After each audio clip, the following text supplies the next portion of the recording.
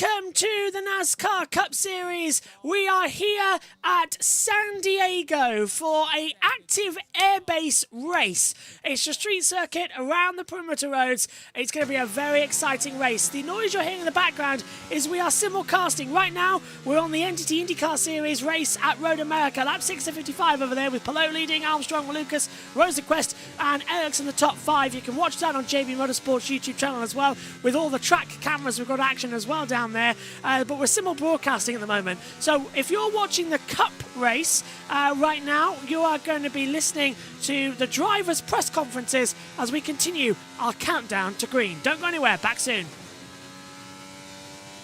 Are right up at the top. Those are the three guys that are pretty much separated themselves from the competition when it comes to speed. Yeah. If I can have your attention here in the Media Center, we're going to continue on with our media availabilities. We're joined by driver Shane Van Gisbergen, driver the number 97 Red Bull Chevrolet for Trackhouse Racing, who's adjusting his furniture accommodations here for today. You know, you and I were around this facility last week when it was being constructed. Now you've had a chance to actually get on a completed track, at least by foot. What are your thoughts so far? Yeah, afternoon everyone. Looks wild. Watching practice is wild. It's amazing what they've done in a week. Coming out here last Tuesday, I think it was, and half the track wasn't really even built. So it's been pretty amazing to see how it turned up. Looks cool. Track walk was interesting. And then watching the trucks driving now, it's very different to how it looked. And yeah, it seems to be evolving, getting faster and faster. Obviously bumpy, which everyone seems to be commenting on. And then the risk versus reward looks off the charts, seeing even the guy doing pole lap there crashed across the line. So, and then Justin having an issue, it looks very difficult. Okay, we'll open the floor for questions. If you have a question, we'll get a wireless mic to you. We'll start here with Holly Kane in the middle. We can get a microphone to Holly.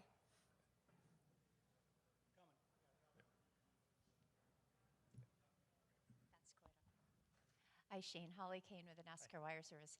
I wanted to ask you, when you come to a place and you see that it's going to be challenging, does that give you confidence, actually, because you're so good on road courses and have that experience? Do you feel like that's actually an edge for you, for people to be like, oh, my gosh? I mean, watching people crash isn't fun. Yeah, like there's a lot of good drivers.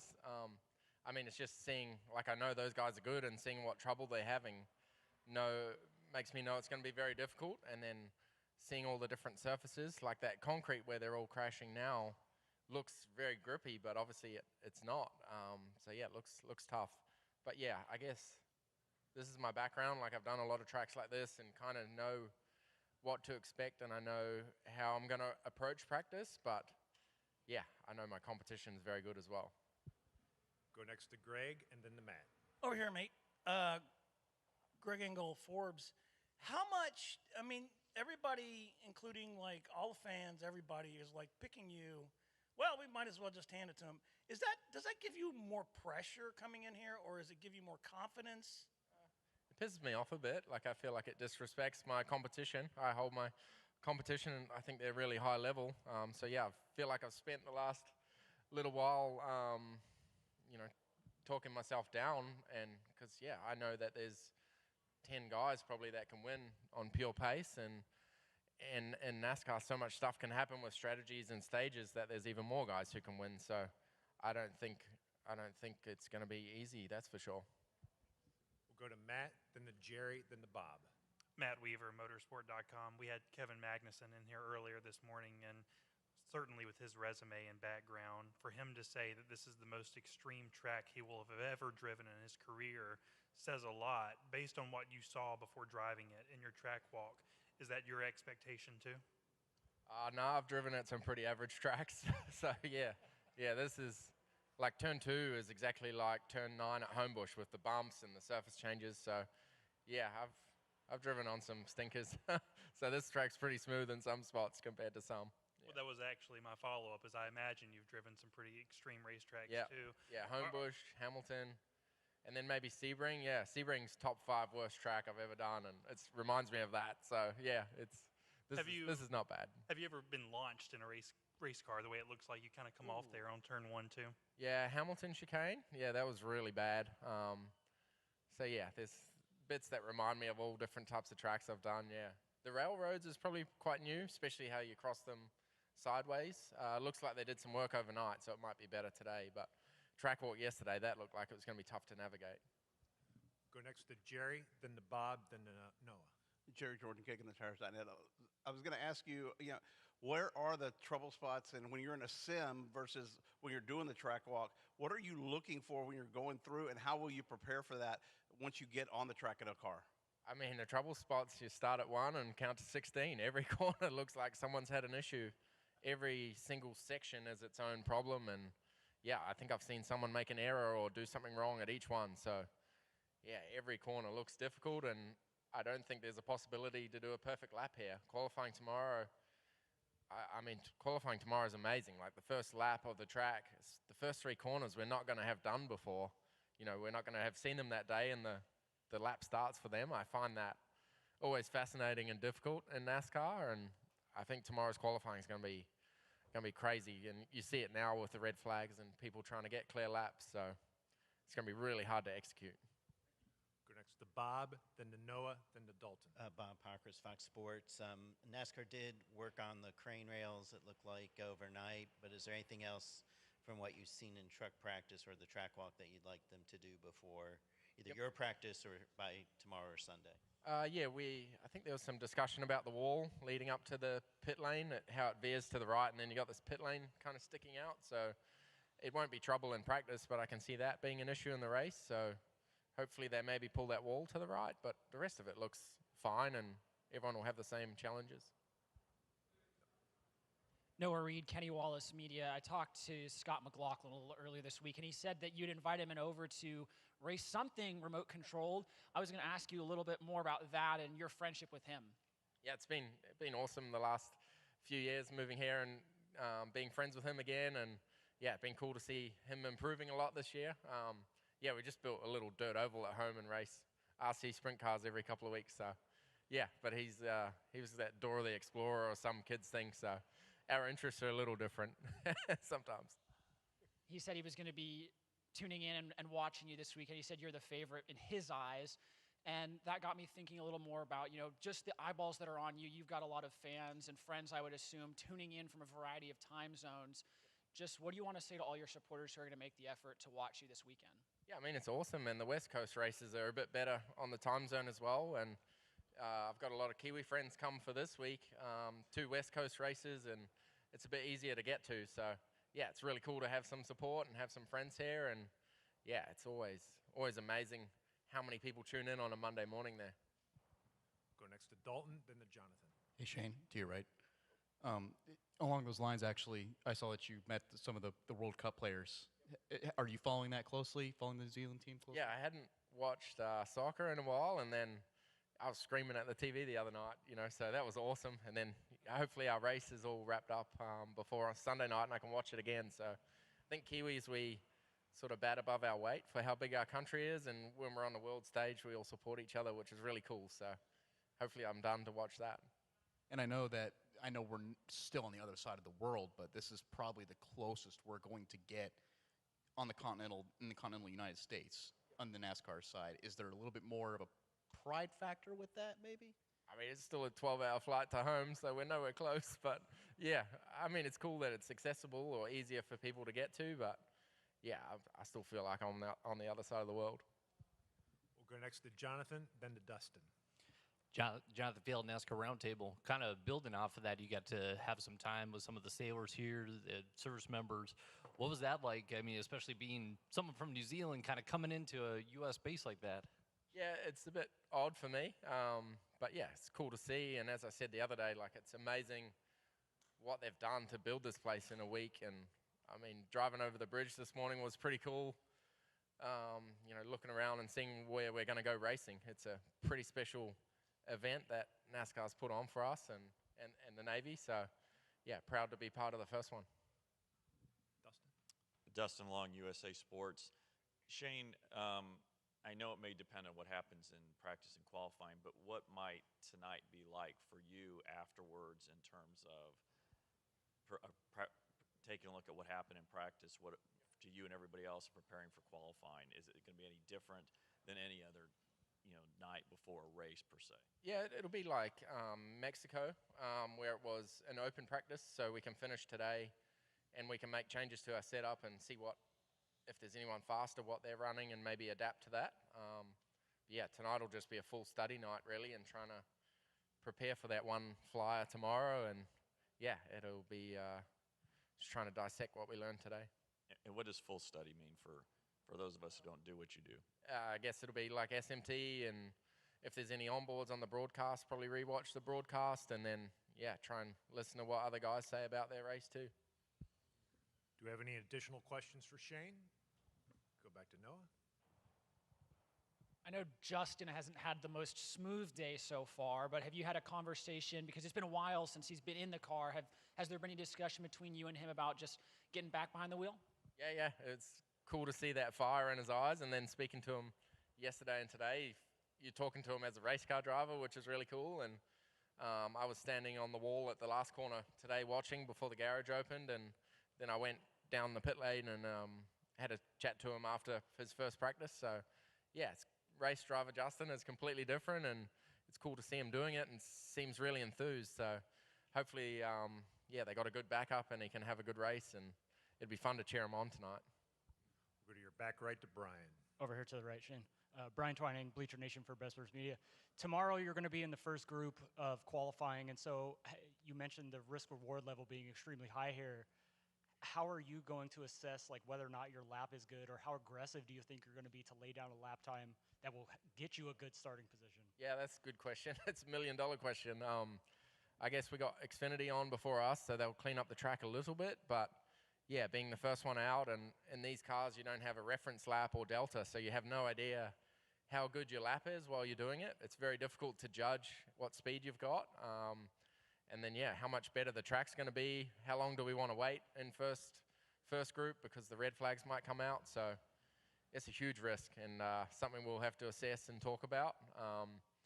But looking at the track and how narrow it is, it's going to be tough to pass in some spots. So, yeah, we want to be as close to the front as we can. Well, Shane, thank you for joining us today, and good luck this weekend.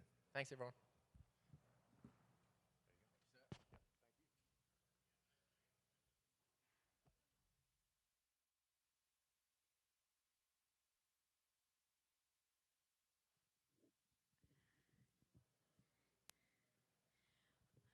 All right, we're going to go ahead and continue with our media availabilities here in San Diego. We've now been joined by Brad Keselowski. Brad, thank you so much for joining us. Before we get started with questions, I did want to ask you, you have a unique sponsor this weekend in Build Submarines. I know yesterday you also had an opportunity to take a tour of a submarine. So do you mind to just take us through what that sponsorship means for this weekend and really the cool things you've had the opportunity to do with them? Yeah, I've had a chance to work with the United States Navy off and on now for the last 18, 19 years. And, I got to come to this island in 2008 and went underway on the Asheville, which is a nuclear submarine.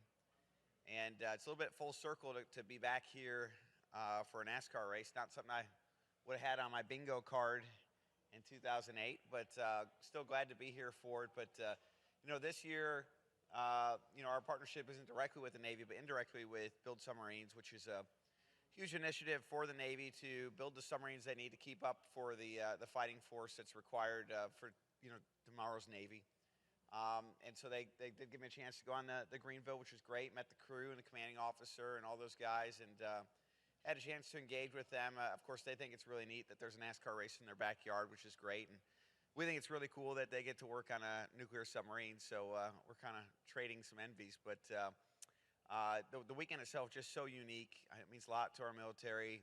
I think what I see in this weekend is obviously a chance to race and do what we love to do, but also to celebrate our country and the military by being, really integrated with them in ways that we've never, at least in my time in the sport, done before. So a lot of opportunities this weekend to celebrate and to have a good time and do innovative things for our sport and for our military that hopefully leave a lasting impression for years to come. All right, we'll go ahead and open for questions. If you have a question for Brad, please raise your hand. We'll work to get a microphone to you. We'll start with Dustin. Dustin Long, USA Sports. Obviously, as you mentioned, your involvement ties with the military, but from a personal standpoint, your sister served, you've got family members, cousins.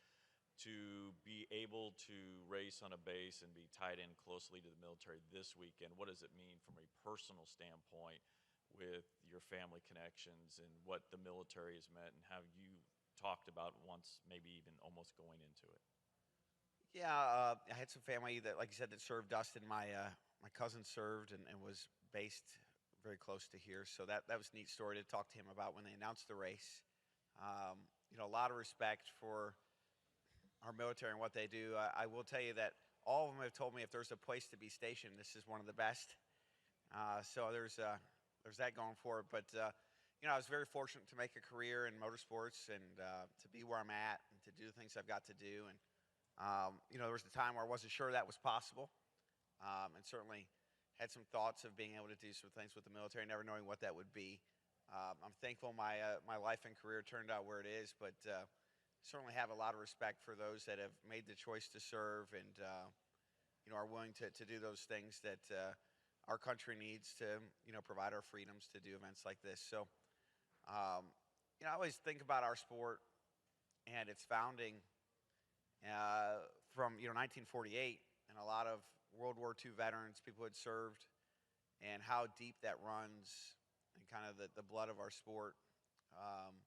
And how there will always be a connection. You hear the moonshine connection all the time, and not that that's not accurate. There certainly are a lot of truth to that. But I think of the military connection as being one and the same with those who had served and came back from combat and World War II and decided to create our sport and to professionalize it. And so I really respect that heritage of our sport, and I respect the fact that the sport hasn't lost that it keeps that legacy going, and in some ways has even, at least in my time, heightened its connection to the military and kind of that legend. It's easy on the outside to look at what's happened the last 3 weekends and how difficult it would be to break a drought at a difficult, tough track like this. Obviously, you've done this for years and years, and you've gone through the cycles of highs and lows. How do you avoid thinking that, or how do you go into a weekend after what you've had the last 3 and for as difficult as this seems to will be for everybody? Yeah, the last 4 weeks have been kind of hell for the 6 team for sure. Nothing's gone right. We've caught a lot of bad breaks, made some of our own along the way, and so we're eager to correct that cycle. Fully expecting this to be a very, very high attrition race weekend for all 3 series. You've probably already seen that with the trucks practicing and qualifying. We're not immune to that if we're not careful. We can only control certain aspects, but we need to control them and be running at the end for sure. All right, go ahead. Noah Reed, Kenny Wallace Media. It was a big week for RFK. Chris Buescher announced that he'll be with the team for several more years to come. And I wanted to ask you, what does Chris bring to this organization, and why was it so important to re-sign him? Well, Chris right now is, obviously a cornerstone of our company. He's delivered results. He puts us in a position to win and compete that, I'm really proud of. He's doing all the work he needs to do to be successful. He's took his lumps, paid a lot of dues, and we just want to give him the best car we can give him so he can win races. There was a lot of competition for Chris, or a lot of teams in the garage area that wanted him. It was not a layup for us to re-sign him, but we feel fortunate that he felt that our commitment was strong enough to want to stay with us. And then you've been really outspoken about the quality and the content that Amazon Prime has brought with their 5 races this season, this being their last. What do you want to say about their team and what they've done for NASCAR over the last 2 years? Yeah, I think Amazon has come in with a fresh set of eyes, and they've really brought something to our sport. Certainly we could find any issues to pick them apart with, but I'm really proud of their flexibility, really proud of their professionalism, and willingness to push our sport and the other broadcast partners to be better. I think they've been very good for our sport, and I have a lot of empathy for them, because I think when it was announced that NASCAR was going to have a three-headed media rights deal between broadcast, cable, and streaming, that there were a number of people that came down on Amazon, and there was a lot of negative sentiment. And I think they somewhat took that to heart and have made sure they delivered a product that was so fantastic that that sentiment has been quickly turned down. And they deserve all the credit in the world for having that mentality and for executing upon it. All right, we're going to go Bill and then Holly. Go ahead. Brad, Bill Center with the Union Tribune newspaper here. Did you go out to Ballast Point yesterday, and did you actually get onto the Greenville? I did, yes, sir. I got on the Greenville and did a nice little tour, which was fantastic. Met some of the crew members and learned more about nuclear submarines. There's a lot to learn. I've done a few different trips with them and been on a few submarines, and every time I learn something new and fresh, it's just an amazing piece of machinery. That's a tougher base to get on than this one. The bases have their different levels. We're very fortunate to be able to do it. Thank you, sir. All right, Holly. Hi, Brad. Holly Kane with the NASCAR Wire Service.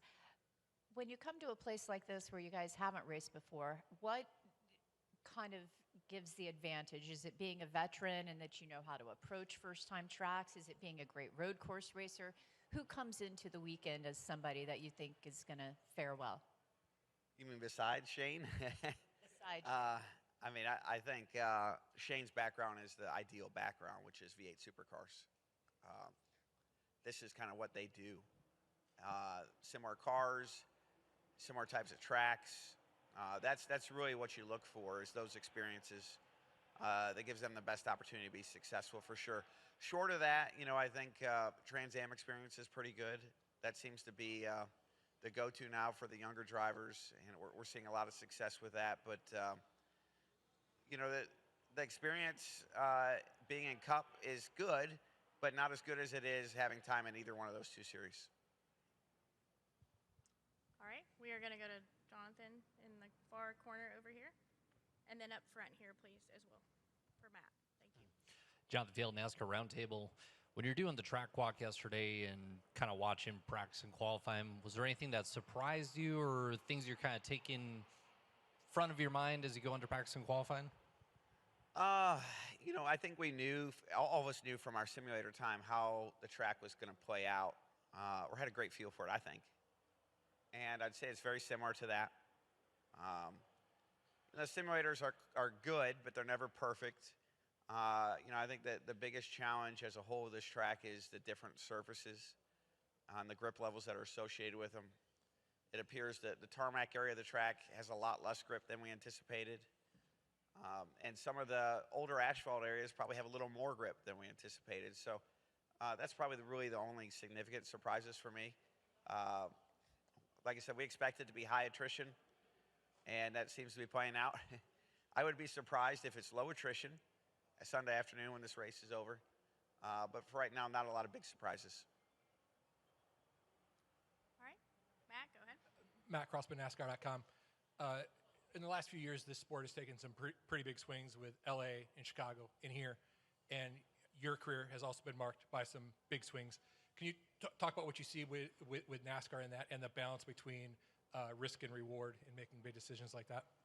Yeah, I think NASCAR, when I started racing in the Cup Series, was very schedule risk adverse. They'd pick a set of tracks. We ran at them.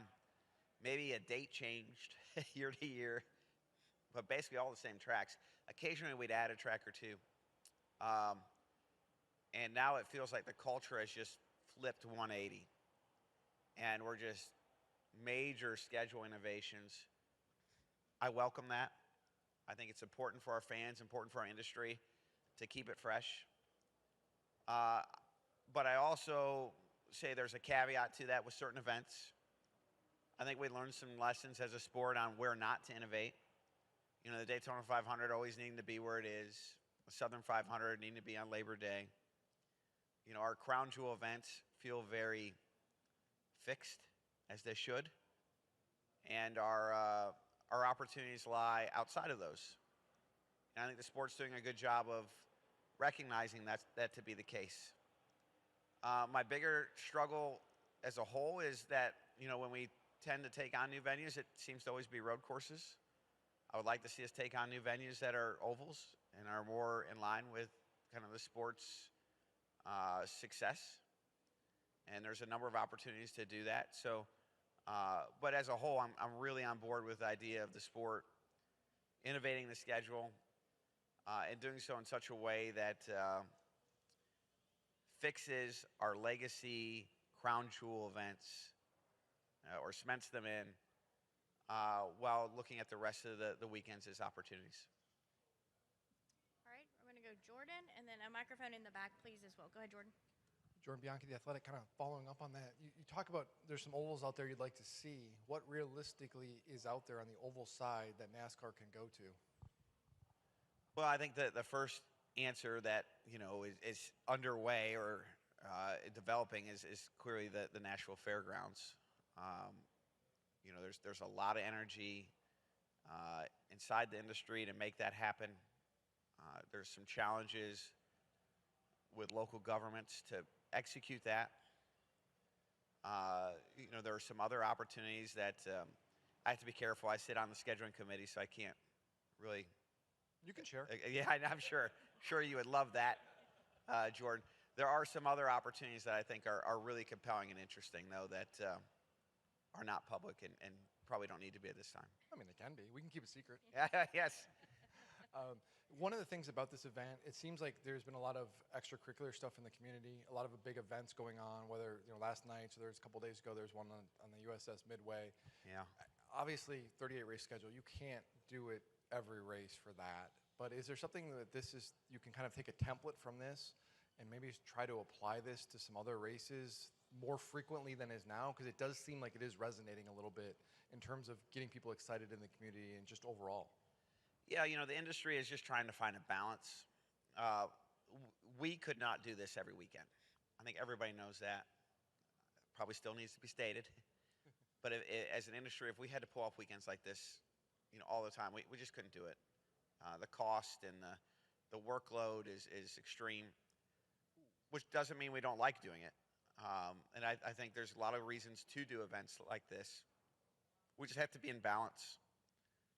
And find that, moderation to the tracks that we know are established, dates we know that are meaningful to our fans, and the ones that give us some wiggle room. So I always view that as a line that you walk, and sometimes you get a little too far to the left, sometimes you go too far to the right.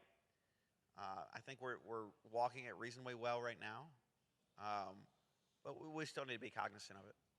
I mean, I joked a little bit ago about the schedule and stuff, but looking kind of big picture, there's this race here now, there was Chicago, there was Mexico City, there's these big, ticket items, if you will. What is next? Like, you've checked the military box, you've checked the big city downtown. Like, what is next to kind of keep moving that goalpost? There's other opportunities. Stay tuned, buddy. Stay tuned. We'll find them. But there will be more. All right, we'll keep moving. I appreciate you. We'll go here in the back. You're going to have to get into Ben's hard drive. You don't worry. The problem is we both would lose our jobs. Yes, you but would yes. be off the committee, and I would no longer Yeah, be Amanda, there's opportunities, right? Is that fair? We find opportunities. We'll go to our next question. Back here, Brett. Brian Twining, Bleacher Nation for Best Sports Media. Just talking about the innovation in the sport and expanding the schedule, I guess you could say a little bit. It was announced on Wednesday night, the first ever Veterans Day race. Being a part of the Ford banner and that being like a part of military families, how special is that? And is there any plans for Brad Keselowski to actually participate in that event? Honestly, I don't know that much about it. I read the same press release, and that's probably the extension of my knowledge at the moment. But it does seem interesting and compelling. I know Ford has some fun ideas that they're putting out there, and that one hasn't materialized enough for me to speak articulately about. But I do respect the idea of the industry coming together to do things of that nature. Sorry, I don't have a better answer for you. All right, any final questions? I think we're good. All right, Brad, thanks so much for spending time with us. Thank you, everybody. Enjoy the race weekend.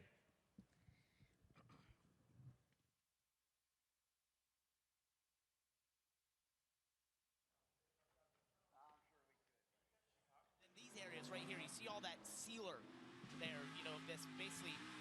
All right, we're going to go ahead and continue with our media availabilities. We've now been joined by Tyler Reddick. Tyler, thanks for joining us today. We appreciate it. Let you get settled there. Yeah, thank you.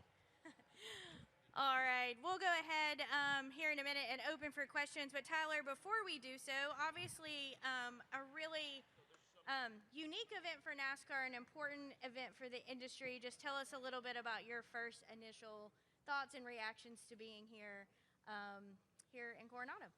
Yeah, it's beautiful. Got to meet a lot of friendly individuals, you know, that are here, stationed here, who have grown up here, that are just very excited that we're going to be, you know, racing here on the base. So, yeah, whether it was earlier yesterday at San Diego Zoo, running into, you know, individuals over there that live here, or being here on base. Yeah, just a lot of positivity. So excited to get on the racetrack and try and figure this out. But yes, so far just really, really beautiful views and excited to be here. All right, we'll go ahead and open for questions. If you have a question, we'll work to get a mic to you. We're going to start with Zach. Zach Sterniolo, NASCAR.com. Tyler, what have been your initial reactions to the track, to some of the action that we've seen so far today, and how is that going to impact your approach when you do get out there in the Cup car? Yeah, I would say the approach was already going to be fairly conservative, right? You want to push the issues and learn, but I think it's important to understand out there what areas, I guess, you can push those issues without ending your practice early. So, yeah, I saw a number of trucks and a number of O'Reilly Auto Parts cars, you know, catching the wall, and it pretty much is at the end of your day. And for those guys, you know, they may not have an opportunity to qualify later on. So I'd say the implications are big no matter the series. But yeah, that's gonna be the biggest thing. Is it's gonna be super important to find the limits early, but you have to go about it in a pretty smart and calculated way. Number of corners that you don't necessarily want to play around with, but yeah, it certainly seems like the surface in number of areas is slick, grippy. Some areas wore out, so be very challenging, I'd say, in the race car, trying to determine what the limits are around the racetrack. And everyone's very curious to see what kind of pace evolution there is as we continue to rubber it in, how much it'll pick up. All right, if we can get a microphone to Matt Weaver, and then up here to Matt Crossman. Raise your hand, Weaver. There we go. Matt Weaver, motorsport.com. You talk about how challenging the layout and the circuit is by yourself, just purely from a practice qualifying standpoint. What does all that mean come Sunday when you're having to navigate that, running side by side, not necessarily having the line that you want to make passes? Yeah, I feel like a number of us, you know, that have had the opportunity to race at the Chicago Street Course have somewhat of an idea of that. But again, I think that will be an ongoing process on Sunday. You know, I'd imagine the whole field will be careful to start, and then more and more aggression will follow as we run. But yeah, I would say just watching it, right, it's easy to miss your marks and have a slip up as it is by yourself. But yeah, you know, that's certainly been on my mind, what turn 1 and 2 is going to look like, even 3, you know, side by side. So that's definitely something that I'll be thinking about as we go through this practice, what all that would look like. I imagine you'll have to tiptoe your way through there pretty carefully. All right, we'll go to the back, and then we'll come back up here up front. Go ahead. Brian Twining, Bleacher Nation for Best Media. I hate to bring up a sore subject, but with Denny getting pretty close to you in the standings here, and you being one of the usual favorites on road courses, is that going to change the way that you approach these next 2 weeks in terms of watching him potentially points hunt and your goal to ultimately try to win these races as opposed to just maximize points? Yeah, I mean, I definitely think a month ago with the points lead we had, we come into this race just setting ourselves up to try and win no matter what. Certainly now I think we have to weigh that decision, you know, whether that's as we get going in the race on Sunday or even begin to make that decision, you know, tonight or depending on how qualifying goes. So, yeah, it's something that we're going to be aware of, right? But I definitely think if we we have a car good enough, we have the speed that we need to go contend for the race win, we're going to do that. If we're not where we want to be, I think we do be honest with ourselves and then change up our strategy on Sunday. All right, we'll get a microphone here to Matt, and then we'll let Matt share it with Bob and Jeff. Go ahead, Matt. Matt Crossman, NASCAR.com. This might be a better question for after you have practice, but when there's a view like you're driving right at an aircraft carrier, are you like aware of that? And is it distracting? Like, what is that like to drive right at an aircraft carrier? Yeah, that'll be really cool. Yeah, I'd say the first lap we roll out there and we're getting everything warmed up, feeling out the grip level before we start our first lap. I'll probably be checking it out a little while. But from then on, it'll be very important to stay focused. That turn 3 braking zone is going to be difficult. And so, yeah, hopefully no one in the race gets distracted looking at it. But it is quite the sight in front of you, that's for sure. All right, Bob. Bob Hockers, Fox Sports. Is there anything that you want NASCAR to address with the track as far as like any changes yet from anything that you've seen? All I've done is really walked it. You know, from my standpoint, I haven't really had the opportunity to talk to any of the truck or O'Reilly Auto Parts drivers. But I think just the nature of a street course, right? There's only so much you can do. If you move a little bit of this or a little bit of that, you're probably going to have the same issue regardless. So, yeah, I don't know. I'm curious to see how I feel about it after practice. If there's a spot or two that, you know, that the drivers would like change. It's hard to say at this moment, but yeah, I think we've all just come, you know, understood that this is a street course. You know, there's not a lot of room for runoff. There's certainly areas of the racetrack that have a lot of room, which is really nice. Others, as much room as possible. So I think it's just the nature of the event itself, and you just, as a driver, you have to be really smart and intentional with your risk versus reward. And the nature of street courses is that they don't really mimic the sim because the walls aren't exactly in the right place and some things get changed. How much do you feel your simulator time will be beneficial, if at all? I mean, certainly a benefit.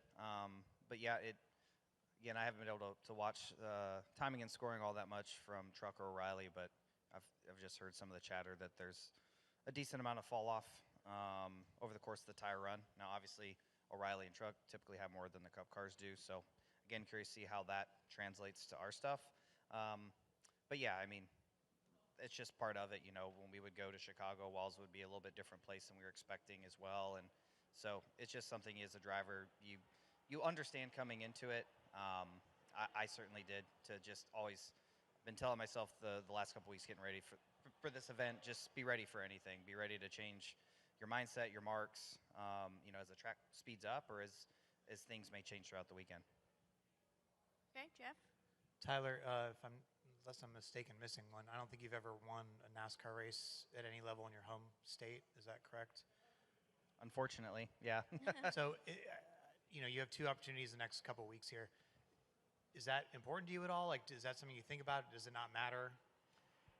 It's certainly important. I think, you know, years ago when we would go to Fontana, that would really come to mind there. You know, unfortunately, we no longer get to race there. That's one in particular that eats at me, right, is never getting to win there before we stop going back. And yeah, between here and Sonoma being a little bit closer, obviously, I would love to win in my home state. But yeah, you know, it's, again, we got to figure out if we're going to have the speed to go contend for the win or if it's going to be about getting points. And that's just the tricky thing about where we're at. You know, over the years when we've gone to the Roval, it's been the same way. I'd love to just go race for the race win, but been in that spot where we have to go after points. So yeah, we'll see where we land going into Sunday's race, and if we're close enough, hopefully racing for the win. And then will you have anybody, I mean, I know it's still, Sonoma's not Corning, but like somewhat within a few hours, I guess. So will you have anybody extra, like friends or something, like come down for that race? Some members of my family on my dad's side, they get an RV, they come down, they hang, I get to see them. Yeah, it's every time we go up there, it's really beautiful. Get to see some family and stuff while we're there. So yeah, these 2 weeks being out here, I'm just gonna soak it in and enjoy it as much as I can. All right. Any other questions for Tyler? I want to make sure I didn't miss anybody. Okay, we'll go Jerry and then Holly. Or Holly and Jerry, however it works. Holly, you go ahead, and then I'll go to Jerry. Noah? Okay. Tyler, is there some enjoyment about coming to races for the first time, doing something that, has not been done in the series to kind of put a little spice in the schedule? I mean, do you like doing these kind of things? I certainly think so. Sometimes you do kind of get used to the routine, right? We go to, I could think of a number of racetracks too that you land, you go to the track, whether or not, kind of determine days like away from the garage. But certainly there's a number of tracks where we go to, we kind of take it for granted where we're at, what we're doing. So coming here for the first time, soaking in everything that is San Diego and Coronado has been fun. It's like, okay, how do I get to the garage? Where do I park? What is there to go do while we're here? And so, yeah, I'm certainly enjoying that. I think leading into it, right, like naturally for hopefully anybody, right, there's a little bit of stress. Okay, where do I need to go? How are we going to get there? But now that we're here, I'm just really enjoying it. Okay, Jerry? Jerry Jordan, KickingTheTires.net. I'm watching practice, obviously, here. You two I saw. But it's very bumpy, we talked about. But some of the front wheels are completely off the ground. How do you prepare for that? Because there's no steering in the air. Hold your breath. I don't know. Maybe I'll ask Riley. He's done some of that racing growing up. My dirt racing growing up, it was never good to leave the ground. So we'll see. Yeah, hang on. Is it a concern? Nah, it'll be. I'm excited to see what that sensation's like. Hopefully our car does leave the ground at least once or twice. All right, Noah, go ahead. Noah Reed, Kenny Wallace Media. I think one of the coolest things for me driving in with my family was passing several billboards with you on it, because it's not very often that you get to see the sponsor activation, obviously with you going to the zoo. What do you want to say with Paula and just how they've embraced being on board your car? Yeah, they're right down the road. This is a big race for them, so it's a really awesome opportunity to have them on the car and be working with them this weekend. Yeah, I've seen the signage walking the track and the displays they have in the fan zone. So this is a big weekend for them, and I want to do everything I can as a driver to bring them the best result possible. So yeah, getting to go to San Diego Zoo, spend some time down there, get to take my family down there as well, see some cool animals and certain species that are endangered. And yeah, it was a lot of fun seeing me getting to see some of these different animals for the first time. My son's reactions to a number of them, and then my little one, Rookie, he's just loving every second of it. What was the most surprising animal they saw from your side? I don't know. We got to get up real close and personal with the sloth, and that one, just makes me laugh because I think I can't remember what the guy's name is in the movie, but my son loves watching Zootopia, and there's like the sloth in that movie. I think he's called Fast, and he drives like a really fast car, but he's like a sloth, so he's slow. So yeah, seeing a sloth in real life was really cool. My son was loving that. And then one last question. You said you're going to see some family and friends as you transition to Sonoma next week. Are you going to maybe stop in any of your old dirt tracks you raced on out here? Yeah, that's a tricky part. Where we are in Sonoma in relation to a lot of the places I race is a couple hours further north. So just kind of see how the weekend goes while we're there. If I have a day that ends up being free, then maybe we'll take a road trip and check it all out. But it is a bit difficult right now. It's hard to expect a 1-year-old to sit in a car for 2-3 hours at a time and not be upset. So yeah, maybe years down the road when Rookie gets a little bit older, it'll be easier to take those longer road trips up north. All right, Dustin. Dustin Long, USA Sports.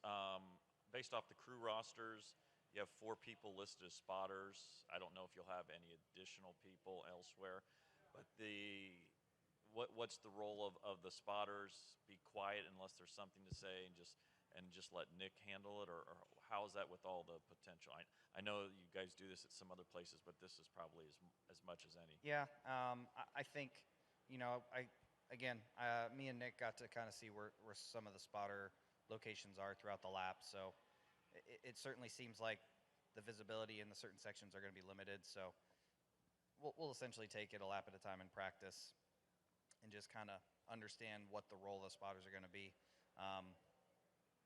Yeah, we'll just kind of take it one lap at a time, and me and Nick and the rest of the crew will kind of debrief about it afterwards. And how challenging is that for a driver to maybe have to rely a little bit more, with, especially with the rear view camera? Is that easier? What did you have to go through? Did you have it at Chicago? What did you have to go through where spotters maybe didn't have all the locations that they could see? Yeah, it is tricky to figure out sometimes. You know, like at Chicago, you know, I found myself a number of times thinking, because I have a spotter there, someone else has a spotter there, and that's not always the case. So, yeah, well, again, we'll just kind of see how the weekend goes. But yeah, the role might just be more so to let me know what's up ahead, just depending on what they have and what section they're in. So, again, it'll be something we figure out after we get through practice here. All right, Tyler, thank you so much for your time. We really appreciate it. Best of luck this weekend. Thank you. All right, just a friendly reminder, this concludes our media availabilities here on the desk, or I should say the chair. We will once again have the top 10 in the NASCAR Cup Series. Oh, I forgot to say the 83 represents my 83 wins. There we go.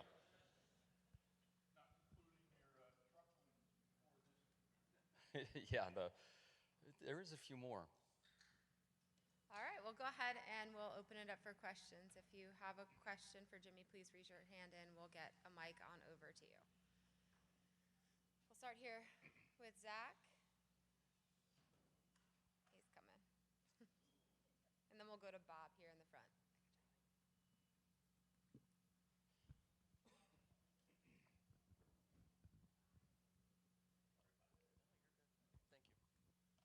Zach Sterniello, NASCAR.com. Jimmie, just what has this experience been like to be home, getting to compete in this particular area, especially as close to El Cajon as we are? It's been mind-blowing to see the support. I came out a month ago for some advanced media, and literally the town was buzzing. I mean, people that didn't recognize me, but I had my team gear on, knew I was a part of NASCAR and the event coming, and would just engage in conversation with me on it. So it really has been well received here in the community, and to see the traffic coming in this morning, what's happened here on base, the relationship with the Navy and all the branches that NASCAR has, and how well we represent them, I believe, every weekend. I think it's just a great collaboration, and I certainly hope we come back. We're going to come down here to Bob, and then right behind him to Holly. Bob Pockris, Fox Sports. Is the plan still just this Cup race and the Daytona 500, or are there any more between now and then? No, just this one and the 500. I'm not against running that truck some more. I had so much fun yesterday. And then I'm looking at a few other different championships to dabble in next year. Kind of going back to my roots maybe with some more off-road racing, looking at more trucks. I guess I like trucks the more I think about it. But trying to find a good balance of events that I can run, and first and foremost to tick off these bucket list events I want to do, and then two, to help with Legacy's vision and how hospitality and experiential and ending up in other platforms can make sense.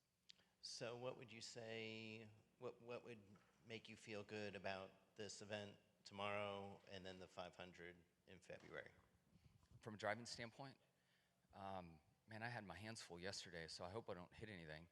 But honestly, it is so tough with this new car on the platform and how sharp you need to be in the vehicle day in and day out.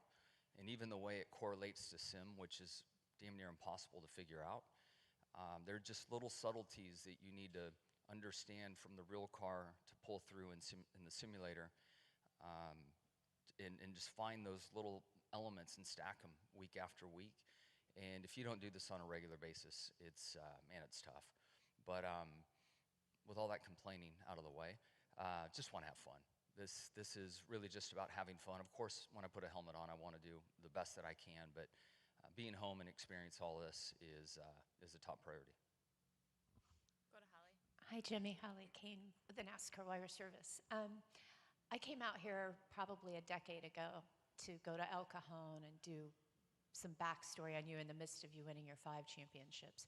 and the difference in the reception for NASCAR today and even back then. If you could just kind of talk about what this weekend, having it be so close to your home, and if you would have ever imagined that you would be able to actually compete at your home. No way. I mean, especially with all the tracks that were here when I was growing up, they're all gone. So to be able to bring this temporary street circuit and have it here is a unique opportunity that I never saw coming.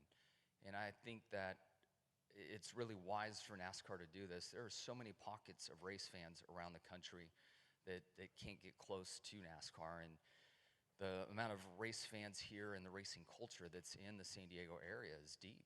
And all my off-road friends are here and have never been to a Cup race. So this is really going to do well for the racing world. And my follow-up to you is just on the team in general, and certainly the great performance that you're seeing here lately. Do you feel like this is kind of a sign of it growing even more, or was it a really great May, or how are you kind of taking this in, or June, I guess I should say? I guess time will tell, but as we're maturing as a company, as we made the decision to really kind of forge our own path and develop our own infrastructure, it's been a more difficult journey than I personally was, I guess, aware of and acknowledging.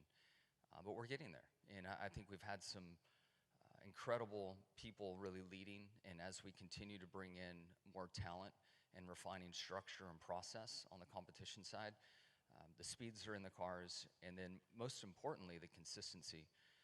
Eric finished second last year once or twice. We've had some high spots, but the following week we'd be in the 20s again. And so to see our cars together and kind of marching up the running order, I think speaks to the growth of the company. We'll go over here in the back and then down here to Jeff and Greg. Luis Torres, Motorsports Tribune, right over here, Jimmy. Oh, right here. There you go. Sorry, the caffeine hasn't hit yet. That's all good. I haven't had mine yet anyways, so day by day. So, of course, there's a clip that came out recently from your Cup debut nearly a quarter century ago. Have you kind of alluded to what Holly said, but that's more of a competitor perspective. Have you had the chance to sit down and just reflect on it? Of course, you have Daytona coming up, but with everything that is happening this weekend and just kind of like all this stuff that is just changed in the last 25 years, have you ever thought and looked back how proud you are as a competitor, but also as a person to be one of the most successful competitors out there? I feel like going into the Hall of Fame induction, I finally was in the right headspace. And the further I get away from my full-time driving, the more I'm letting in. I think you're just wired from a young age to always look forward and chase that next opportunity. And for me, I tried not to live too much in the lows or the highs. Just tried to stay steady and look forward. And the Hall of Fame induction really started this process of reflecting. It has nothing to do with being 50 and getting old and doing what my dad did or my parents have done. But I'm really letting it in now and enjoying it. And back to Bob's question earlier, being here and competing at this event and feeling the home vibes is part of that. And then the 500 will be the same thing. And finally, of course, Jeff saw something get you in that Busch race at Michigan in 2000. Which driver you felt like out of the track that you competed in the truck race, or even just the few that you ran since you came back on a partial basis, that you felt like has that potential but hasn't reached that level yet?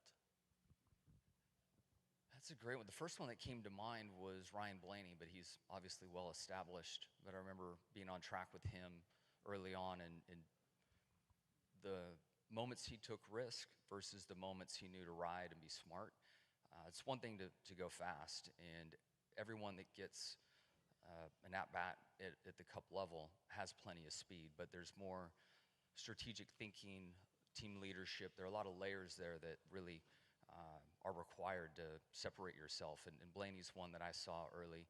And through everyone at Hendrick, we were pursuing him pretty hard, but Penske was a step ahead of us and had him locked down, so we didn't get that chance.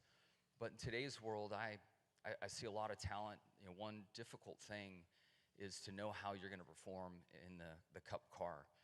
The Truck Series and O'Reilly Series now, the platform of vehicle and how you generate speed is so different than the Cup car. And when you look at, I think, O'Reilly driver moving to Cup, the shortest time frame to win a race is around 70 races. And I think the average is closer to 100. And so it just makes it that much more difficult to know who's going to stand out. But I look at Zilich and where he is on his journey, Jesse Love. There's a lot of talent out there. We'll come down here to Jeff. I was curious. I saw the video that Bob posted yesterday of your reaction to the truck race and the disrespect that was evident to you on track. And I'm wondering if you think that it's too late to put the toothpaste back in the tube, so to speak, in terms of how drivers race today compared to when you came into the sport. Is this just sort of like the way that people race these days? Is there ever a way to go back to where drivers are showing each other more respect on the track? I don't know, but I feel like it's more of a generational element, and I would assume that maybe there is a point in time where the generation behaves differently. But when I came in, it was the era of pointing people by, and I got my butt chewed by numerous Cup guys, even when I was in the Busch Series, that I raced them too hard. And I was like, really? I'm here to race. But as time went on, I realized that when I was going forward and had a chance to pass them, they could make life really tough on me. And if you were respectful to one another, you just work together. That's completely out the window. I think stage racing and a lot of these other elements with the car performance and aero disadvantage, you can defend a lot more, and it's kind of created this culture.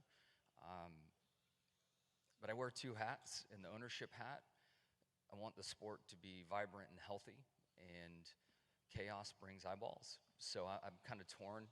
But yesterday, I couldn't believe the disrespect that everybody had for each other. I mean, just gouging each other nonstop. And I was up at the front racing away, and we're pointing each other by. I'm like, this old school Cup, this makes sense. And then the way the fuel cycle worked out, I entered kind of mid-pack, and I looked around and I saw these trucks all twisted up, and I thought they had hit the wall. And I guess maybe some did, but it was all from the bashing into one another on the track. So, and then I got turned around twice with just last-second lunges into areas that nobody should have been. So it is what it is. And when I look at my Instagram feed or Twitter feed and you see local short tracks and behavior there, man, it's just wild. So we'll see where it goes. Good morning, sir. How you doing, sir?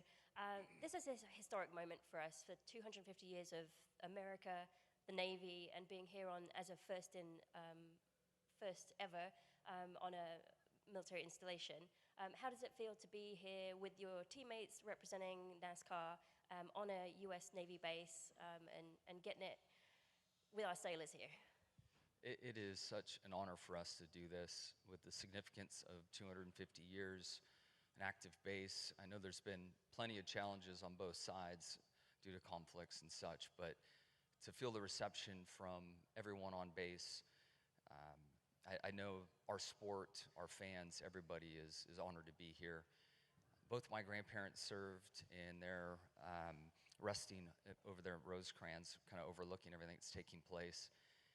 My brother-in-law served as well, and to have the family ties to the Navy and be here, for myself, and obviously my hometown, it means the world to me, and I know our sport recognizes this moment as well. Do you have a special message for our sailors and Marines out there today? Thank you for your service. We're so blessed to have you. Awesome. Thanks so much. Yep. We're going to go down here in the front to Greg.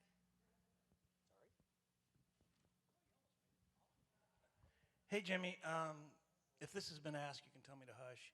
But I'm glad you had fun in France. It looked like a very humble time.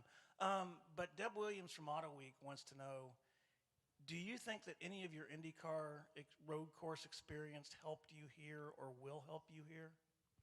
Yeah, without a doubt. I mean, all the reps in sports car, IndyCar, they're just little things that you can take away.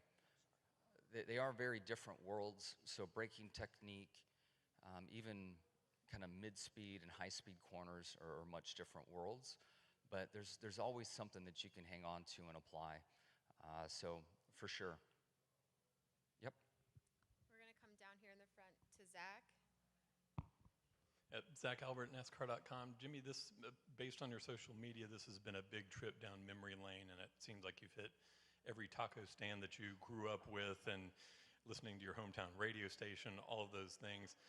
How nostalgic has it been, and has it been important to kind of go back to some of those things that you kind of grew up with and came up with? Yeah, there's nothing like going home. It's been a while since the Fontana race made it easy to come home. And when we had a Chevrolet dealership here in the area, I was here quite a bit. But it's probably been 8 years, 10 years since I've been back home.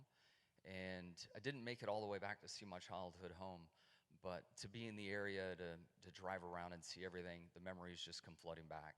So it's been great. And I've seen a bunch of my friends that I grew up with. So it's been a really nice weekend so far. Matt Crossman from NASCAR.com. Sort of a related two-part question.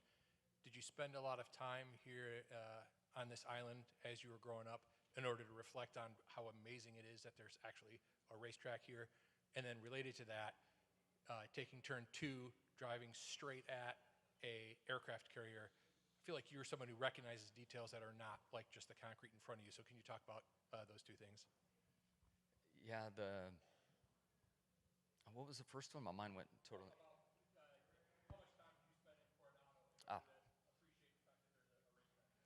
Yeah, I've been over here a few times, but Mission Beach, Pacific Beach were kind of the childhood stops that our parents would drive us down Interstate 8, and we'd go to the water and screw around.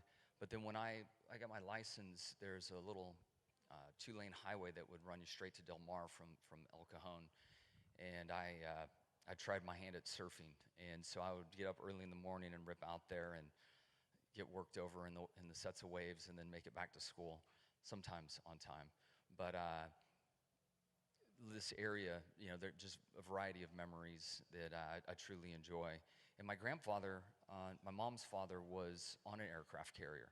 And so I remember being really little and coming over here, and then a little bit, I can't remember which direction, but there were some other carriers that were parked, and we'd go walk the kind of the boardwalk and look at them and talk about them. So those memories have come back. But to make the corner and look at that, I think there's a 73 on it, and then you can see the people standing on it. I mean, I was looking at them yesterday, just seeing how many people were up there watching. And from what I understand, too, I think the TV booth is up inside of the viewing deck up there somewhere. So I did think about all those details yesterday. We'll go all the way over here in the back to the right.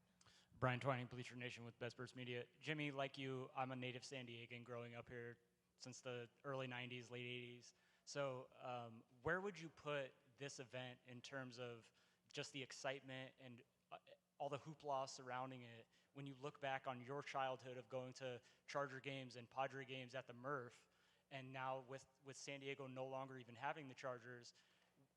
The second part of this question, I guess, is where would you put the importance of events and sports like motorsports and NASCAR coming to Southern California and San Diego in particular? For me, this is one of our majors this year, and I hope that it continues to stay on the calendar. And I also know that NASCAR knows how important it is for our sport to be in Southern California. And with Fontana being closed, and it doesn't look like it's going to fire back up anytime soon, I would assume that it was very important for them to have a presence in with Chicago and being able to put on the show there. And I would even say the clash that was held at the Coliseum, there's been a lot of findings that, one, give them confidence to take the show on the road, and then two, Chicago and its success, I would assume, carried over here to San Diego. And I'm not sure what other markets we can penetrate, but the more we can take our sport into new markets, because we do have fans all around the country, but really bringing it close to them and creating a festival out of it and such a big scene is just good for everybody. We're going to go to Lee and then to Jordan. Lee Spencer, Sirius XM NASCAR Radio and catchfence.com. To kind of follow up on Jeff's question and, driving with the truck drivers, two things come into play that has been said. one, they all want to be in Cup tomorrow, and that's where the aggression comes. Number two, as you said, they didn't grow up on short tracks where the veterans kind of told them the right way to drive. So as a team owner now and having a seat to fill, and I think we kind of know who's going in there, but that being said, if you were looking for a potential driver, what qualities in that potential candidate would Jimmie Johnson be interested in before you hired someone? Yeah, I think, on the competition side, it's really about the right kind of confidence and really connecting with your people and being I don't know what the right term would be, but like the nucleus of the team. Arrogance, not so much, but you need enough confidence to show up with your chest out and get your job done. But at the same time, I think you got to be humble and admit when you make mistakes. So those two things work externally and internally, but most importantly, internally, the cars are all the same. Like, we all have the same bits, and it really, more than ever, is about the people. And every team has different challenges that it has to work through, but the driver can be that glue to hold everyone together. And I think it's more important today than ever, and that's really, that's like 1 or 1A. And then the second piece to that is just the strategic thinking that's needed. You can't go through the field in Cup like you can in truck or Xfinity with better equipment. Again, it's all the same stuff. And to be able to think ahead and not drive off the nose of your car, setting up a pass might take 10, 15 laps, and you've got to wait for that one mistake. And so it's not about speed, but it's more about strategic thinking and being a team leader. We'll come right here to Jordan. Jordan Bianchi, The Athletic. As a team owner, you talk about making, kind of big events and making things kind of feel special, that kind of thing, right? What is that fine line, though, between the cost of doing that and trying to do that on the regular, though, when you have 38 events and you can't do it 38 times a year? So you come into a city and you blow it out and you have this big celebration. How do you do that and justify the cost? Yeah, I think there's a very measured way to go about it. Marquee events, major markets, and I think our sport has done that. But also, you don't have to serve caviar at Martinsville. If you're going to have an event at Martinsville, have the best damn hot dogs, which they kind of already do. But meet the fan, meet the moment where it is, and not get outside of it. And that's the unique thing that our sport has. The cultural diversity in our sport today is better than ever.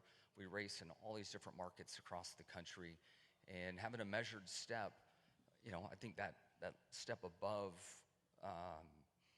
just kind of GA, and just having a smart offering that shows an elevated element and certainly an intentional element to make it feel special is what needs to happen, versus just showing up, flipping on the lights, and be like, all right, they're going to come.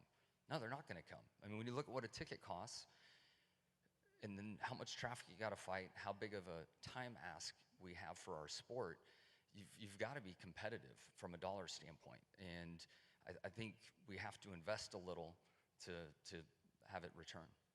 And you look at what NASCAR's done over the last 5-6 years, right? You've had the Coliseum, you've had Chicago Street Course Race, you've had return of Bowman Gray and North Wilkesboro. So you've had a lot of bigger, different events, right? Now the military base. What is next on the horizon? What else can NASCAR do next as they continue to raise this bar? I think more of the same, and I have an opinion that year 1 is a home run, year 2 is still quite strong, third year you might lose a little interest just on watching the clash. I did not go to Chicago, so I don't know that one firsthand, but I kind of sense that's the vibe. So we don't need to blow our whole schedule apart, but a few of these events, maybe it's a 2 or 3 year run, move it somewhere else. Doesn't mean you can't come back, but being able to meet the fans where they are, I think, is a great approach. Go ahead, and then we'll go to Cole right behind you. Jimmie, really quick, from one East County kid to another, how special is it to highlight the talent that comes out from the East? I know a lot of people will probably say El Cajon, where is that in San Diego? And then, of course, is naval-based Coronado living up to the hype, or does it surpass your standards that you expected from here? It's surpassed for sure. This has been incredible. and then to have East County produce, there's I think at least 3, if not 4 different racers that have come out of East County to the NASCAR series. You look at the world of motocross, and especially up until probably the 2000s, the amount of talent that came out is spectacular. Stick and ball, there's been a lot of baseball players, and I was able to spend some time at Padres or Petco Field a month ago and hung out with a few more. So there really is a lot of talent that comes out of this area, and it's wild the bond that we all have when we get to see each other. So yeah, there's a lot going on here for sure. We're going to go to Cole right behind her, and then we're going to wrap with Dalton down here in the front.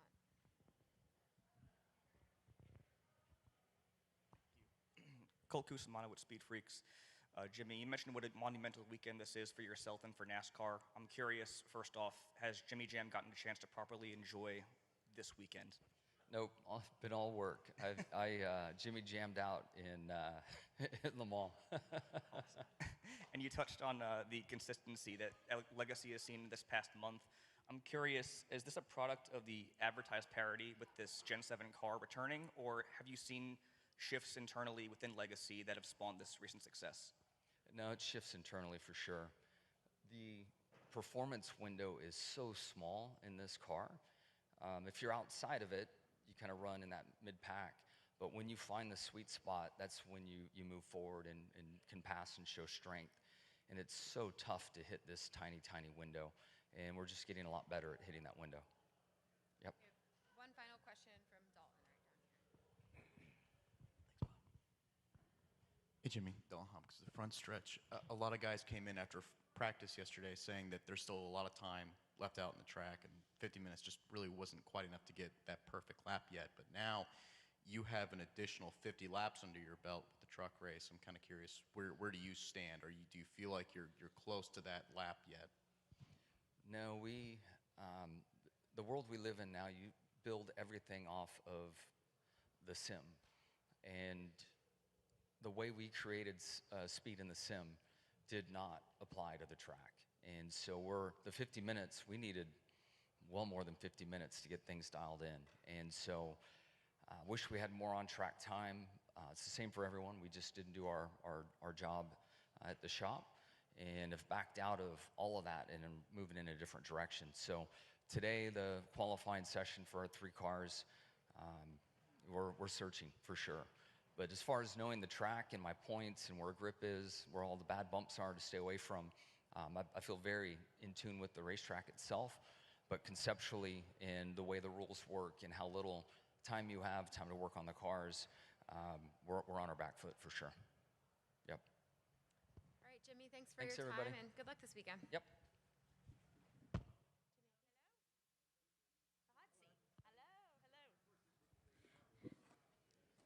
All right.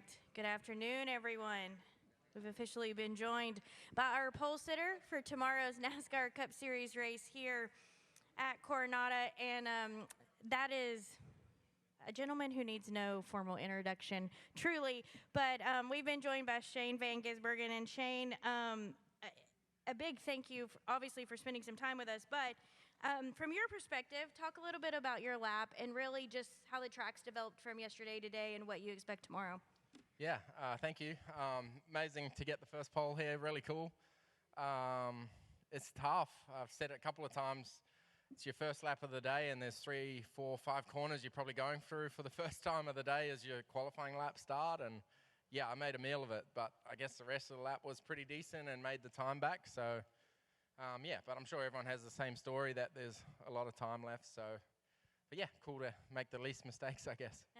All right, we'll go ahead and take questions. If you have one, raise your hand. We'll get a mic to you. We're going to start here in the back.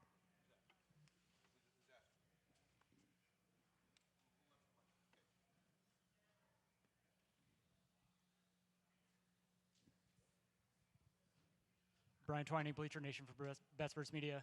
Yesterday, Shane, I asked you about the level of risk reward you were going to take in qualifying, being in the first group. So how hard did you push on that lap? And as you mentioned, it sounds like there's still a little bit more to gain.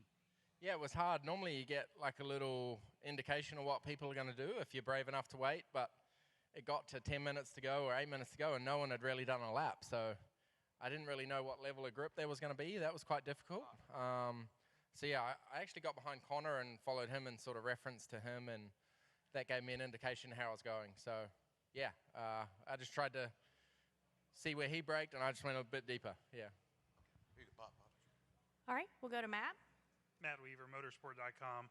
After what you said yesterday about, feeling like the rest of the field was being disrespected by everyone kind of saying you're the guy, I asked the rest of the field, and they said, no, you're the guy, and it's okay for him to admit that. Are you the favorite? Is it okay for you to be the favorite? My long runs weren't that great yesterday. Like I saw, I think the 5:33, 54 were faster than me yesterday, I believe. So, but my car is better today than yesterday, so who knows? But we're definitely in a good place to start, and tomorrow will be a bit of a gamble and a lottery, I think, with the tires. It's going to be hard for the crew chiefs and strategists to get it right for sure tomorrow. And then I asked you yesterday about some of the other sketchy racetracks that you've ran at. Now that you've had a full day and multiple sessions now, is this going to be the most challenging place in terms of like the tire deg, the marbles, how narrow it is, or are there still worse? Yeah, it's different. It's a lot lower grip than I expected, which means it's you're not really hanging it out the whole time, pushing. I thought it would be more hitting the fences and pushing a lot more, but you're really driving, especially on race runs, driving pretty slow, managing the tires. So that was a bit of a surprise. It was a lot slower than I thought it was going to be. I thought we'd be low teens, not high teens in the race lap times. So that was a bit interesting, but yeah, I didn't expect the tires to last 4 laps. So we've got to do at least 10 tomorrow to make the stages and make the tires last. So yeah, it's going to be very difficult. All right, Jeff, go ahead. I think Carson said yesterday that you guys had been racing a little bit leading up to this. Now he's starting alongside you. He is a little bit of a risk taker, but do you feel like you have a good enough relationship that you could trust him coming into those first couple corners? I mean, he took me out a couple of times in racing on the sim, so I hope he doesn't do it tomorrow. But yeah, I know he's he's smart when he wants to be and in the right situations. I think he's smarter than he makes out he is. So yeah, as long as it's a clean first lap, I'm sure at the end of the race anything goes. But hopefully at the start of the race he's smart enough to settle in and we just get going. But yeah, we're certainly in the best place to start. All right, we'll go to the back. Go ahead. With all the excitement today and all the excitement that's going to happen tomorrow, we know there's more to come. Are you looking forward to Sonoma? Yeah, that's a good race. It'll be a bit quieter, which will be nice. Yeah, I like that track. It's one of my favorite places to race. So yeah, should be a good couple of weeks of racing for us. All right, we're going to go to Davey, Bob, and then Noah. If I can get a mic over here to Davey, and then one up here to Bob, right here. Yep, there you go. Thank you. Davey Siegel with SiriusXM. Given how the truck race played out yesterday, Shane, not sure how much of it you were able to see, but did that change your thought process of what you maybe were expecting going into tomorrow, what you may see today? Will that change how you approach tomorrow as well? No, that played out how I thought it was going to be. Calm first 2 stages and then pretty rough and aggressive at the end. And that's probably what will happen tomorrow. It'll start slowly and everyone will sort of ramp up the aggressiveness. Yeah, I think it played out how we thought it was going to. Yeah. All right, Bob. Bob Pockris, Fox Sports. You said that it's a very difficult track. What's most difficult about it? I think because there's so much compromise. Each section of corners seems to have 2 or 3. There's very rarely that there's one corner just on its own. They all lead into one another. So there's a lot of compromise to try and set yourself up for that section. I kind of reference it.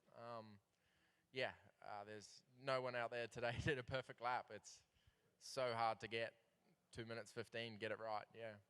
And if this race goes like 4 hours tomorrow, if there is a lot of, it's twice as long as the truck race, and trucks were 2 hours 48 minutes. So, are you ready for that? Is there anything that you do differently or have to pace yourself for if it is a 4-hour affair on a road course? I have the perfect sponsor.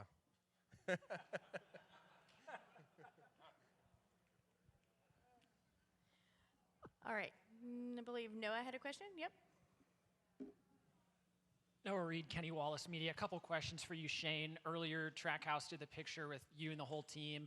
Kevin qualified 21st. Did you have a chance to really chat with him about, practice yesterday and maybe his run? Not really. Yeah, this week's kind of a whirlwind. It's flat out sort of all week, so we've kind of just been pretty separate. But yeah, thankfully he did a little better today. I think he struggled a lot yesterday. It was a surprise for him how our cars handled and drove. So yeah, I think it was pretty eye-opening for him. But yeah, I'll try and catch up with him after qualifying, and hopefully he enjoyed it a little more.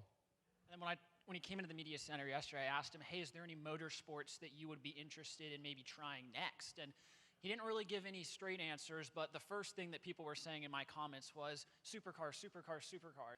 Would you like to see K-Mag behind the wheel of a supercar? Yeah, I'm sure he would have enjoyed, especially the older cars. They were epic. They were some of the best cars I've ever driven. So yeah, I mean, anyone would want to drive those. They were really cool. All right, any final questions? Make sure I didn't miss anybody. All right, Shane, congratulations again, and best of luck tomorrow. Thank you.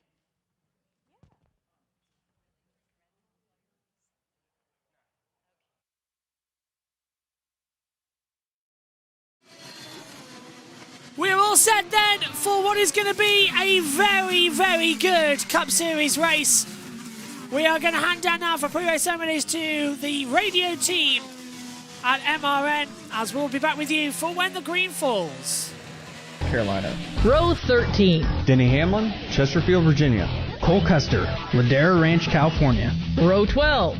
Riley Herbst, Las Vegas, Nevada. Ross Chastain, Alva, Florida. Row 11. Chase Briscoe, Mitchell, Indiana. Kevin Magnuson, Roskilde. Row 10. Alex Bowman, Tucson, Arizona. Joey Logano, Middletown, Connecticut. Row 9. Austin Dillon, Welcome, North Carolina. Tyler Reddick, Corning, California.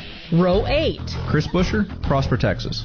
A.J. Allmendinger, San Jose, California. Row 7. Kyle Larson, Elk Grove, California. Corey Heim, Marietta, Georgia. Row 6. Bubba Wallace, Mobile, Alabama. Ty Gibbs, Washington, D.C. And now, the top 10 starters. Starting 10th. Austin Hill, Winston, Georgia. Starting 9th. Michael McDowell, Glendale, Arizona. Starting 8th. Connor Zillich, Charlotte, North Carolina. Starting 7th. Ryan Priest, Berlin, Connecticut. Starting 6th. Daniel Suarez, Monterrey, Mexico. Starting 5th. Todd Gilliland, Mooresville, North Carolina. Starting 4th. Zane Smith, Huntington Beach, California. Starting 3rd. Ryan Blaney, Hartford, Ohio.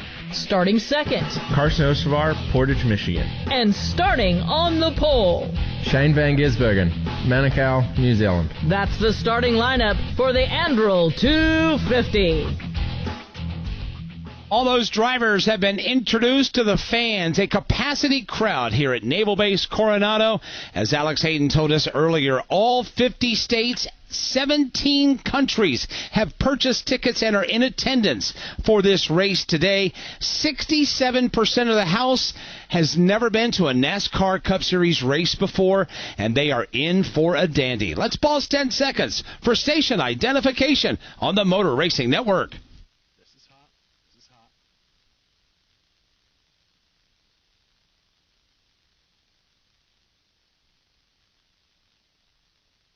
The NASCAR Cup Series is racing in San Diego, California today at Naval Base Coronado. Motor Racing Network is with you live with flag-to-flag coverage of the Anduril 250 race at the base. Mike Bagley here alongside Alex Hayden and Todd Gordon. Steve Post and Chris Wilner in the pits. Soon we'll hear from Dave Moody, Tim Catalfamo, Kurt Becker, and Dan Hubbard. The racing weekend got started Friday. Lane Riggs won the NASCAR Craftsman Truck Series event. Yesterday it was Austin Hill going to victory lane in the NASCAR O'Reilly Auto Parts Series, and right now the spotlight shines brightly on NASCAR Cup Series drivers ready to etch their name in the NASCAR record books. Let's go trackside for pre-race ceremonies. Please welcome NASCAR Chief Operating Officer Ben Kennedy.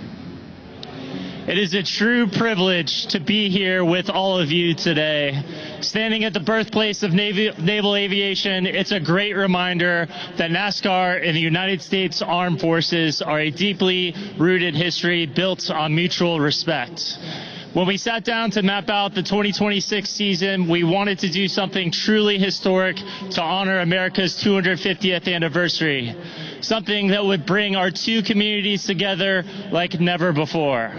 That vision is exactly why we are getting ready to fire the engines to race on one of the most unique courses in NASCAR history, Naval Base Coronado. On behalf of everyone in NASCAR, I want to extend our deepest gratitude to the United States Navy for their incredible partnership in bringing this event to life, and to all of our service members and military families, both here and around the world. Thank you for your support, your sacrifice, and for making a historic day like today possible. Now we ask you to please rise as you're able, as American country music singer Gabby Barrett performs America the Beautiful.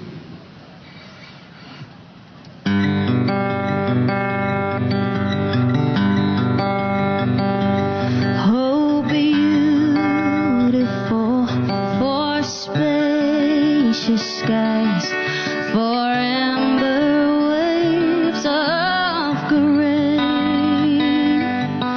for purple mountains of majesty, above the fruited plain. America,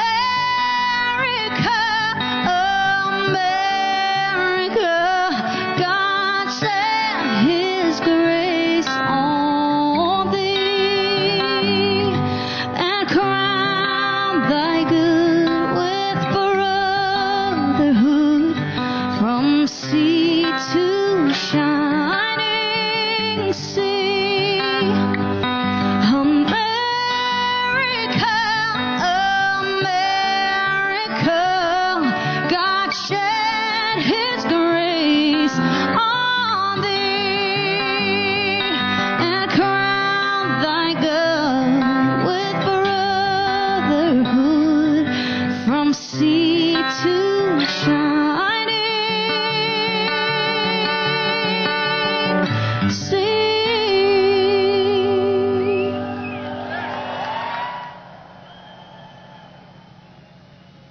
Now we take you from the tarmac across the base to the USS Carl Vinson on the San Diego Bay.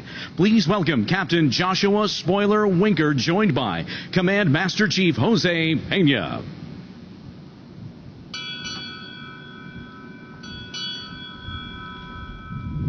On behalf of the United States Navy and the crew of the Carl Vinson, welcome aboard the flight deck of America's favorite carrier. Here to offer today's invocation, please welcome USS Carl Vinson Command Chaplain Philip Carson. Almighty God, as we gather in the birthplace of naval aviation to witness this historic race, we are reminded of the magnitude of your grace upon our young nation. Lord, around me is a sea of men and women who choose service to nation above self, and I am humbled. I pray that their example would inspire each of us to look beyond ourselves and be more than we are. Finally, Lord, for the teams and drivers today, watch over them, and may they run well the race before them. In your name we pray. Amen. At this time, please remove your hats, and veterans, render a hand salute. As the United States Navy Ceremonial Color Guard from Joint Base Anacostia Bowling, Washington, D.C. presents our nation's colors.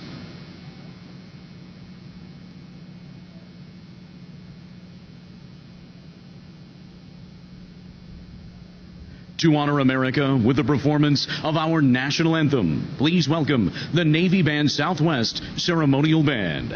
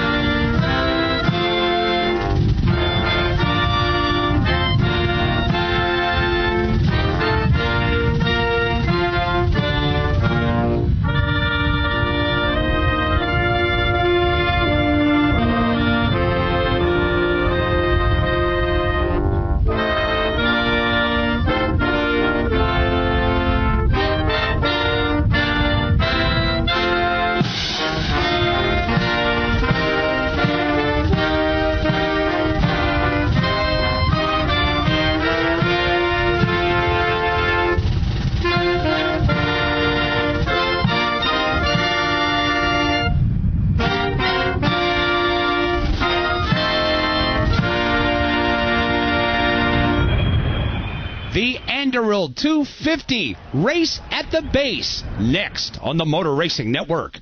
Every DIY project has that oh no moment. The missing bolt, the measured cut, the second, third, and fourth trips to the hardware store. That's where Craftsman comes in. Whether you're tackling the backyard, the bathroom, or beyond, Craftsman has the tools to help you power through and get the job done right. Because DIYing is unpredictable, but your tools shouldn't be. Head to Craftsman.com today and find the right tools for any project.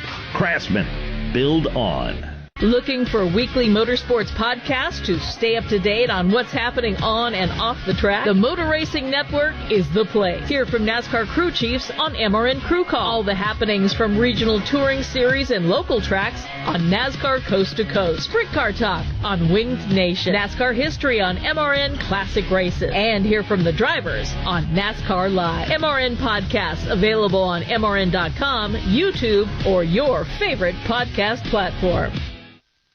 From Naval Base Coronado in San Diego, this is the Motor Racing Network, the voice of NASCAR. You've never been one to idly watch someone else do something for you. There's pride in self-reliance, in working with your hands, in harnessing the power of an E3 spark plug with Diamond Fire technology, yielding better engine performance. You have a choice to make. Take control of your ride, of your life, or be the passenger princess of it. Visit e3sparkplugs.com to put the power in your hands. Chance to win big while giving back. Hey, Joliet, did you miss us? NASCAR is back for the biggest 4th of July weekend in 250 years. Salute our heroes, continue our traditions, and celebrate America, featuring the Busch Light Summer Music Series. Life, liberty, and the pursuit of speed.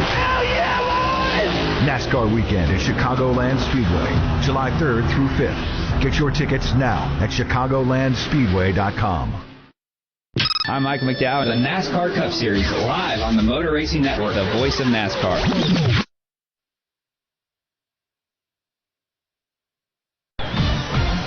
Live on the Motor Racing Network, it's the NASCAR Cup Series. Let's get a big thumbs up. Get ready to rock and roll past the race cars today, pal. Hey, boys, let's execute. Have a good day. Today, the Anduril 250 from Naval Base Coronado. Brought to you by Paula Casino Spa Golf Resort. See why Paula Casino and NASCAR are a winning combination. Visit paulacasino.com. By Snapdragon. Get the processor your PC wishes it had. Snapdragon. By United Rentals, official rental equipment partner of NASCAR and NASCAR Impact Partner. By Progressive. Progressive Insurance offers 24/7 protection when you bundle home, auto, and motorcycle. Learn more at progressive.com. By Hardee's. Get the Hardee's app and join My Rewards, and we'll start you off with a free sandwich. Plus, earn rewards with every dollar spent and order ahead. By Coca-Cola. Grab a Coke and enjoy the race. By Liberty Mutual Insurance. Only pay for what you need. By Sunoco. From NASCAR to your car, Sunoco. Performance is what we do. By Toyota Racing. Your race, your story. Be part of the action at ToyotaRacingUSA.com. The San Diego Race Weekend is brought to you by Anduril Industries. Fight unfair. Welcome back to Naval Base Coronado in San Diego, California. We are getting ready to go racing with the NASCAR Cup Series. We have just witnessed one of the most patriotic pre-race ceremonies this sport has ever seen. Alex, we've been through many over the years in our career here on the Motor Racing Network. That definitely ranks in the top 3. It does, and the history that surrounds where we are to race NASCAR Cup Series racing here today truly is remarkable. Back in 1927, Charles Lindbergh departed for New York from North Island, right here where we're at, in the spirit of St. Louis on the first leg of his historic transatlantic flight to Paris. And the Naval Amphibious Base Coronado, NAB, it's home to over 30 tenant commands, including Naval Surface Force Pacific, Naval Special Warfare, and Navy's Sea Air Land Team, a.k.a. SEAL Team. We are in the middle of military conflict around the world, and it is our interests are being protected home and abroad. It is that abroad effort in the Middle East right now where a lot of the support for that effort comes from this very installation. Yeah, it does. We've had the privilege all weekend long to visit with a lot of the sailors, women and men, all weekend long. Spent a lot of time with some of the pilots, some helicopter pilots as well, and they are on full support. We were supposed to have a second aircraft carrier here appeared right here alongside the Carl Vinson, but it was called to duty. It is out in the Pacific Theater right now, but they are listening to us on the Motor Racing Network. And we welcome each and every one of them, each and every one of you that are spending your Sunday afternoon with us as we broadcast live from Naval Base Coronado. Crew Chief, the pre-race pomp and circumstance is over. It's time for everybody to get their game face on for what will be a 75-lap affair today. What's the tone, the tenor, what's the mood like in these pit boxes right now as everybody gets ready to face a battery of unknowns? Anxiousness for the unknown, because you don't know where this is going to play out. We had tire situations. We saw cords in single-digit laps in practice. Wondering where we can go this first stage of 20 laps. I think I want to make it 10 and put tires on. I'm hoping I can make it 10. We don't know. We'll see where this plays out.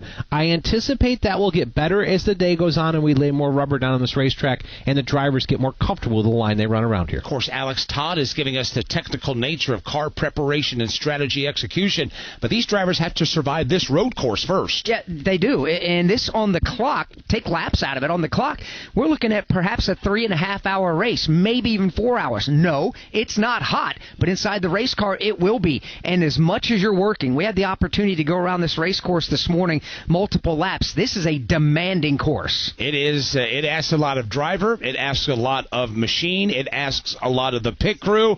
And we are so glad that we can bring it to you live here on the Motor Racing Network. Let's go trackside right now for the command to fire engines. And now, live from the USS Carl Vinson, here to deliver the most famous words in motorsports, please welcome the sailors of the United States Navy, who are stationed right here on the USS Carl Vinson. Gentlemen, start your engine!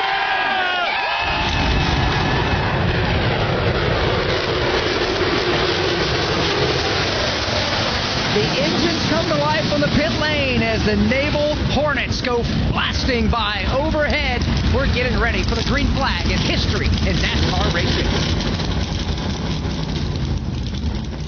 Have you racked up $10,000 or more in credit card debt? Are you barely getting by making minimum payments? With credit card debt reaching all-time highs, National Debt Relief is notifying consumers about significant debt relief options now available to help those with overwhelming credit card debt. These options may reduce a large portion of credit card debt for those who qualify. You don't need to declare bankruptcy or take out a consolidation loan, and you may only have to pay back a fraction of what you owe. National Debt Relief has already reduced the credit card debt for more than 550,000 consumers. So don't wait. If you owe $10,000, $20,000, or even $100,000 in credit card debt, you can now take advantage of this financial debt relief as the cost of living continues to skyrocket. To check what debt reduction you may qualify for, call 800-885-6688. 800-885-6688. 800-885-6688. National Debt Relief, the official debt relief partner of NASCAR. From Naval Base Coronado in San Diego, this is the Motor Racing Network, the voice of NASCAR. Hi, I'm Kyle Petty, and I want to tell you about a place that's near and dear to my heart, Victory Junction. It's a year-round camp that gives kids with complex medical and physical conditions life-changing experiences that are fun, empowering, and always free for families. Please help Victory Junction support kids who need it the most by getting involved today. Whether you know a child who could benefit, want to volunteer, or join our team, you can be a part of something truly special. Learn more by visiting victoryjunction.org. We are the voice of NASCAR, the Motor Racing Network. They're 3 wide, they're 4 wide. Brad Keselowski around the outside. He's got the lead by half a car length. Here comes Kyle Larson. ARCA Whelen Modifieds, the NASCAR Craftsman Truck Series, the NASCAR O'Reilly Auto Parts Series, and the NASCAR Cup Series all race here. Ryan Blaney goes all the way from the bottom to the top to the bottom, now back to the top. He'll clear Chase Elliott. The voice of NASCAR is the Motor Racing Network. This is Ty Gibbs. You're tuned into the NASCAR Cup Series on the Motor Racing Network, the voice of NASCAR. We welcome you back to Naval Base Coronado, just across the bay from downtown San Diego, California. 3.4 miles, 16 turns. That is what these drivers will have to deal with today.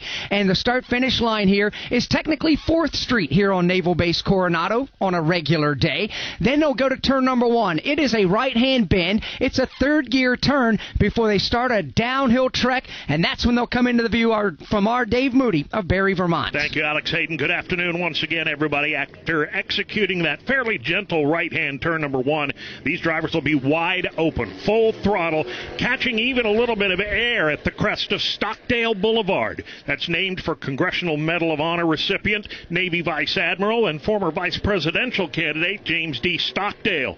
That leads to a flat 90-degree left-hand turn number 2 and the short Rogers Road straightaway, then another 90-degree left on K Road, paralleling the aircraft carrier USS Carl Vinson that's docked right alongside this race course. From there, they'll head into the site of Marlboro, New Jersey's Tim Catalfamo. Thank you very much, Dave Moody, and good afternoon, everyone, here in turns 3 and 4. As Dave mentioned, when they come out of the left-hander in turn number 3, they will be running parallel to that USS Carl Vinson that is sitting docked in the Pacific Ocean with a lot of members of our United States Naval Academy that are in a grandstand that has been put on top of the deck to watch this race this afternoon, and they're going to have a great view. When they race down this short stretch to turn number 4, which is Quay Road, as Dave mentioned, they go into a bend in turn number 4. It's going to bend to the right a little bit, and it's a long corner and a blind corner, so the drivers will have to be careful as they navigate this section of the track. Also, yesterday we saw some of the issues that the drivers had. There's some manhole covers that have now been permanently secured. There's also a couple of storm grates, so the drivers still have to be careful because that is going to make this section a little bit rough as they go bouncing over those things to get into the 4th corner. Once they clear turn number 4, they will hug the coastline, head up Quay Road, going uphill ever so slightly to turn number 5. And turn 5 is known as Carrier Corner. That is a bend to the left, which sets up a rundown Row Road. That is termed as the backstretch here at Naval Base Coronado. That leads to turn 6, a bend to the right, turn 7, a cut back to the left, and then it's on to Softly Street, which leads to turn 8, a 90-degree left-hand corner. That will lead to the Coronado Chicane, turn 9, and Kurt Becker of Altamont, Illinois. Thank you, Mike, and we are positioned at the north end of the course on the airfield portion of this racing strip here today. Absolutely a spectacular day to go racing.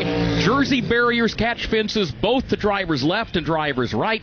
The fans have filled the stands on both sides of this portion of the course as well. We will be covering turns 9 through 12. A right, left. Well, we welcome you up into the commentary box. Josh Birch here alongside JT. What a wonderful, wonderful atmosphere we have here at San Diego. Let's check in with the Prime team. 3.4 miles, 16 turns. It is a handful. Yeah, handfuls being nice here on the island of Coronado. You see at the bottom of your screen the start-finish line, down into a high-speed right-hander, turn 1, downhill into turn 2. This whole front half of the racetrack, one corner at a time. We get over to the water, the 6, 7, 8, 9, Dale. Now it's a combination of corners. Yeah, this is a high-speed section of the racetrack right before you get back to the start-finish line. A lot of tire wear there. We're going to hear about that all day long. How do these cars keep... JT, good afternoon to you. Welcome up to the booth. Here we go then. We're at San Diego, and I don't know what we're going to see first. It's a weird circuit. Hopefully it's going to be a good race. Good evening. He's on mute at the moment, so we'll give him a bit of time.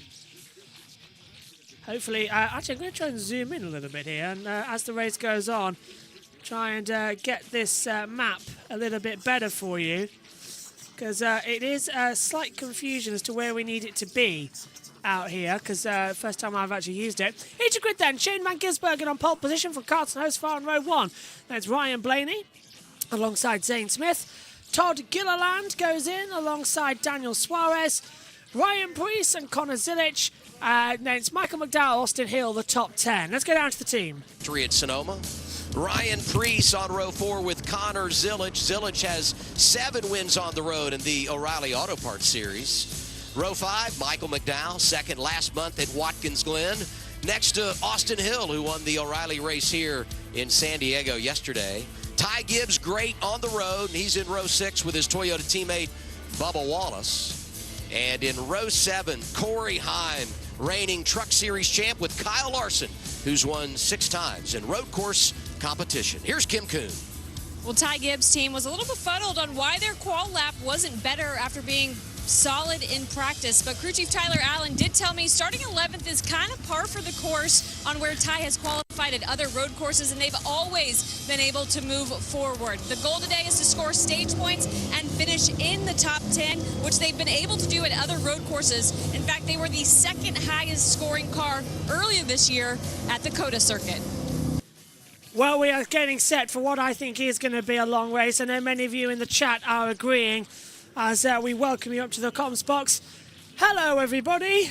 I'm alive. I'm sorry I wasn't with you last week. I was very, very poorly.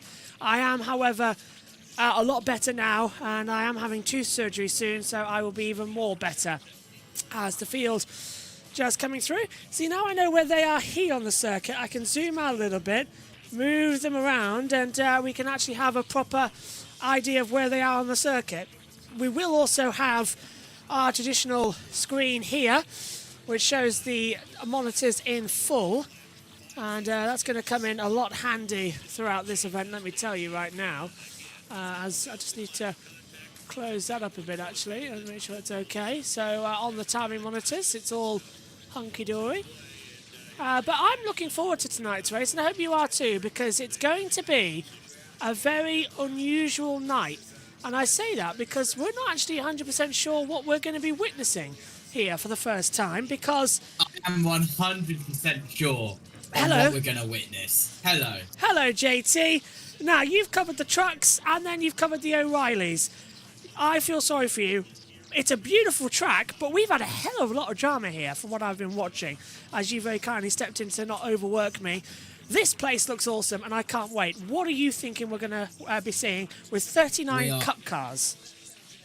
We are going to see a crash fest. We are going to see a red flag. We are going to see a 5-hour race. I hope you're ready. I am, and it's not just going to be me and JT. Megan Birch is coming into the commentary box as well to join us for some of this race, because she saw yesterday's accident and thought, oh yeah, I'll do that. But also back with us again is the little owl and Jack. Yeah, of course she is. Why not? Jack, good evening to you. Here we go then. Time to go bucking and racing here at San Diego. Yes, it's been a certainly very interesting weekend so far. I mean, we've had someone getting federal charges probably for meeting Sheldon Creed. Of all things. Which is incredible. I mean, Sheldon says he couldn't hear what the guy was saying, but whatever it was, apparently he was very drunk. But yeah, I'm somewhat excited to see how much SVG wins by today. Over or under a minute. Put your predictions in the chat. I don't think SVG's going to win. I'm just saying. I know I said earlier on I think he would, but SVG at the moment is not my pick a winner for today's race. May shock you, but I don't think he is. You picked Tyler Reddick then? I'm going to say right now that today's race winner is going to be Carson Hocevar.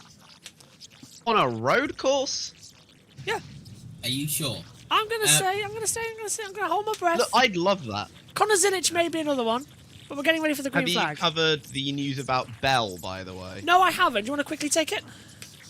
Yep.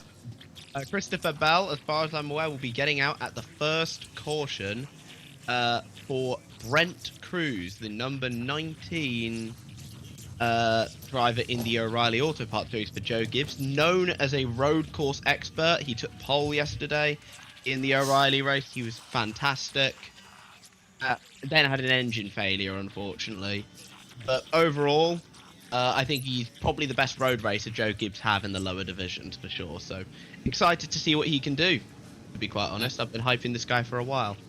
Coming to turn 13 of 16, we're doubled up. JB, just quickly, this is what has been added to the NASCAR oddities chart this weekend. In truck practice, water leaked onto the track. Also in truck practice, a sweeper truck leaked water while cleaning debris. In the O'Reilly race, Corey Day hit a manhole cover. Then Corey Day almost hit an AMR safety truck under caution head-on. Yep. Then a fan got on track, talked with Sheldon Creed before climbing over the fence, losing a flip-flop, hopped the second fence and was arrested. And then after the race itself, Austin Hill had to get towed back to victory lane. Let's see what we can add to the NASCAR oddities chart with this 75 lapper race. Stages are 20, 20, 35, pace car to pit road, JB, and the restart zone is mid-turn here. Here we go! It's time to celebrate 250 years of America! We are live from a military base, and we go green at San Diego! Into turn 1. Predictably, Shane Van Gisbergen's got the lead, but this is where we saw the 19-car race that turned to 23 yesterday. Already we got cars drifting out and almost brushing the wall. Down over the hump and into the braking zone at turn 2. Already now on the inside. That is a brilliant start. If your name is Connor Zilic, he's right up there. Look at how slow they're going already coming into it. Van Gisbergen, then it's Hocevar coming through as well. I think I saw Ryan Blaney trying to take over position as well as we look past where the commentary box position is on the bridge of the ship. And now the Navy's put on a brilliant thing, and hopefully these guys are going to be doing just as good a performance. Through now the barracks section and swinging through as you head down towards the shopping district area on this active military base as they fly in once again. Good start, JT, from everybody, and SVG is under attack. Yep, down in towards the Red Bull part with the Red Bull car in front. Turn 6, and we're 3 wide further back with Wallace, Larson and Gibbs getting involved there a little bit further back. Now Hill trying to look up the inside of McDowell, unable to further back. Larson up the inside of Gibbs. Brushing. Look out side by side as we head through now turn 9 and up towards turn 10. See how much the fans have been kept in today as well. There's now actually armed guards around certain areas of the circuit. There's a tyre rubbing. But Jack, great start from everybody as we now see Kyle Larson going through Bubba Wallace, and right behind comes the 54, as right now the 38 jumping around the outside of the 7. Yes, it's been an exciting start, to be fair. As you can see, that is Daniel Suarez on the inside of Zane Smith. There's contact. Zane Smith goes wide, but Zane manages to hold on to the position. Zane quoted, I think I saw a Zane Smith fan quote Zane Van Smithbergen. Do you know what's even worse? This is lap 1 of the race. They come to the chicane. The 34 gets a little bit of tap from the 88. So Connor Zilic just touching the back of Todd Gilliland. Good start, actually, if your name is also Jimmie Johnson. He's not doing too badly down there in 36th position in the 84. He was great in the truck race. He was good in the trucks, as you mentioned. Yeah, they were on the inside now. That's lap 1 complete. Now on to lap 2. And boy, that took a long time. There's not even a sector time limit here because there's that big of a lap time. You just go for it and hopefully you'll run through. Van Gisbergen, Hocevar, Blaney, Zane Smith, Suarez, the top 5. Last lap time, 2:21 on that run. So that means, as JT said, it's 5 minutes per caution laps around here in a cup car as the 88 gets sent back a little bit more. So Zilic now passed by Michael McDowell, Jack. Yeah. Sorry, I was just watching the World Cup because I got that on my second monitor. World Cup. Basically, yeah, we've got Gibbs looking fairly strong. Austin Hill, I think, could be a possible favourite for today, by the way. He won the race yesterday. Finally got his first O'Reilly Auto Parts road course win. It's been a while since... I've been waiting a while for him to get that, to be quite honest. He's always had speed on road courses, so it was good to see. Fun fact, by the way, the tow truck that towed him to the victory lane area, it was tow truck number 8. Hang on. Hello, everybody on the end of the IndyCar race, considering, as you know, we've been simul broadcasting throughout the night. The NASCAR race at a live military airbase is currently green. But here from Road America, we've had a classic race. We'll see you next time out for some more IndyCar action. And those of you staying with us here on the Cup, you'll be now joined... Oh, the 3's around! Right in the centre. Now, that won't necessarily cause a full caution because of how big the circuit is. But that is Austin Dillon been spun round. No one's going to collect him, and he'll get to be able to hopefully restart, though, JT. He is stalled a little bit. This is alarming me because then we might need a yellow. And that's going to be early on.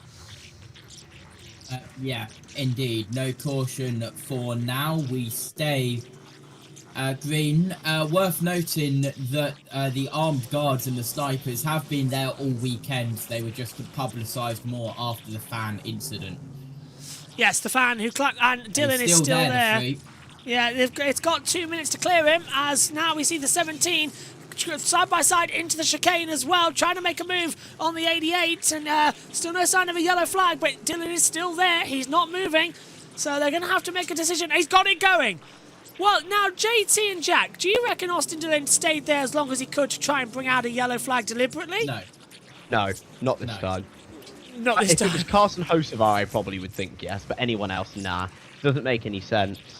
He got tagged He has a little bit of contact there from AJ Allmendinger. Gives him a little bit of a tap. Just trying to get just got a little bit too optimistic there, AJ, who apparently has a contract with Colleague until 2032, at least according to Chris Wright. There's some contact from Gibbs on Zilich as well. We saw multiple cars get tagged around at turn 9 yesterday in the O'Reilly race, so not surprising that that's carried over into Cup as well, as we are side by side. No more. That was for the 6th place, with Priest getting involved there. Over the bumps we go. Yes, the cars do catch air, but up the inside, here comes Hocevar for the lead. And you said my pick was stupid. Hocevar gets her on the inside line of Shane van Gisbergen down at the Red Bull section, but SVG knows how to feather the clutch as well. He knows feather the brake and throttle, I should say, coming into it. He's down on the brakes, holding the inside, but Hocevar's actually doing quite well. But what scares me now, Jack, he's now at the front of the field. He hasn't had a good experience the last few weeks. He's been causing quite a few wreckers. That's just the Carson Hocevar driving style right there, quite frankly. And SVG has a look up the inside. He goes for it. He takes the lead from Hocevar. Carsten van Hoosbergen, or whatever you want to say, has not lasted very long. Hocevar got loose. Yeah, he got a little bit loose into the corner there.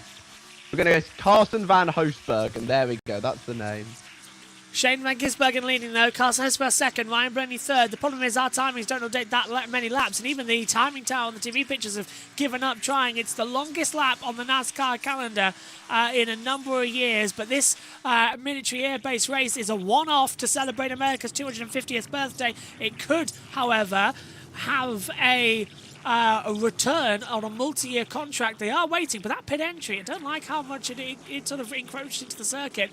Rushing by still, and now Hocevar trying to go around the outside of SVG down through turn 1. SVG holding it nicely and brushes back through. Of course, one of the benefits here is that you're not allowed to do more than your own series. So SVG wasn't able to do, the truck race wasn't able to do the O'Reilly race, because if you were a series regular in the Cup Series, you weren't allowed to go down a tier to learn the circuit. So they've been quite clear this weekend, JT, haven't they, about what you're allowed to do. So SVG's talents have had to come from practice session alone.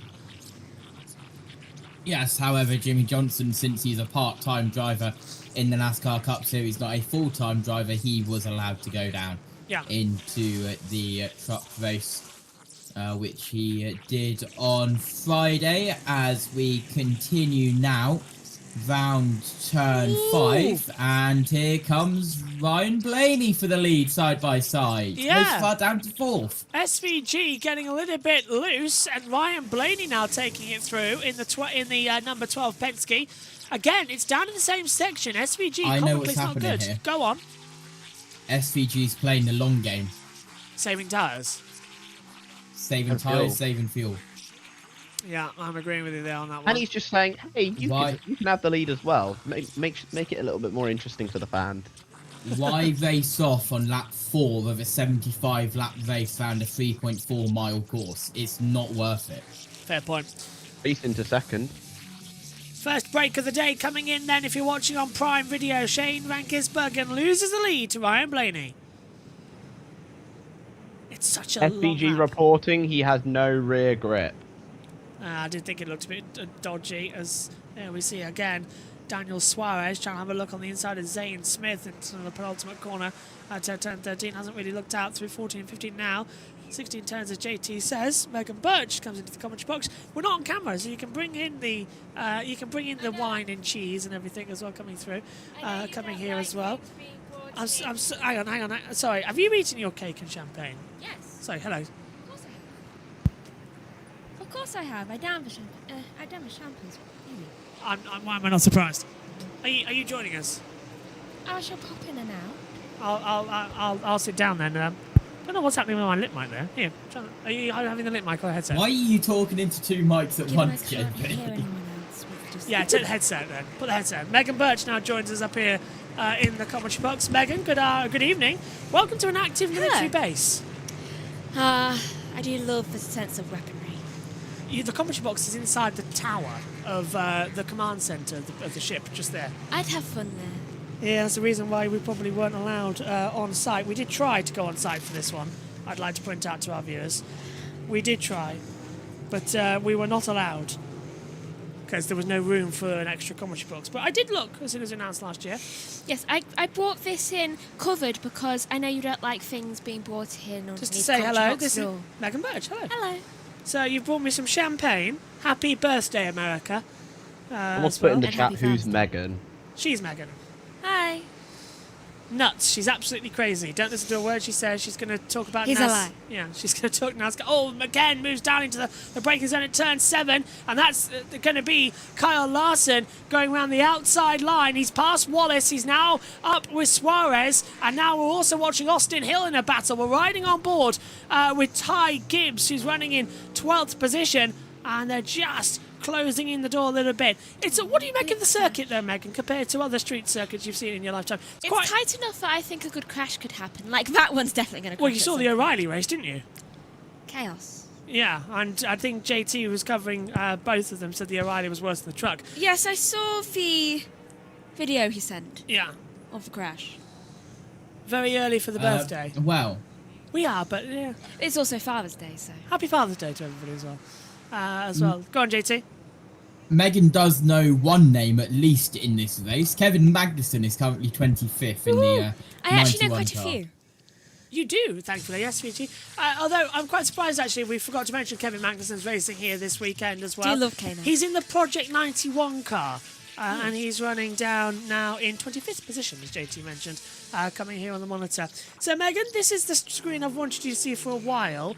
This is called the Galaxy screen. It's an app that's in, so you get live telemetry on the circuit, pit stop data, points as they run, pit stop times, driver telemetry is about where they are on the circuit, who's faster, of course, what fuel, who's saying sector times, and then the usual timing tower just here. A statistical header. Blaney's pulled 2.5 Oh, seconds. ow! Jimmie Johnson! In a big way. Jimmie Johnson is at the chicane and he has smashed. He'll hopefully get it back round and we might avoid a caution, but yeah, unfortunately for the 7-time Cup Series champion, something went wrong down there and he ended up sideways. I reckon he got contact with another car, judging by it, but he's got going. Stay green. Probably. Staying green. I do enjoy Crash. Does Megan know Shane van Gisbergen or Lane van Gisbergen? Yeah. Unfortunately, Shane, you know SVG. I've talked about him often enough. Right, so let's have a look. This is on board with Jimmie. Brakes. Shoot, he's got no brakes. He had absolutely no brakes, Jack. That car did not stop whatsoever. It was locked up and he may as well be dancing on ice. We might need a caution here because he's sidewiped the tyres. I need a caution there. He just lost it there. Jimmie Johnson's just lost it under braking pretty much. That's all it really is. And that legacy car has a lot of damage for what is apparently going to be Jimmie's penultimate cup race. JT, have you got news for us about his last cup race? Yes. Go on. The Daytona 500 next year. Where will you be? Daytona. Are you not joining the commentary team for that one? No, you're in Daytona. Well done, mate. And JT's going to be there for the whole week. And I'm not here. Viewers of YouTube, don't expect to hear my voice at all next week as well. Awesome, thank you. Yes, he's in Belgium next week. Oh. We've sent him to the EU. I recommend the chocolate. We sent him to the EU. Because if anybody can sort this mess out, it's JT. I recommend the chocolate. My sister went to Belgium once and brought me back a chocolate duck. My niece hasn't gone to Greece yet. She hasn't got me a t-shirt. No, she's only gone to Finland. Yeah, and bought some Finnish socks this morning for our dad, Ian Birch, her grandfather, of course. Yes. We are into the Naval Base Coronado chat already. It's lap 7 of 20 of stage 1.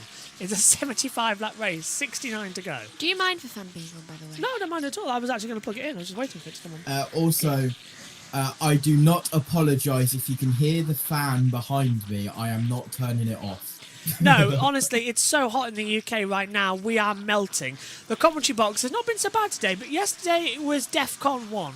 I've just done my exercise as well, so I'm doubling. Oh, Bubba Wallace diving through on the inside line in front of the battle cruiser, and he's got through. So Bubba moves ahead of Michael McDowell for 4th position, and a sweet move on the inside. Do you know, the families who live on the military air base as well. Great view. Yeah, there's the apartment block just there. I saw one of the wives put on her TikTok channel, it might have been Instagram, one of the two. I've turned the sound off, because when do you have NASCARs outside your front window? With her partner, of course, being deployed here at the active deployment of the military base. But what a brilliant place as well. I mean, it's not often, Megs, we get to go onto an active military air base, and I quite enjoy it. It's quite nice seeing all the secrets and all the fans that come in. An active military air base next week. Yes, Jay. Oh, hang on, that's SVG. He's got ahead of Ryan Preece for 2nd position again. Ryan Preece has been Thank you, Prime, for showing that move. Yeah, that was quite a... Ryan Preece getting up into the orders, surprising me.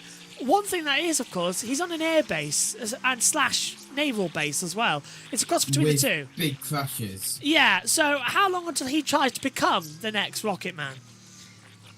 5 minutes. Ryan Preece is clear for takeoff. I think it's going to be a long, long time. Huh. My skin heals rather quickly. Okay, so a week ago cut myself accidentally while cutting a carrot with a knife, and it's already healed.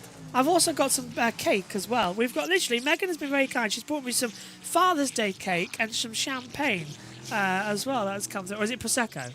Prosecco, champagne. Well, cheers, do you everybody. prefer the more expensive stuff? Yeah, well, thank God the com cam is not on all the time, so we can drink on it. Go on, JT, what have you got?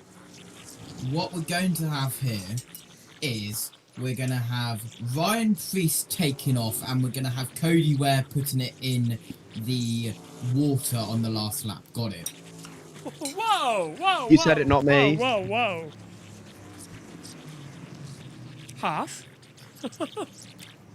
That is Asian... No, JT, that is Asian Le Mans Series champion Cody Ware to you. So... Just remember, 6 hours of Watkins Glen next weekend. Oh, jeez. 6 hours of naval-based Colorado here today. Yeah, good luck, everybody. This is an endurance race. Maybe somebody had a point. So far, though, no. We've done 8 laps in 18 minutes. That means we're going to do about 10 laps. Don't jinx it. 20. Don't jinx it, Joshua. Touch wood. Touch wood. Look, yeah, we've had disasters here at Colorado. And hopefully they've used up all the disasters. Right, I've had this all year. I can't pronounce the base's name. What is it? What? That's why I've been saying San Diego. Hold on. I can't pronounce the base's name. I've been saying it Conrado the whole time. I've completely forgotten what it's actually called. So, the state is Colorado. This is Coronado. This is Coronado. Well, we are in Colorado then. Wait, where is he? What's he? We're in San Diego, Colorado.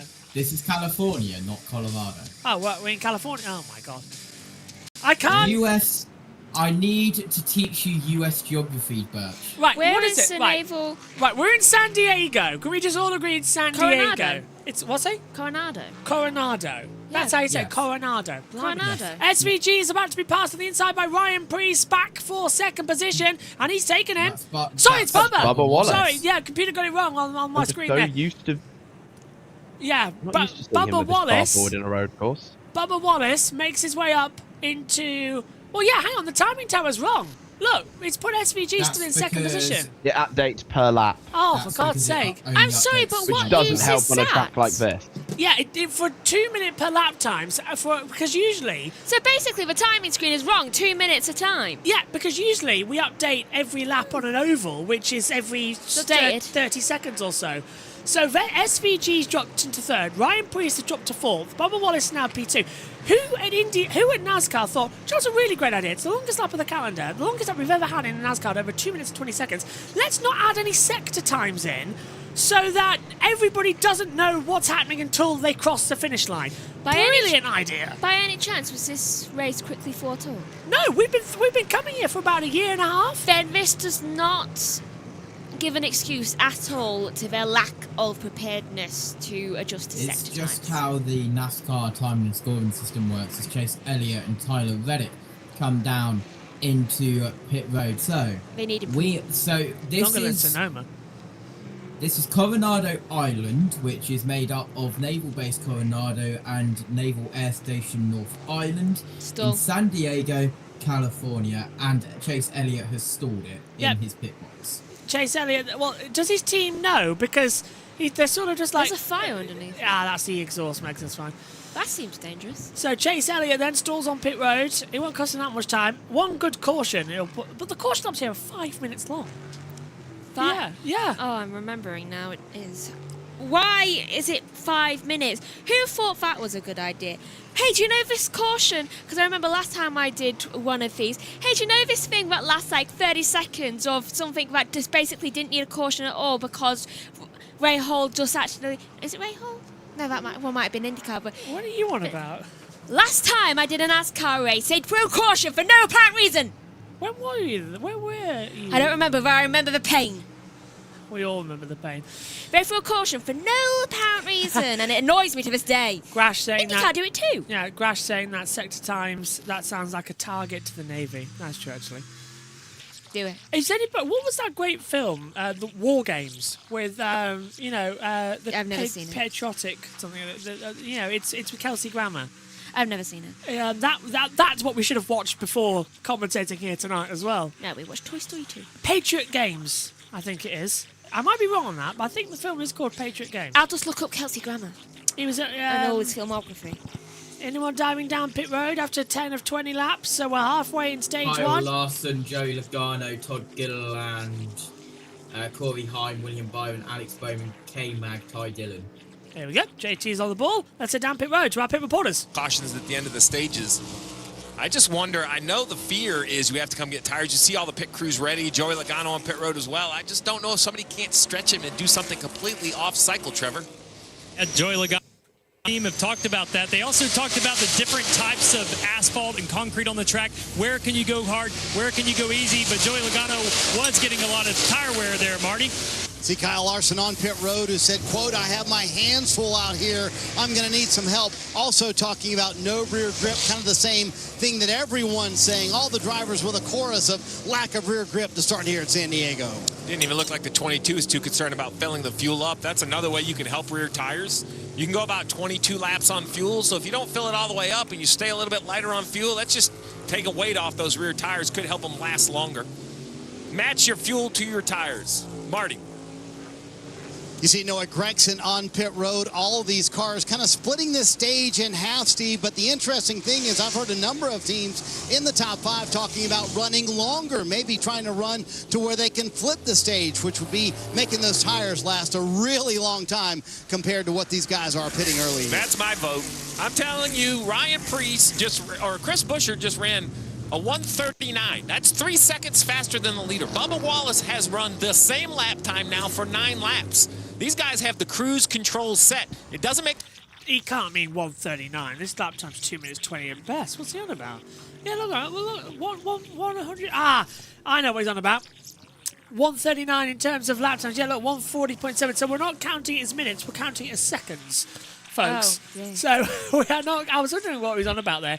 We are counting the lap times as full seconds here. So look. 2 minutes 20. Yeah, so look, Bubba Wallace just on a 140.405 seconds. So 220.5, yeah. Into the pits comes now race leader Ryan Blaney. He'll take in to lead Bubba Wallace now here. Let's go down pit road. SVG to second. Nailed it, Dale Jr., about the pace. Everybody's trying to find that target lap time. What can they go? Ryan Blaney was one of those drivers who pushed the pace pretty hard there. opposed to what Shane Van Gisbergen did in riding. You'll see 4 tires go on this number 12, Marty. See Ryan Preece coming down pit road as well. That was their goal, to pit when their 12 of Ryan Blaney pitted. Actually, Shane Van Gisbergen was going to come down pit road this time as well and follow these guys down, but then he said, let's stay out, let's see what happens. So SVG making that call. See Daniel Suarez making a stop, Ty Gibbs, Connor Zilic. Got it. Theory. It's the Pentagon Wars. That's what I'm on about. Hello, True Red, 442 minutes, 20 seconds. Yes, there we go. It's a comedy film. Yes, there he is. Grandma has a tattoo. Welcome aboard in a specific spot. Oh, dear. I've never seen... Periscope down is the... Has he done 2? He's done Periscope down. I didn't know about that one. I was on about the Pentagon Wars. I've never seen genres be comedy / Oh, war. hang on. That's AJ Allmendinger getting caught up with the 41 down there of Cold Custer on pit road as Ryan Blaney got released into the path of him. Yeah. So Ryan Blaney getting released, all kerfuffled up at each other. Yeah, brilliant word that is. What, kerfuffle? Yes, absolutely brilliant word. Oh, Bubba Wallace. I don't know if it's in the dictionary, but it should be. Bubba getting a bit real loose. It actually might be. I mean, British, you know. It could be in there. My favourite word is what Ben Edwards came up with at Singapore, omnishambles. That's one of my favourite words. Pass through penalty. Daniel Suarez, crew member over the wall too soon. Oh, that's going to be a down one. Kerfuffle is a genuine, widely accepted noun in both British and American English. So there you go. There's, as you see, Daniel Suarez's penalty. Shane Van Gisbergen is on the back of race leader Bubba Wallace. And SVG's looking for him on the inside. Down into the penultimate corner on this track. Into the chicane now. Bubba's got it down nice. Why we needed a chicane here, I don't know. They just sort of added it because they thought, why Look not? Look at the speed they take through this corner. Yeah. Fair dues. They're just JB. inviting a crash. Seriously, that chicane needs to be there after the crashes, even with the chicane at the pit walls. I haven't seen much of the action. I don't know if you saw Ankram's crash yesterday. I didn't. Sorry, on Friday. Oh, Bubba's under a rear sliding attack. Down into turn 2. SVG's gone through and taken the lead of the race, and he's shut that door back. He's using his experience from supercars. Buescher going for it. Well done, Chris Buescher. We don't talk about him that much, but he's through on the inside for 17th. Very well done. Well done. What lap are we now? Lap 12 of 75. 9 to go in this stage. Goodness. 11 of 20. 3 stages, of course. Stage 1 takes us to lap 20. Stage 2 takes us to lap 40. And Stage 3 takes us to lap 75. Would you like me to close the door when I leave? Yes. Presumably you're going to come in and out today. Yes, quite possibly. NASCAR. Oh, and we have stoppage. Car stopped. Which one's that down at the exit? That's Stenhouse. I want to say Yes. I want to say it's Stenhouse. Yeah, it's Stenhouse Jr. who is crawling to a halt. That's going to bring out a caution, and it has. Has it? Yeah, yes, it has. Yes, yellow is out. So Stenhouse is out. The racetrack there, Steve. Well, now. So full course yellow is out. So well done as well. Thank you very much, Megan, for noticing that. I'm seeing Tyler Akam's crash now on my phone. JT sent it to me via Twitter. And let's have a look into the pit wall. Oh, that was a nasty hit in the trucks. It was. Look at the side of the truck as well after. That was ripped up in half, yeah. Interesting. Ripped pretty much the entire side off the truck. Interesting. Imagine if they went into that without the chicane now. Fair point. Yeah, that would kill someone. It seems like Stenhouse is fiddling with something. Oh, it hasn't already. The dashboard, I think. He's trying to restart the car. The battery problem. Cut out. We sit here with the Arby's onboard camera, so we'll go full screen to show the driver tracker. If you can make it out of that mess, then you're better than me. Wait, trying to work it out. Wait, there's a driver tracker for this one. Yeah. There wasn't for there wasn't for O'Reilly trucks. I think that's because it's literally just a Google Earth shot down, and such things. A couple of numbers come down. It's not the most useful one on the planet. It's well, not. I suppose it can't exactly give detailed things on an airbase. That is also true. Looking at it, actually, though, this is probably... Am I committing some sort of felony by showing a Google Earth shot of a military airbase because They put it on Google Earth for a reason. Well, this is the thing. This image hasn't been All I can taken by say- Google Earth. It's been taken by We're in the NASCAR. UK. Who cares? It's been taken. This has been taken by NASCAR themselves. Well, and if NASCAR have taken it, then obviously they have permission. Yes, obviously, yeah. So Also, obviously it's from like a satellite. Yeah. So- It's fine. I mean, they're literally broadcasting it on TV. I mean, I don't think they're that full. By the way, these are taken by Apple Maps, but the actual shot we have here, it's sent up by a drone. So a drone goes up above the circuit at a certain height, looks around, takes the photo, and then they implement the cars going over that map on a predetermined slide. So, yeah, Apple Maps is the provider, but a drone gets sent up on the Thursday. Naval Base Coronado. Look at Just, me. just combine Colorado and Nando's. Yeah. I checked multiple times during O'Reilly and Trucks. There was no driver tracker. Well, it's here today. It must just like me. Brent Cruz is suiting up to jump into the 20. So Brent Cruz will take over for Christopher Bell. They have multiple drivers here. And he's getting in. He's getting in. Christopher Bell will not take part in the rest of the week. And that is now going to be Brent Cruz going in. So, Jack, just explain why we're seeing this change going on right now. Basically, Christopher Bell, at his crash at, was it Michigan, I think it was? Yeah, a couple of races ago. Had suffered a fractured wrist. And he says that while he was able to do Pocono, it's very different when it's this type of track.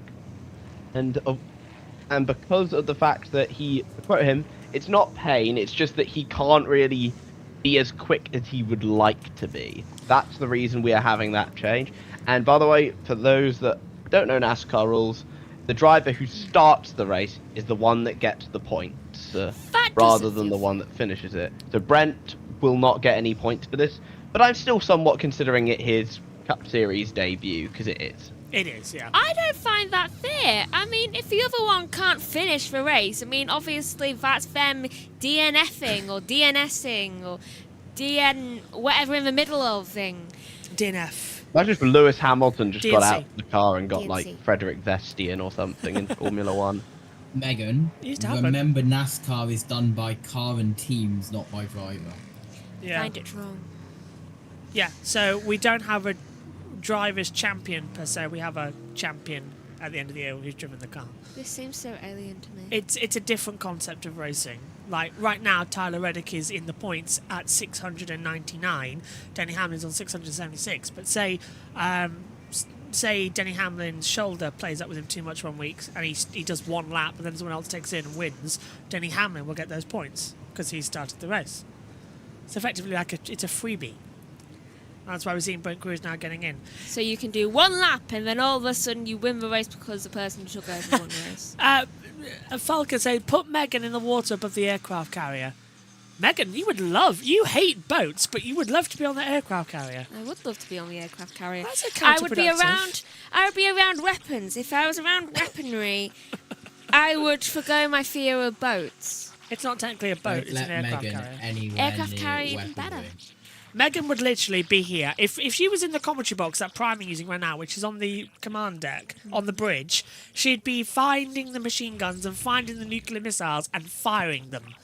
Well, I would be studying them and admiring them. I have a passion for it. Because I find it very fascinating. Who's the captain of the ship on there? To say, by the way, you can't be on the bridge of your own ship because it's being used by Prime as a commentary box. It's probably in the corner. It's just a weird thing. Can you imagine in an episode of Star Trek, Captain Picard, unfortunately you can't sit in your chair because we've got some racing going on. Basically, like if Q all of a sudden banned Picard from the bridge. It's a weird thing. Like Megan will keep them safe at the base as well. Yeah, that's true. I probably would. I'm a good shot. Kataran says, yeah, exactly. Start the race, win one lap, get out, and someone else can still have your car and win. You won the race. And Connor Zilic effectively did that last year at Daytona. He did, yeah. When he had his broken collarbone, he got out, Parker Kligerman got in, went on, Parker won the race. I feel like I'd use that to my advantage. There's also another factor as well. It was shown in the movie Cars as well. Do you remember Cars 3? How the hell's that going to work? Well... Oh, yeah. Yeah, in Cars, it was the number. not the car itself. Right, I was going to say, that would be a bit awkward. Yeah, Lightning McQueen started the race with his number 95, came in, gave the 95 to Cruz, and Cruz finished the race and won, so the number won the race, not the car. Right.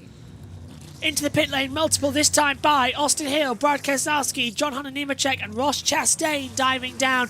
8 to go in stage 1. These drivers are now going to try and flip the stage by going super long at the end into pit road. And you see Brad Keselowski making his stop. They'll take 4 fresh Goodyear tires. Sunoco fuel, just the same complaint we've been hearing. No grip on the racetrack. Trevor.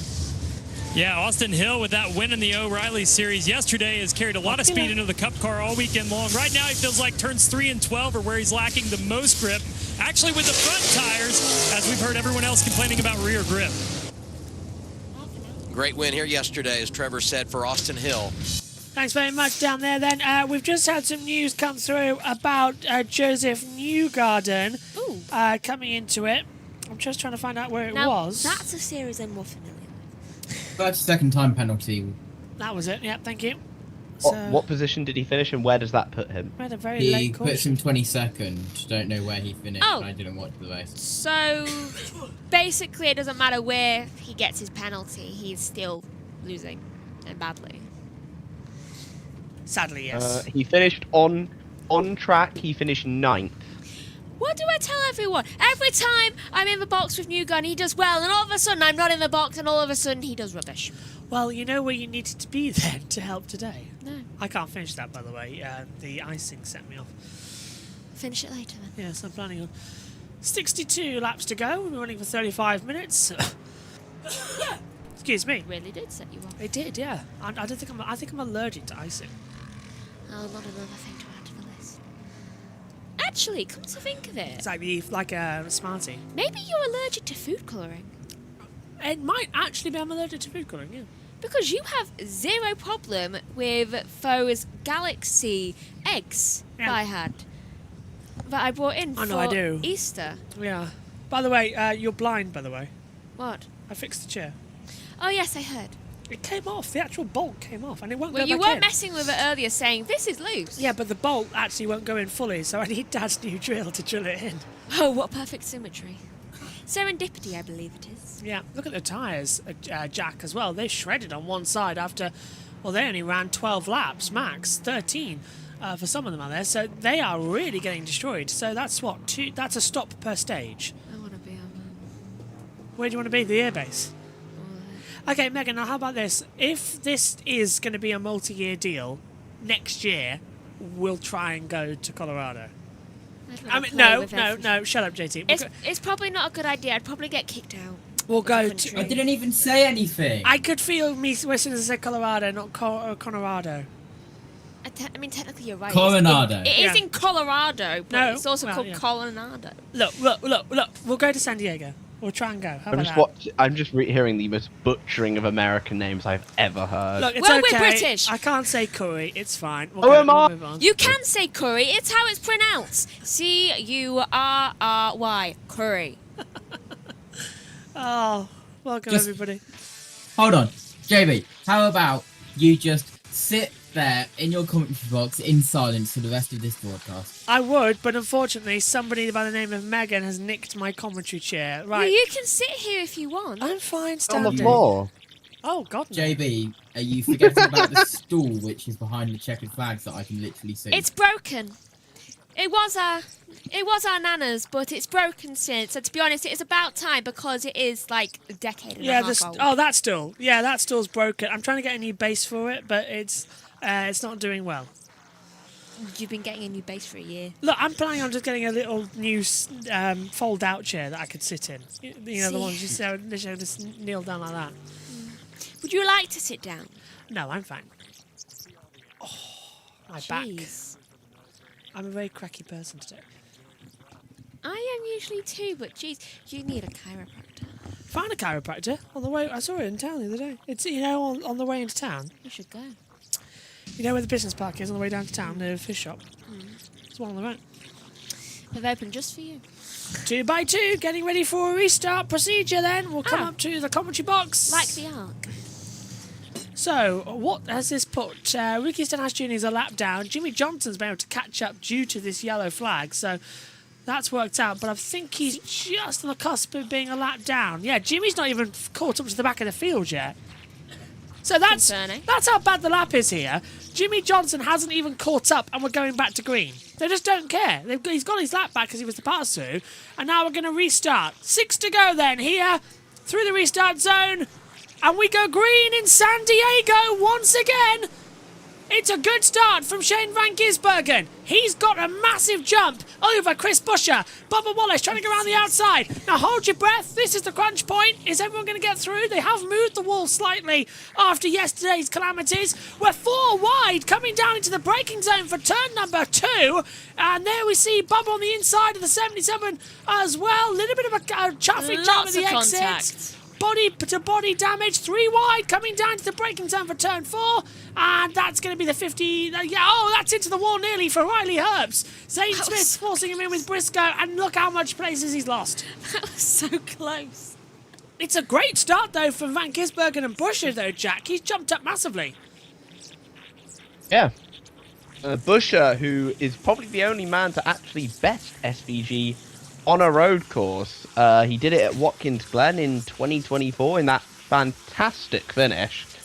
And he is someone's going down the inside there. I can't see who it is. Which becomes the outside.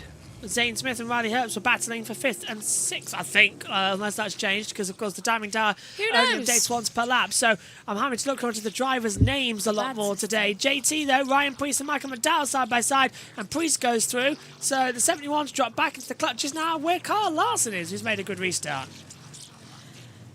Yeah, that car of McDowell dropping back quite a long way, but it's still Van Gisbergen and Buescher now at the front, who is going for the lead. Bubba Wallace is just behind as we head through turn 12. 12B, the left-hander, and Wallace gives Buescher a little bit of a nudge through turn 12B. Here comes Ryan Blaney, who's moved from 8th to 4th and now make that 3rd as he goes up the inside of Wallace before we even get to turn 13 through 14 and 15 now. Van Gisbergen holding off by 0.3 of a second to Buescher. At least the intervals are updating on the timing line at the moment. Now, the top 6 all have 13, now 14 lap-old tyres as we try and close out this stage. So they're going to have to run it kind of deep. Watch out for Ryan Blaney, who's made up a great start. So over the line, we've got our first changeovers of positions. It's Shane van Gisbergen ahead of Chris Buescher, Ryan Blaney, Ryan Preece, then it's Bubba Wallace, Kyle Larson, Ty Gibbs, AJ Allmendinger, Michael McDowell, and Todd Gilliland inside the top 10. Next. I'm going to leave now for a bit. Okay, see you later on. Take care. Bye-bye. You can have your chair back. Thank you. I'll take a seat as Ryan Blaney does at the inside of Chris Buescher, making the move on the inside, passed into turn 4, and he's got it done nicely. Good move again there, JT. Yeah, absolutely. As now, side by side, door to door, Ryan Blaney round the outside of SVG. That will become the inside line for the next corner. It's tight. And Blaney is through already before we even get to turn 5, and Blaney's gapped him already. Here comes now Preece on Buescher, and Preece is through into 3rd. Jack, when did all of a sudden people get good at road course racing? Maybe it's the fact it's a brand new track that's helping. I mean, SVG called it the most challenging track I think he thought he'd ever driven, to be honest. Which that's saying something, given his prowess in the Aussie Supercars series. He won, was it, what, 3 or 4 titles? Yeah. So in my eyes, he's the best road racer the Cup Series has probably ever seen, to be honest. Running down now towards turn 12 alongside Runway Road. The naval base just to the left of the drivers. Ryan Preece trying to look up the inside. Now contact, a little bit of a door bang. Preece really muscling his way through here against Shane van Gisbergen, who's got his rears massively loose. Buescher's looking under the attack. Contact. Larson goes through, makes side contact with him as well. Preece goes up the order ahead of SVG. Larson gets out of Buescher. Oh, SVG! He hit him. Wow! A bump and run from SVG coming down at 14 and 15 down towards now the chicane. That is unbelievable. Into the chicane we come. Larson gets out of Preece as well, Jack. Yeah, SVG got a little tap there from Ryan Preece, and he decided he didn't really appreciate it and sent Preece wide. And that allowed Larson as well to get through, who is more of a road course driver in my opinion. You see here, down the inside goes Preece. He hits SVG out the way. SVG, shortly afterwards, he returns in kind. That's all hard racing for you. JT, all's fair in love and war, and don't anger SVG. He'll get you back. Oh! Nearly spun him out there. All is fair in love and war, especially on an active naval base. Hang on, SVG's been passed by Larson, and now I can't tell who's just ahead of him. That's Preece again, yeah. So SVG's dropped back. That would be Preece. So SVG's dropped back. Ryan Blaney leading on 7-lap old tyres now, by the way, by 2.9 seconds to SVG. Well, now more than that because that's Larson ahead of Preece. So SVG down to 4th. Back to you, JT.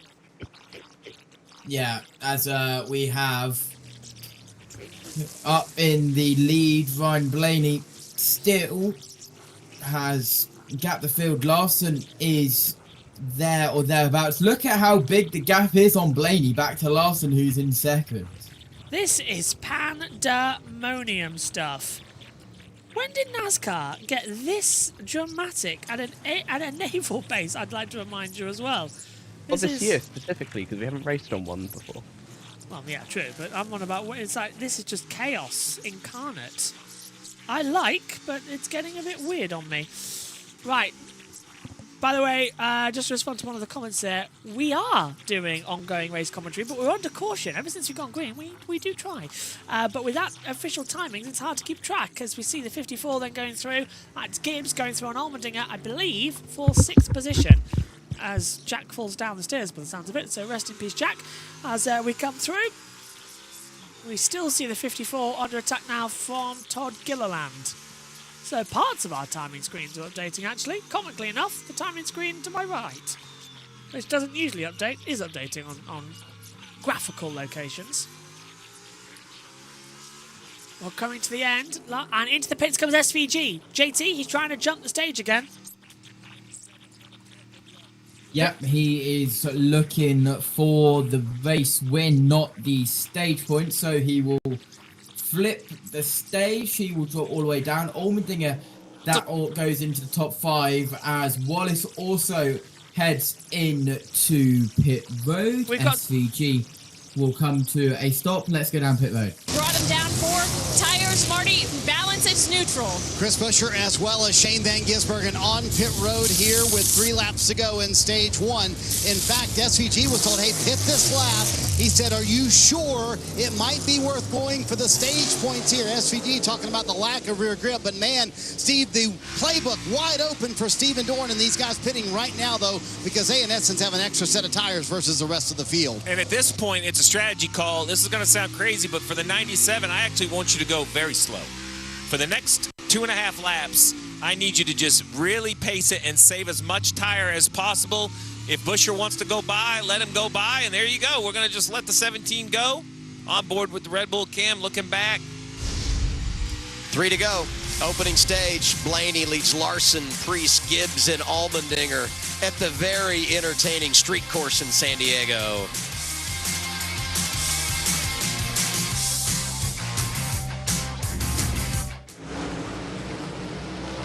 Battles brewing once again then here. 3 to go. That's equivalent to about 7 minutes, so you're only going to miss about a minute if you're watching along with us over stateside, as this race just, I've got a feeling, is going to keep on giving to be quite a dramatic day. So you've got turn 1 here, then it's down Towway towards turn 2, then it's Rogers Road, then it's into turn 3 at 2nd Street, up 4, which is Murray Avenue, into Carrier Corner, 6 and 7 chicane, down into the, then is the Coronado chicane 8-9, back through 10-11 Kink, then turn 12, down the runway road towards 14-15, then back through the chicane, into turn 16, and then it's down the Elshin start-finish line, and we've got a full course yellow out on the circuit once again, chaps. Wallace complaining about a loose wheel, possibly. Is that what? Yeah, and he's gone. There it is. There's the wheel. Well, there it goes. Yeah. Well, I can understand why you've thrown the... has it shredded as well? It looks like it's got a shred on it. No, it's just come off. Yeah, Just come okay. off the car. So It's that not will be helpful. the end of the stage then, presumably. So we'll end it behind the caution. That'll be a penalty as well, 2-lap penalty, that will be. And then suspension of pit crew as well. Viewers who were with us yesterday, I'm about to say the exact same thing that I did yesterday, and hopefully JB sees the funny side of it. It sounds like JB has found the same track map that Matthew Owens found yesterday, because he actually sounds like he knows what he's talking about. There is the lug nut. I may have had one sent to me. Well, I you can't wouldn't work it want out. that happening to your F18. Luckily, it happened to a NASCAR, not a fighter jet. But you picked a fine time to leave me loose wheel. I guess you could have waited a couple of extra laps longer, so we wouldn't have like a 4-lap caution. Oh my god. Why at a track where it's 5 minutes long do we need to have 4 minutes? This is going to be 20 minutes of caution now. Because this went out with 2 laps to go in the stage, so it'll be a 2-lap in caution until we get to the end of the stage, and then it'll be, well, 1 lap once the pace car comes out, and then it'll be the 2 laps beyond that. What on earth are we doing? Unless if they kind of merge the two, but I don't, they wouldn't open pit road when the green and white checkers come out, because they can't. Yeah, because they need So stage points to classify. And pit road closes with 2 laps to go in the stage anyway, so Bubba Wallace also pitting on a closed pit road. There it goes. Exit of turn 9 in towards turn 10 is where it detached. There is where it went bye-bye. Bye, bye, my American wheel. So there it goes on. Was the nut not fully selected? I don't see the green light on the gun, which is what was added in. Brent Cruz on the radio says, "Man, these guys race you hard. It's a lot different. Welcome to the big leagues, kid." Well, he did, shortly after he said that, I think just before he said that, he did set the fastest lap of the race, though. yes, you did. Although Ty Gibbs got it now, 136.705 seconds at the moment. So, Not bad for a guy who's never driven a cup car before this weekend. I feel sorry for Bubba Wallace right now. He's just sat in the car. He'll be sat there for 10 minutes, yeah. too. And you're going to be cooking a lot. At least he's done it at the end of the stage, but that's his day done pretty much. Even if you get a free pass, like we saw with Jimmie Johnson, you're not going to get back around in time. Not even Sonoma is this long a lap time. Radio. That's Bubba. You got to stay in this race, though. Bubba We've seen angry. in the truck race and in the O'Reilly Series race, you're never out Furious. of it. I mean, there's a lot that's going to happen in this next stage, and especially in Stage 3. The cautions are going to start to come in bunches. We're going to have all kinds of carnage and chaos in Stage 3. That happens in every single one of these races. Why would it not happen here? I think you got to reel this guy in. Say, come on, Bubba. I know this is not favorable, but let's just try to, keep our wits here and try to figure out how to get ourselves back in this race. As long as the damage isn't too severe. I know he drug the race car around the racetrack there for quite a while. Could be some damage to the underbody. 2-lap penalty. So, you got to find your way back onto the lead lap. There'll be some cautions to make that happen. So when you're here, you got to take in the sights. I'm saying the I-bar is a must. Steve now seems thirsty. Dale, we got to get you over there, man. You'd fit in. Yeah, no problem. Just grab a mug and order a drink, but don't put your phone on the bar. Don't tell him. Don't tell him. He's fine for everyone.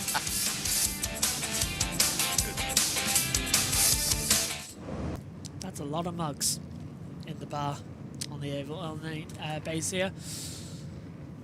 Oh, chaps, this is going to be a long night.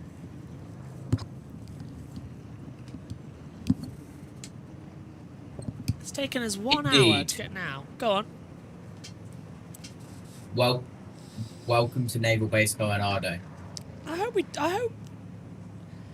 can we cut the track size down a little bit? Does it really need to be this big? Not really, but NASCAR. Looking at it, it kind of looks like Donald Trump's face is melted as a track map. What? Just looking at the track map, and all I can see is Donald Trump's face slightly melted.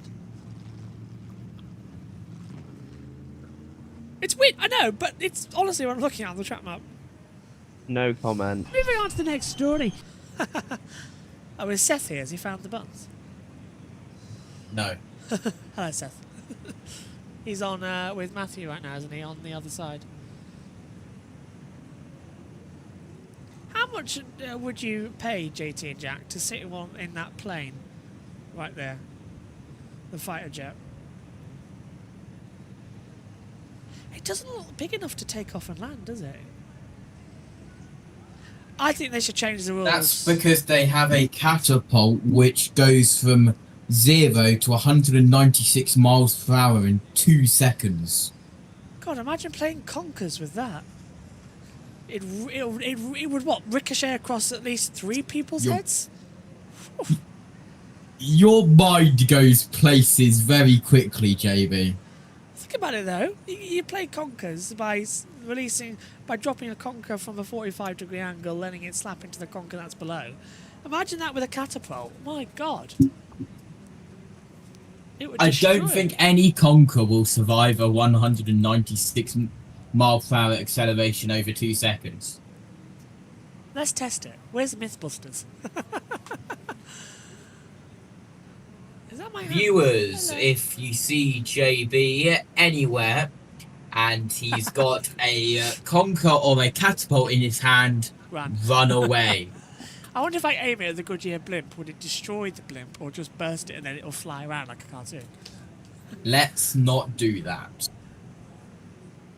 Yeah, Hindenburg disaster again. Oh, the humanity. Welcome to the Qualcomm circuit, though, here in San Diego.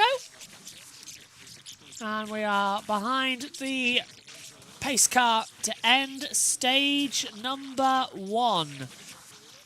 As Ryan Blaney and Ryan Priest will take a 1-2 with Kyle Larson, Ty Gibbs, AJ Allmendinger, Todd Gurland alongside Carson Hosfar, Joey Logano, Connor Zilich and William Byron, the top 10. But we are at a circuit where, you know, it takes a long time to complete each lap. So while we are still only down at turn 15, we'll head down to the team. And like outline the map on the naval base, right? Like it's because it's hard to believe it's there. It really doesn't look real when we get high above the whole area. Well, we've done so many things over the years in our careers on the TV side in a studio where you go in front of a green screen and you create this magical background that really does not exist. We're doing those shots here, but everything you see is absolutely 100% real. It just doesn't seem like it could be. See the field snaking through the chicane, headed toward the final corner of the racetrack, turn 16, to get the green and checker to complete the stage. Green and white checker coming out with the yellow. Ryan Blaney wins stage 1 of the Anduril 250. And now... Hold on. Go on. You can say Anduril, but you can't say Coronado. Yeah. What is happening here? Just to quickly run out that order. Ryan Priest 2nd, Kyle Larson 3rd, Ty Gibbs 4th, AJ Allmendinger 5th, Todd Gilliland 6th, Carson Hosfar 7th, Joe Logano 8th, Connor Zilich 9th, William Byron 10th. Stage 1 then complete. And we get ready for stage 2. Carl Vinson, pretty sure, still has steam catapults. Only career I know that has electromagnetic catapults is the Gerald Ford. Ooh. Okay. Don't tell JB the location of those catapults, please. And I'm on my way. No, seriously, think about it.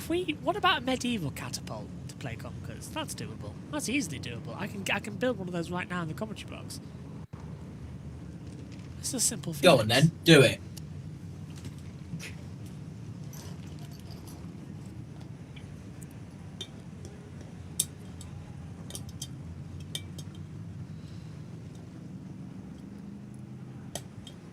my actual drink. What am I doing?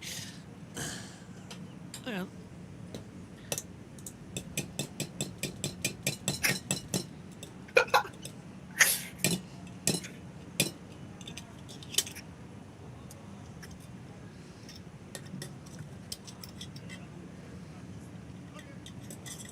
I can't get He's doing something. I can't tell what, but he's doing something. I'm trying to build a base for it, but it won't stay up. I've got an Allen key and a screwdriver, but it won't stay up. Why do you have an Allen key and a screwdriver in your commentary box? I've got an entire wrench set here. Hang on. Hang on. Give me a minute. I've got some pipes now. Here's what I made earlier, viewers. Oh, I'm looking for that. Would you accept a highlighter? Yes. Okay. Oh, lead. Excellent. That'll do. I think the thing you use might have to be elastic, JB. It is elasticated, the lead. There you go. Will you accept that? Because I can flick it round and play conkers with it. There you go, look. Hang on. Just to show the viewers. There you go. See? Perfect. Don't you I can build it in the commentary box?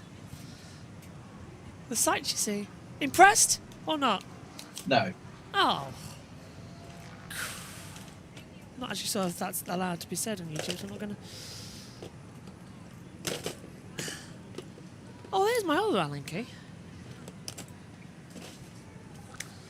JB is now finding his long-lost friends called Alan. Alan! Alan! Al! Ow! Ow! Ow! Alan! Oh, it's not Alan, it's Steve. Steve! Steve! Steve! Steve! Steve Latat! Here's Trevor Bain. Oh, we came into this race with a lot of questions around strategy, around tire wear, around pace. Take a listen to this radio from the 71 and Michael McDowell. You just need to start working the pace so that I have a target of what we need to hit, you know, and you just tell me what that target is. Yeah, 10 Roger, your pace was pretty good at those, if you could run a 142 the whole time. We're starting to see these teams paint a clearer picture of what their targets, what their goals are. Michael McDowell is one of those drivers that went 17 laps on that first set of tires. So for him, that pace that they're looking for is a 142. For somebody that goes 10 laps, it may be a little bit quicker, guys. Got to applaud Goodyear for bringing a tire where you actually have to play a game. You know, you have to manage it. That's what drivers love to do because every driver believes that they can do that better than the next guy. And it's another thing in their tool belt to say, hey, I can manage tires better than you. I can make better judgment better than you. I can do this better. And so all if they make tires where they run the same lap time every lap, it really makes it tough to have any kind of a strategy from behind the wheel. It's pretty awesome to have this kind of tire wear and fall off and have that mix into the strategy.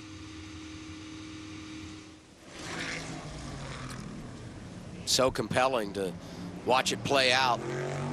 Another split in decisions, although mostly one-sided, as we see the majority of the top 10 come to pit road. Priest, one of the only that stayed on the racetrack. Trevor.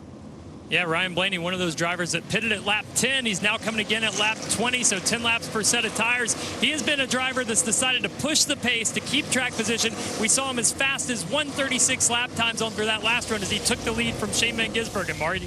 Saw Kyle Larson come down pit road along with Ryan Blaney. He said the car much better on this run. He said, I have no idea if that's the track evolution or the changes you made, but that rear grip got way better on that run for Kyle Larson. It's interesting, Steve, he talked about the split. Some guys staying out here at this stage 1 caution and others deciding to make their stop now. Adam, there's a lot of road maps to the end of this race. If you're wondering if your driver's on the right one, that's totally fine, because I'm a little wondering who's on the right one as well, because it's a lot of ways these guys are breaking up this race. Just stick with us. Yeah, we'll get there in the final stage. I've learned to just wait until the test is over, and then I'll tell you what the answer should have been. I'm really good at that, too. Yeah, that's my bet. 17 drivers stayed out. They're not on the same strategy, and Ty Gibbs, the first of those that did come down pit road here. Danielle, what do you have for us? Yeah, Double A, let's get into our stage break brought to you by Snapdragon. And tires, certainly the name of the game, Corey. On that late caution, you saw Blaney restart 7th and drive to the lead. What do you expect here in stage 2? I think these guys are going to have to put their toes on how much tire you burn early in the run. Do I want to go past guys who are trying to pace that run, save some tires for the back end, and then try to play defense the back half of the run? Certainly more tire degradation, I believe, than anybody anticipated, because those Goodyear Eagles are trying to push that 3,600-pound vehicle. And we rode along with a foot camera of SVG, and he barely cracking the throttle. So these guys are really trying to squeeze every ounce of grip these Goodyear Eagles have to give. SVG, Chris Buescher, both on the same strategy. Flip the stage there. What do you make of the 17 versus the 97? Does Buescher have something for SVG? What'd you see out of that car stage one? He is. And I also don't think that we've seen all of SVG's cards yet. He's managing this race, trying to learn what position he needs to put himself in to provide his team the best options. Those guys are sitting, him and the 17 are both sitting on an extra set of tires for later in this race if needed. So, but Chris Buescher, he's not going to let him have it easy. And also, I got to give a tip of the cap to Ryan Preece. Yeah, I loved that move earlier. Two things. I hated to see the right front of the 23 come off, because I did not have SVG pointing out the window and letting Bubba Wallace by earlier in the race on my bingo card. So we've seen some players. We haven't seen SVG run away with it just yet. These guys are keeping them honest. They certainly are, Adam. There is no lack of excitement or even contact. Preece wasn't scared to get into SVG earlier. Can't wait for stage 2. I can't wait for part 2, actually, of that little dust up. And now this relief lap is sponsored by National Debt Relief. Getting out of debt is easier when you have all of us behind you. And it's Ricky. Yes, behind you as debt collectors. Now, as we come in, we're getting ready to choose. So Ryan Preece to the outside, and to the inside at turn 1 will go Connor Zilic. That's how they'll run coming into it. Right, it's taken a while, folks, but we are getting close to a restart. Are here, so it's going to take something substantial to bring one out, but Bubba Wallace is hoping to get a couple quick ones here as soon as possible to be able to turn his race around. Had a penalty for Chase Elliott over the wall too soon, and so he'll have to start at the rear. And we'll reset some of the other strategies, but first let's hear about the race leader, Ryan Preece, down to Marty. Yeah, Ryan Preece asked his crew chief, Derek Finley, did I miss the call to pit road, or is this our plan? And he said, yes, this is now our plan. See if they're going to try and run to the flip here in stage 2. I just asked Derek, can you make it to that point? And he said, I believe we can, and we have to get on everybody else's tire strategy. So we may lose some track position here, but I can't afford not to have that extra set in stage 3 like everybody else will. Just been told that Chase Elliott, the crew, 9 crew over the wall too soon, tail of the field now for the 9 crew of Chase Elliott. That's a shame. Cheers, JT. A little bit of debris, it looked like, on the brake. Oh, yeah. Duck cover on the right front of the 60 car, so a little concerning because that's blocking the top if that's open. A little perspective. A little perspective here. We saw Ty Gibbs win the race off pit road. He ran it long, so did Ryan Blaney. They were 1-2 off the pit lane, 18th and 19th prior to the choose. So they've got some ground to make up. For SVG and Chris Buescher, who were racing for position, they were 6th and 7th prior. Let's see if that changes. Now we head back to the green flag. Alongside me, still JT and Jack. They'll come in. Pace car will peel off. And for the second stage today, we get ready to go green. Remember, this is where we keep having problems. This first couple of corners. Yesterday, you clip the inside barrier. You go hurtling towards the exit. They come now down to Elsham Street. And we go green for stage 2 of the Andrill 250 here. And it's a good start from Ryan Preece. He'll get ahead of Zilic down through turn 1. Chastain and Austin Hill are side by side. Majority of the field still 2-2 as we head downhill over the bump. Down now 4 wide, coming into the braking zone, and Zilic to the inside line of Preece and takes the lead of the race at turn 2. We're 3 wide further back, sometimes 4 wide. Can't see if they all made it through because of the timing pylon blocking over, but it's now Zilic leading. Preece second, Chastain dropping back a number of places out there, but Jack, a critically good restart there. Yep, Connor Zilic to the lead of a race for the first time, I think, maybe in his Cup Series career. If he's able to finish this lap on the lead lap, he will, as far as I'm aware, maybe be one of the only... He'll remove himself from the list of one of the only drivers yet to lead a lap this season in the Cup Series. Fantastic news then for Connor Zilic as we come down towards the chicane at the turn 6. This is the Red Bull section. And 3 wide into the break. That's going to be a little bit hard as that's the 20. Now it's no longer Christopher Bell, remember, in the car. That's now Brent Cruz who's taken over. The timing pylon should update itself shortly. But yeah, Brent Cruz getting a little bit under pressure. The 42 goes back through on the inside line of Jonathan Nemechek, who's made a place up actually. And Brent Cruz is actually dropping back a lot now, Jack, and that's a shame. Yeah, it's inexperienced. These Cup cars are very different to the O'Reilly cars, and it's just showing it here. But at the end of the day, it's a Cup debut. This is a whole. I always say this is a whole different ball game to any other series. As Austin Dillon's trying to make a move on Larson, there doesn't work out. He backs out of it. Critically as well, that Brent Cruz did get some practice time earlier on this weekend.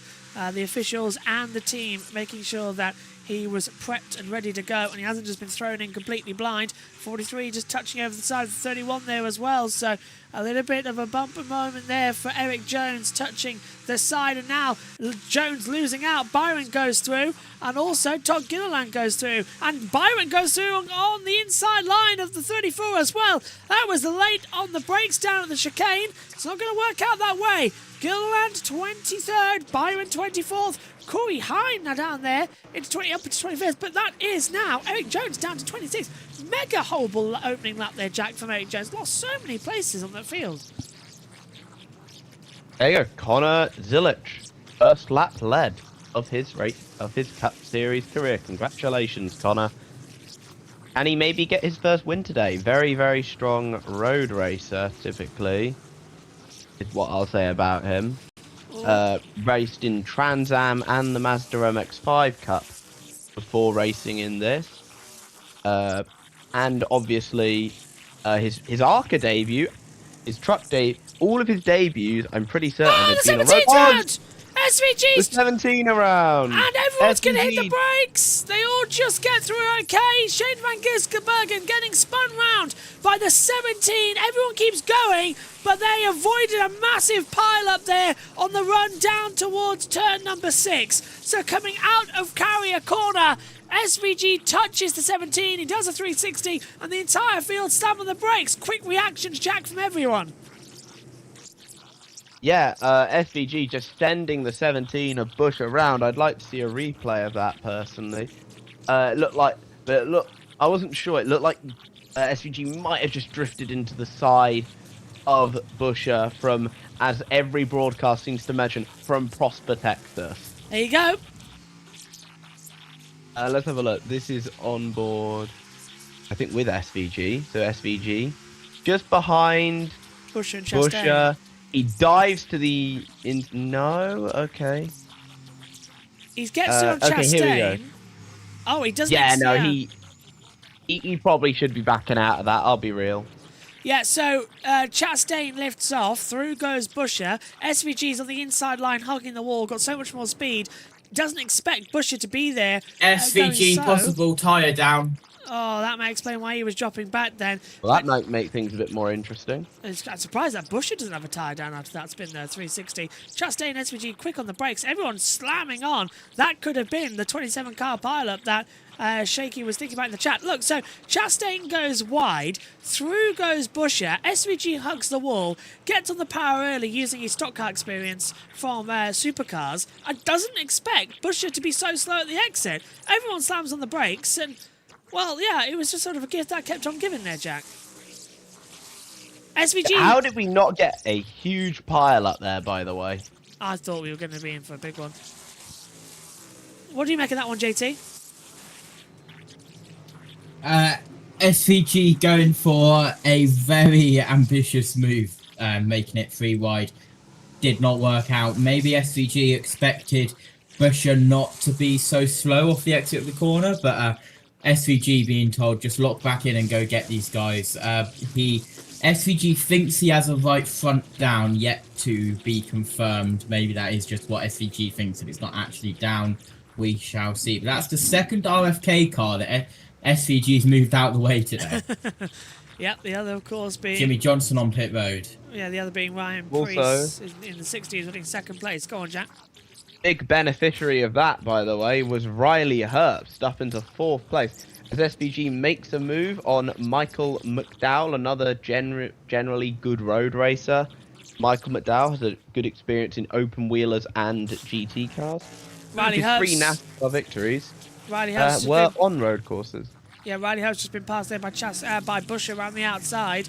I think Chastain's already gone through, so Riley unfortunately already dropping back, and now he's under pressure from SVG. He's going to send it on the inside, and Monster versus Red Bull. Which energy drink's going to come out on top? They're both side by side. SVG down towards now the braking zone for the turn. Well, this is down to 13 on Runway Road, and he's through. SVG goes through. So Red Bull wings it out against Monster, it looks like, JT. Yeah, well, Red Bull have got sponsorship on this circuit down at turn 6. Down at that chicane, and then into the RB's section at the exit of turn 15 under the RB's bridge at turn 16 through the V-start zone. SVG getting very close to the inside wall there and very nearly into the pit wall on the outside, using every single millimetre of track through turn 16 and now turn 1 down the hill in towards turn 2. SVG goes, he's up to 6th. So this is going to be a long race, remember. This is lap 6 of 20 of stage 2.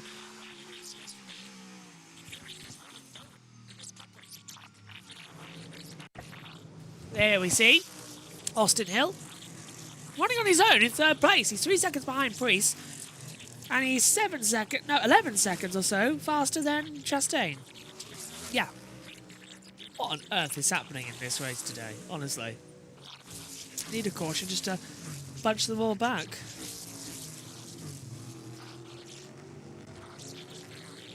Is Omi listening to something else? Because he's just sent loads of things in the chat. Oh, Omi's been talked about on the USN stream, apparently. Austin Hill then running in P3. That's who we're focusing on right now as Prime go to break. 6 of 20, stage 2, and this is yesterday in the O'Reilly race, JT. I think you're better to talk about that. Yep, Austin Hill getting his first road course win with RCR, and had to be towed back to Victory Lane and Victory Circle. He was towed back by tow truck number 8, as that still very close to the whole of the RCR family. Meanwhile, we have SVG right on the back of Busher. Battle for 5th, just in front is Chastain in 4th. SVG could get up to 4th here in a couple of corners time. Don't go up the inside through 14 and 15. Good choice there. And now up towards the 15 chicane. He thinks about a dive bomb and he's staying in the slipstream for now through turn 15. Even though it's a chicane, it is only identified as one. Yeah. It's just not even existent on the track map with corner numbers for some reason. Here comes SVG looking up the inside. Meanwhile, Busher was looking up the inside of Chastain. Through 1 we go. Right, SVG, make this one a bit cleaner this time, please, mate. He's going for it, down to 2. Bit of a puff of smoke as he locks up on the front left brake on side by side. Gets on the acceleration. They both give each other enough room. SVG is going to have this one as well. And today it is a clean move as he hugs the apex on the inside and gets back on the power. Very nicely done. Busher is there, though. I just want to say something. Yeah. Busher is there. Is there maybe going to be a little bit of retaliation? Nah, Busher's too far back. Chastain next up to be the victim. Remember, last time we were on a road course, which was at Watkins Glen, SVG flying back through the field.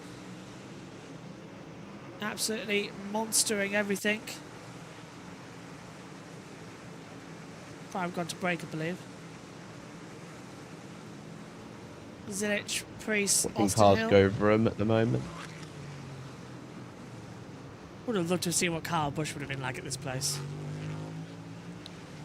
Judging by his record at road courses in with RTR, I'm going to be honest with you, probably not that good.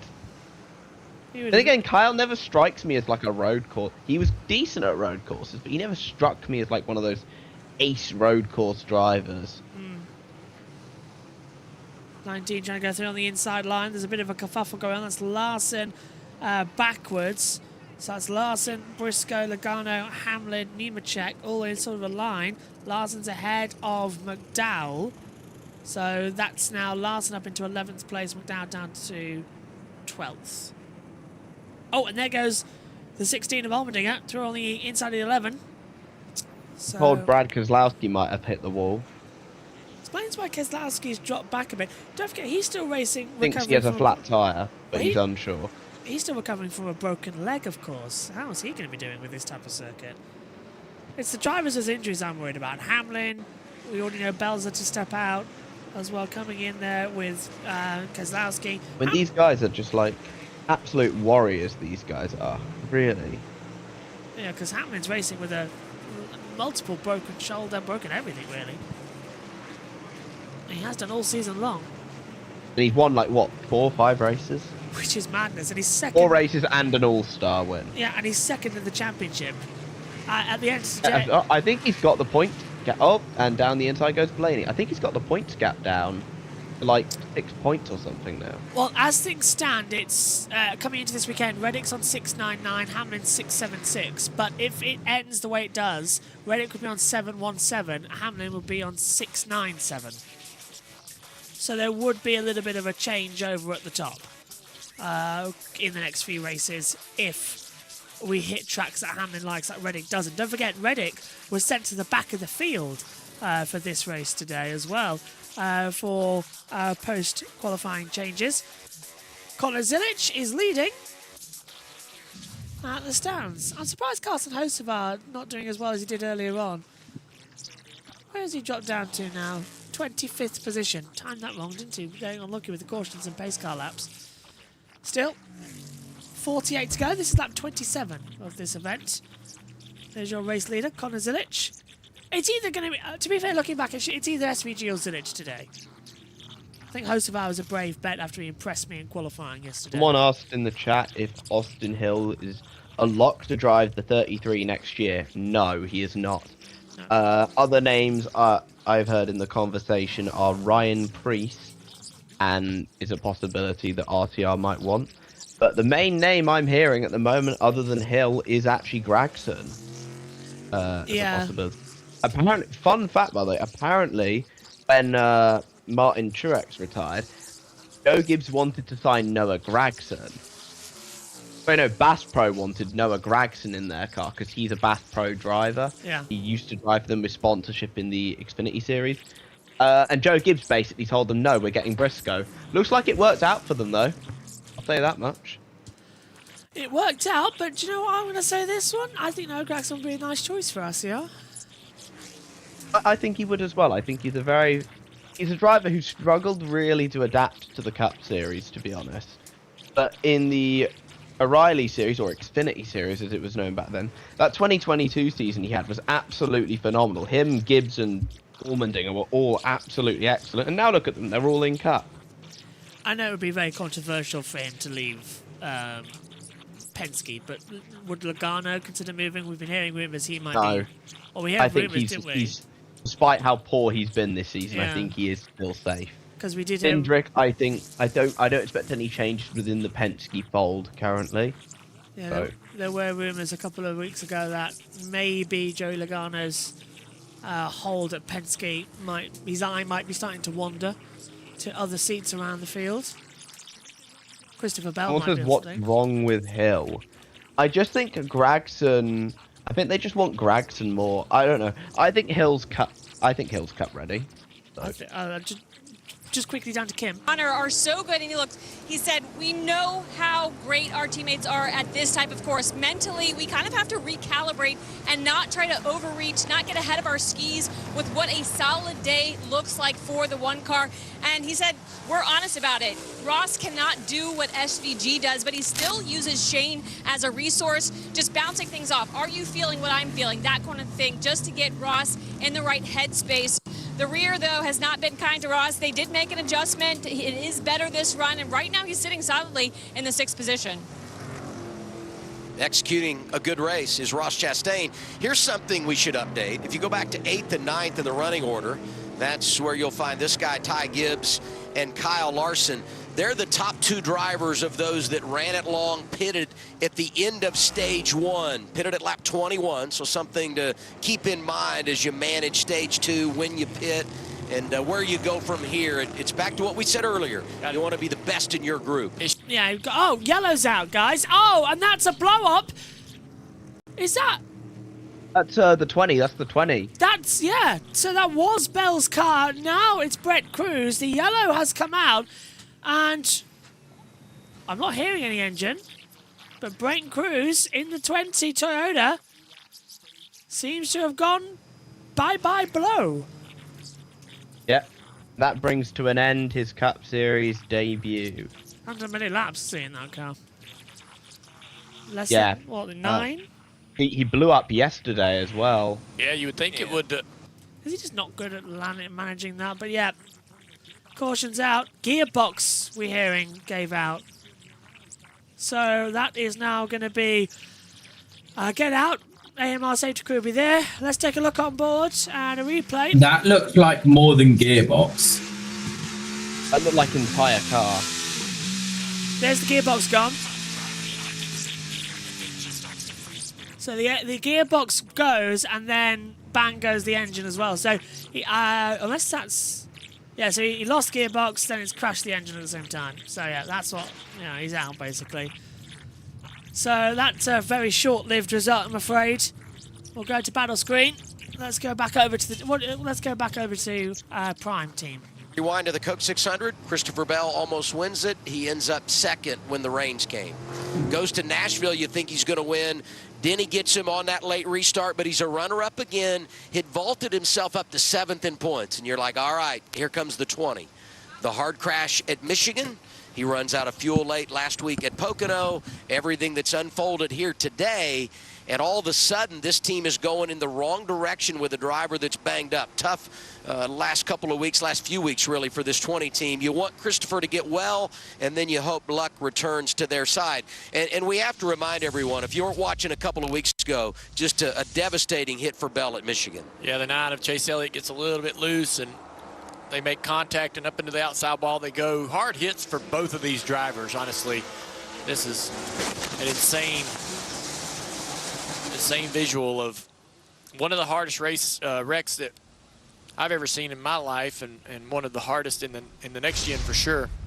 Chase very concerned about the well-being of Christopher Bell, and Bell now a couple of weeks beyond that crash, getting his wrist x-rayed every week, trying to progress as fast as possible. You have to wonder, what the next week entails in terms of being able to be good enough to go to Sonoma. Sonoma, not quite as tough of a racetrack, not as bumpy, more smooth, more flowing than the street course here in San Diego. So it's possible that he may give it a go and try to run the entire race there.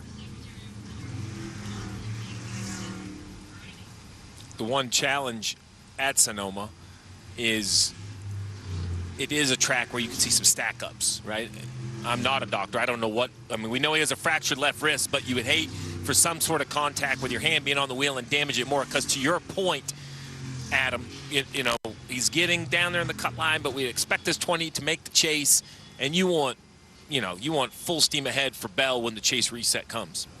Literally, it is a case of take your medicine, right? And I love the maturity of him to understand the importance of getting out of the car today. So pit road is open here, halfway through stage 2. Got a few given up spots to come in. Almost to the point where they can only run a few more with the fuel on board, which we didn't think fuel was going to be a conversation, but Priest doing such a great job managing the tires and getting fortunate with the cautions coming out the way they were, with Derek Finley calling the shots on this team. He's kind of peeling off the racetrack and onto pit road. Kim.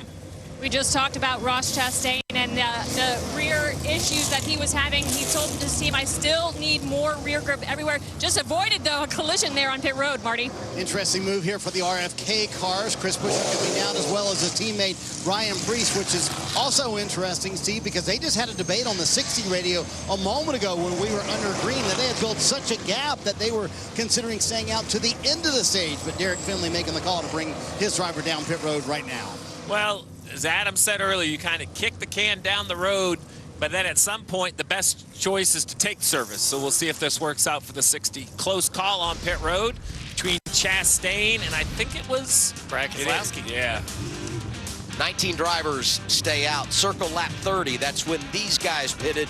Could play a big role later on.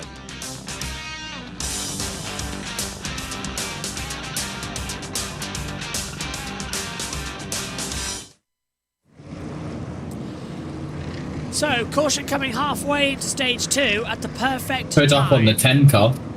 Yeah, it's not looking good for Ty Dillon. And a rod of some kind being put in. Okay. I was going to say, welcome everybody watching along with us on JB Motorsports, both on YouTube Free pass is Bubba Wallace. Twitch. Thanks, Jack. So he'll get one more. He'll need one more. Well, he'll be able to get his lap back then. So coming around now past where the commentary box is for Prime, down the aircraft carrier. The United States Navy. This is a fantastic place. Been around a few military bases in my time. This thing just takes the biscuit. Going up for Ty Dillon. Where is he?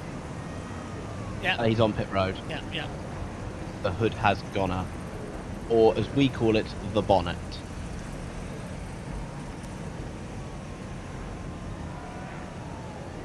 I do think hood sounds cooler though. For American, yeah. Hood. The hood. To me, it just sounds like a car. Sounds so much more intimidating. Mexican wave going on here at the airbase.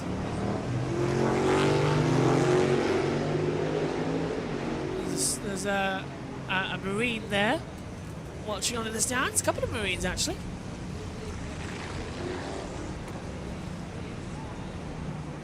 As we continue on. There's Austin Cindric also having a jack up on the front left, just getting something fixed there with brake cooling. Tyre going back on. May as well do it under caution. He can catch back up incredibly quickly. And away he goes. So Ryan Preece is the leader with Chris Buescher second and Colin Zilic third. Let's head back to the Prime team as there is San Diego. Let's have a Grand Theft Auto San Diego. Make it happen, people.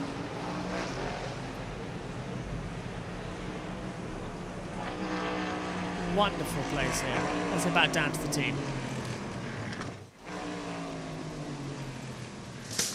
Aerial coverage brought to you by Goodyear. Board on the track built for the street.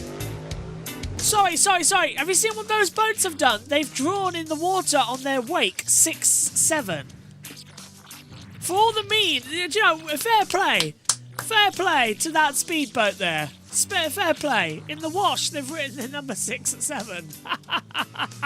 Riding with Brad Keselowski, the built submarines.com onboard camera. Brad's had a little bit of contact with the wall. They're working on that. And it's the 45 car of Tyler Reddick and the Pala Casinos Spa and Resorts on board. 54 of Ty Gibbs, the Monster Energy onboard cam. Clean looking dash. I like them.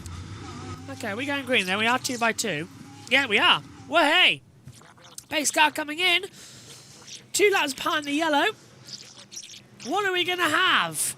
Ryan Preece drops back to 33, is alongside over the line, and we go racing. Down to turn 1. We're 3 wide. The sun's blistening away. Oh, there's contact. Oh, they're in the wall again. And it's the big one. It's happened again. Exactly the same as Xfinity. Zilic in the wall. He collects SVG. And the entire Austin Dillon in there as well. The red flag's going to have to come out now. Oh, it's happened again. Now it gets interesting. SVG and Connor Zilic. Who got to the lead? Was it Riley Herbst who got to the lead there? Can't tell on the monitor. Red flags coming out. Austin Hill's in it too. I think Zilic is out. I think SVG's out as well. I told you SVG wouldn't win this race. Well, they're in a Texas... Yeah, SVG can't turn right. He's only got left. His wheels broke. I think SVG's steering has completely gone. He's trying to spin it round. I said yesterday that SVG would probably win this he's race. out. All he has to do is survive, and he has not survived. Hill also not survived. Better off. Silage as well. The winner from yesterday and the top 2 favourites out of this one. Hill, Zilic, Van Gisbergen, Herbst, Gibbs, Suarez, McDowell, Byron, all caught up in that. SVG has reversed up the track and has gone the wrong way into the pit lane. Connor Zilic is talking with the AMR safety crew. I would not be surprised if he needs medical attention. That was a huge hit. So Austin Hill is on the outside. Connor Zilic in the centre. Shane Van Gisbergen round the outside. Now watch this, because Austin Hill turns in, but he does not clip the barrier, he just turns in. But it's Zilic who just whacks into the wall. SVG piles into him, and then everyone else shunts behind in sympathy. It's Omni Shambles down at turn 1. What do you make of it, JT? Well, they didn't hit the inside wall. That was just Austin Hill getting into the side of Zilic, which pushed him out. McDowell went spinning as well to the right-hand side of the track. Here is on board with SVG. Austin Hill got into and just went wide, and SVG followed Austin Hill in. That is the Destruction Derby banger racing move if I've ever seen one. SVG following in Austin Hill at San Diego. Wow. He won the race yesterday. This has just changed the entire race on its head. So Austin turns in. The car just doesn't turn. Drifts off, forces Zilic hard into the wall. SVG collects everybody else, and then everyone just into each other. Unbelievable. NASCAR is turning more like UK saloon stock cars the more races we have. Week by week, it's getting more like UK saloon stock cars. It is. With now following in. JT, sorry, Jack. JT, would we go red here because that barrier has been moved out of No place? doubt, yes. Yeah, we would probably go red here. We will get the confirmation of when we do. This is major chase complications.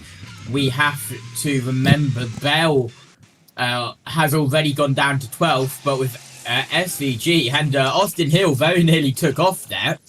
He got off the ground a little bit. Zilic is out of the car and walking under his That's good to see. own power.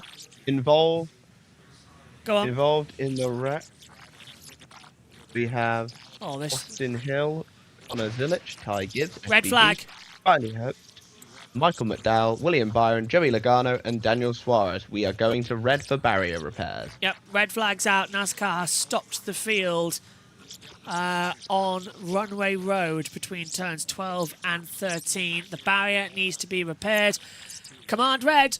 The race is suspended. Well, I don't know what to say here, JT. It's a carbon copy, and now we've got a red flag. Yeah, and I hope you're ready for more extensive repairs. Luckily, the wall hasn't moved as far back as it did yesterday. I believe there was some reinforcements done, as Austin Hill's car is destroyed with no steering, and they can't repair it now because they're under red flag and he's stuck out there. Here is SVG. He really did follow in Austin I Hill. think even without the contact, I think Hill's not making that corner. Yeah, it just didn't help. Everybody here, everybody in the chat who said about red flags, you are the harbingers indeed of red flags. I see Nash has put it in. Whatever you just said, you lagged the hell out on Discord. Did I? Everyone else heard it. Everyone else heard it. I said whoever Everyone else heard. in the chat. The people who needed to hear it heard it. So we are red flagged, and barrier repairs needed, and now begins the discontent. Go on. What is it with SVG and RCR and RFK today? I know, they've been banging into each other all day. That's 3 for 3 now. Zilich is back in pit road, but SVG's into pit road. SVG's gone behind the wall, but because the red flag's out, he can't have work done. So that's going to be a bit of a crunch point. New restarts will be... It's exactly the same as O'Reilly yesterday. It was always going to happen again. Yeah. Seth Eggert, who is the red flag wizard alongside Luis Torres, to be honest. He's going to do some research now because he said, I'm not sure, but I think this might be the first time in quite a while that all 3 of NASCAR's National Touring Series had races red flagged on the same weekend for issues that did not involve inclement weather. Yeah, I'm trying to remember it didn't happen in Chicago, even though we all thought it would. The Cup Series got stopped a couple of times there, but I can't remember. That was due to inclement weather. I can't remember the last time we've had accidents that have caused red flags across all classes. Red flag in the trucks, red flag in the Xfin, red flag here. I just read something in the chat that said rip to our fantasy teams. Yeah, this is completely. I want everyone who had either SVG or Zilich in your fantasy, please put a 1 in the chat. I said Carson Hocevar was going to win today. That's not looking so stupid anymore. Because he's jumped up into the top 10. I have confirmed Riley Herbst is your race leader now. Of all people. Where was he running before that red flag? I want to say 4th. Yeah, he got through quite cleanly. JT's got news. Bell's car coming into this weekend was 10th in the chase standings. He drops down to 12th after his gearbox explosion, as Zilich's car is on the hook and heading to the garage. We wish Jeff Gluck good luck, who says he is venturing out into no cell service land. So hopefully that's not the last time we hear from him. He'll be arrested and... Yeah, let's go down to the team at Prime under the red flag. Time of their life. And I love that we've got the grandstand down there on the flight deck. So you can hang out. And then you go here and look at this perspective. This is so cool. This is just straight down behind the Alexa stage. Yeah, they're right there around turn 3 and 4. Scan the QR code to shop Logitech G's newest products and hottest deals. Logitech G, the official wheel and pedal of eNASCAR. I want to go to yesterday, and Steve, you were talking about how these walls are designed at a street course. Huge hit for Sam Mayer on a restart, and when you see the wall do what it does here, it absolutely takes your breath away. But the wall movement, as you talked about, being displaced is something that kind of benefits the driver in this circumstance. Yeah, so these are kind of like lock and key. Think about 2 eyelets. There's a steel eyelet on either wall, and you put a metal rod down in the middle because you want the wall moving. You do not want the wall separating, because then the next car in could hit and tear the car apart or make more damage than it is. So it's really supposed to kind of move and flex as cars come through this. But now that the wall's been moved, now the angle is not how it's been designed. So these safety crews will pull the wall back to a more straight kind of appearance, because unfortunately, first of all, that hit yesterday was unbelievable. The hit Zilich just hit is another one, and I think the heaviest lift in all of Coronado might be that concrete barrier right there, because I don't think it's done being contacted. We haven't even got into the 3rd stage, Dale, and that was a wreck even with the 97 kind of a boarding 3 wide. I just wonder if we're in a 2 or 3 lap shootout. I think the 97 stays there, and I'm not sure there's any way 3 of them make it through that corner. Yeah, with the restart zone way back in the exit of the chicane, we built up so much speed into turn 1, and there's bumps and all kinds of things that unsettle the cars through that portion of the racetrack, as you just saw there with the 33 of Austin Hill getting out of shape on entry. And it's we've tested it. We've tested the walls here. We've tested the durability of the race cars pretty heavily. We go back, we watch the replay, and we listen to Austin Hill radio. Sorry, guys. Locked up the rear brakes. Made the left rear is pretty destroyed. Yeah, just easy to, you know, be excited. You're on the front row. You're trying to impress your team and the organization. You've done a great job. You feel like you've got a shot at getting up here and taking the lead. Just kind of got over his skis a little bit on entry there, and he does have some starts in the next gen, but not a ton, especially not a lot on street courses.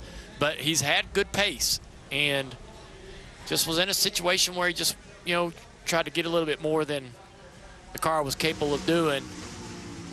He'll want that one back, and I'm sure he feels a lot of remorse for all the cars that were caught up in this accident. But it took out some big names, right? No bigger than SVG. And it's blown this race wide open for all these other drivers who thought they were going to be racing for second today. I think that's really, you know, this is the line of demarcation right here. Everyone was very excited to be here, excited for the event. But, you know, driver to driver, when you walk through the garage area, everyone almost just had that sense like we're racing for second, to your point, Dale. At SVG, unless something major happens, we just don't know how we're going to beat them.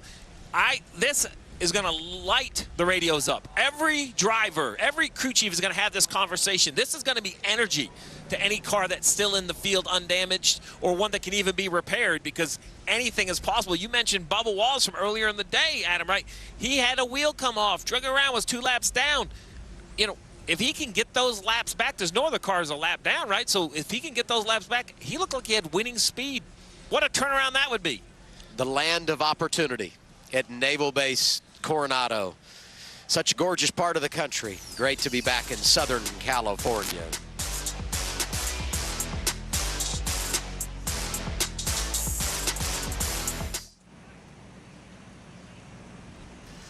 We are red flagged and waiting for a restart, which could take a while to come. SVG's car is up on jacks, and I don't think any work is allowed to be done, Jack, right now, because we're under the red flag. Even though he's behind the wall, he's not allowed to work on it until we get a restart time. It must be completed during the race. And this is effectively a suspension. So, not the greatest race to come through. Ignore the timing tower and the lap counter. Everybody is not a lap down. It was the leaders that have affected the race here. So it has, unfortunately, caused a bit of drama. We have just gone yellow here, though, from our timing monitors. Not red. But I don't see any cars. Wait a minute. Yeah, the 42 started moving. I'm just going to quickly change computers. I will be right back. Right? No worries. I think we are going to get ready to go back to green flag. So I might be wrong there about what I was saying. NASCAR are moving the field. We've got a caution flag out. Whether they're moving them back to pit road or I don't know. The way they are on the circuit right now is just at the back. So we might not have a long red flag here. Red flag's been retracted, caution is back out. So the race will keep moving. I think this is trying to get the leader right back.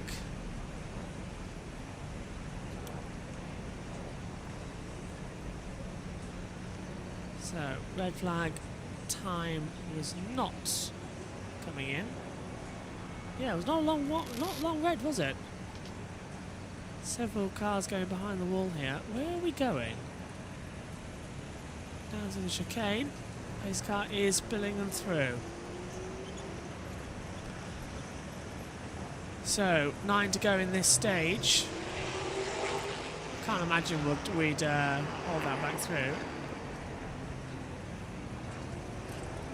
Is NASCAR bringing them down pit road? No, they are not. So we will at least get the correct order. I think that's what NASCAR are trying to do here. So Riley Herbst becomes your race leader, and Daniel Suarez second. No, it's right. We need to wait for this. Red flag has been lifted. Cars rolling again at Naval Base Coronado. 8 laps to go, stage 2. Riley Herbst being scored as the race leader, snuck by the accident. Few drivers making pit stops. Let's hear from Shane Van Gisbergen. Here's Kim. Yeah, Adam, out of the Care Center, one of the top contenders today. Shane, walk us through that most recent incident. Yeah, I got a pretty good start and then kind of backed out of it to let them go. Obviously didn't want to be 3 wide, and then, yeah, not good from there. All right, that is Shane Van Gisbergen. We also have Connor Zilich, who has been released from the Care Center. Connor, are you okay? And give us your perspective on that incident. Yeah, I mean, I felt like I was giving Austin space, and yeah, next thing I was in the wall. So really unfortunate. Hate to end both days for both Shane and I in the Red Bull Chevrolets. We had a really fast car today, got out front, felt really good, but that's how it goes sometimes. I know that's not the ending you wanted, but what did it feel like to lead the first career Cup Series laps? Yeah, I had a lot of fun. You know, I really enjoyed just getting to race out front and you know, lead laps. We had a really fast car. Super proud of the entire team, but yeah, hate to end the day this short. It's been a big weekend for all of us at Red Bull, and having the energy station here, and just hate that, you know, both cars get taken out like that. Thanks, Connor. Thank you. Tough break for the duo from Trackhouse, combined to lead 15 laps before the incident.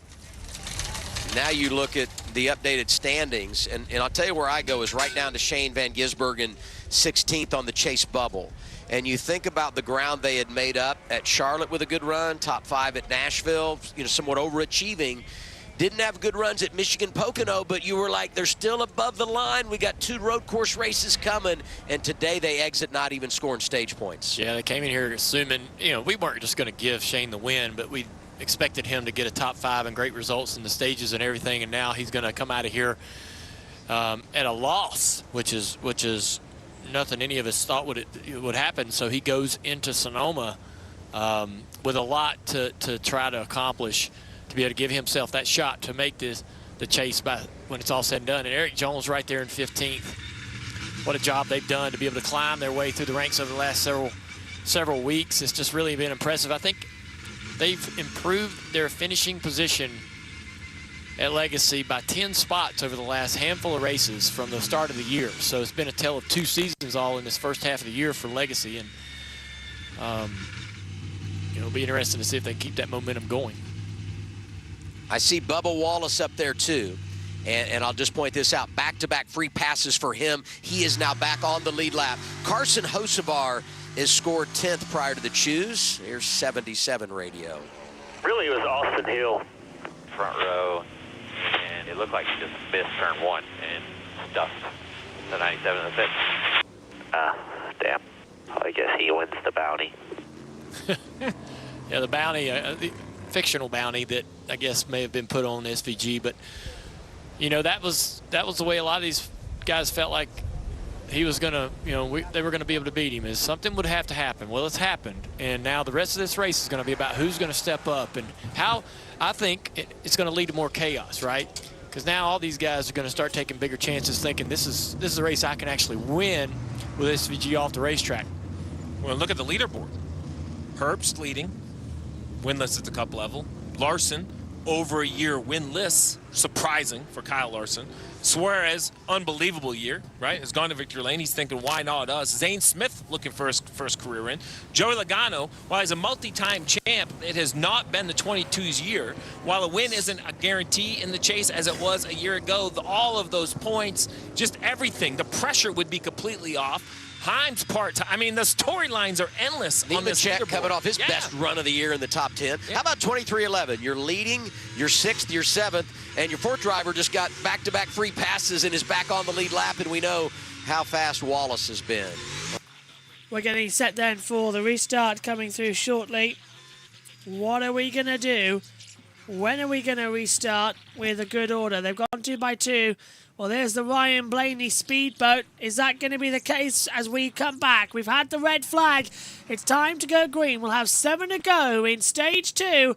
Larson v. Herbst. Riley Herbst is the race leader. Zane Smith, then Daniel Suarez, Joey Logano, Corey Heim. The top 6. Green flag. We are racing again here at San Diego into turn 1. Riley Herbst actually leads it comfortably, and Zane Smith's taken 2nd position, and Larson getting a rear loose. 2 wheels jumping now for Joey Logano, who's going to take over for 4th position away from Daniel Suarez. They come down towards turn 2. Great restart there, JT. 3 wide, but Logano jumping over and blocking Suarez massively now into the braking zone, as now it's going to be Zane Smith going round the outside and taking the lead of the race away from Riley Herbst. Herbst is bouncing off the wall and tapping with Larson as Kyle Larson goes through. What a restart, JT. Logano got loose there between turn 2 and 3. He stays where he is at the moment as we continue now through turn 5, where all the spotters are down the straightaway to the chicane at turn 6 and turn 7, up the inside a little bit further back. That's the 7 of Suarez trying to go up the inside, now the outside of the 45 of Reddick. Suarez is through, and here comes Hosfar now up the inside of the Coronado chicane. Now that'll become the outside for turn 9. And Hosfar currently tries to get round, and he is through.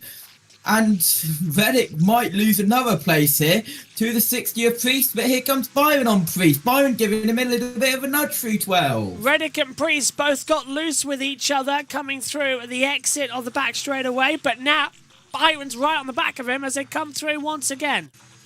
Down towards the chicane. 7 to go. It'll be 6 to go coming up here in stage 2. Jack is back. We'll give him a few minutes to get set up on his PC as they fly through. Riley Herbst now losing out the lead of this race. It is Zane Smith, your leader here at Coronado. And as they come back through, Jack, what do you make of that restart? Yeah, strong restart. I only saw part of it because I was busy setting up my PC. I've now got a nice cushion as well because my cat sat behind me on my chair, right. which is lovely. He's looking most unimpressed right now that I have taken his chair, but yeah, Zane van Smithbergen to the race lead. This is unbelievable from Zane Smith right now. Oh, hello, 3 wide Look at down. Allmerding up the inside. Can he get it stopped on Busher though, down to turn 2? Busher gave him contact. room. There was, and there's more contact at the exit as well. Busher's on the outside. He's going to close in now. I almost said Earnhardt behind, but it's Nemechek coming in for positions, changing up. Busher pushing, being pushed. Blaney's in there. Gilliland coming through. Briscoe's finding sometimes that I'm being surprised about on pit road here. What an awesome event we are having here. This race is, I'm glad it's a one-off, but if it becomes a regular, we'll be all tuning in like Chicago was a couple of years ago. Down into the switchback at turn 6 and 7. That's Reddick loose. Reddick getting in on the side of Suarez, and he just got it stopped in time. He's going to try and go up the inside at 8 though, but now he has to be careful because he's got Ryan Priest on his inside, and Reddick gets pushed out wide, and Ryan Priest is through into 8th place, and Suarez up in front has no idea that this is happening behind him. Wide further back as well coming into it. I think Denny Hamlin's going to make a couple of places up there as well. Here's a replay on board. So Reddick Jack on the brakes. Locks it up and almost slams right into Suarez's side. Yeah, he just drifts it a little bit to the inside, desperately tries to... It was almost like what Ty Majeski did on Friday in the truck race, where he... I think it was Majeski, where he, like, slid it left to right. Like, ridiculous.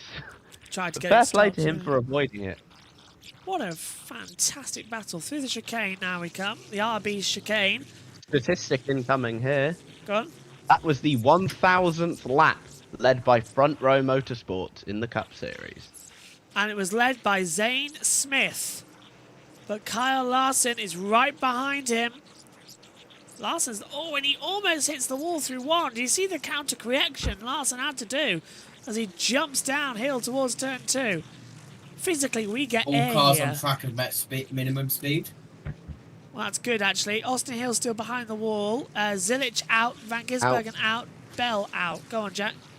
Yeah, Bell and Cruz by technicality. That's true, yeah. Yeah. Hill, I'd be shocked. I could see him coming back out on track for some experience. I don't see what the point of it. Maybe like past some other cars. That would be my guess. I don't see really what the point is though, given that Out will be coming back here next year. Like, I don't see the point in having 2 street races on the calendar. So. Yeah, where are we next year again on the street circuit? I've assumed Chicago is very likely to be returning to the calendar. Replacing Chicagoland Speedway, because apparently they just can't sell seats at Chicagoland.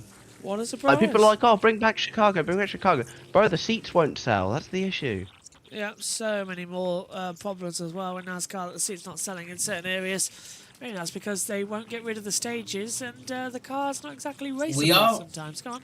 It is worth noting we are on our 5th sold out week in a row. That is also a good point, yeah. Wow. But again, and again, this isn't NASCAR's not really like they don't race usually in this.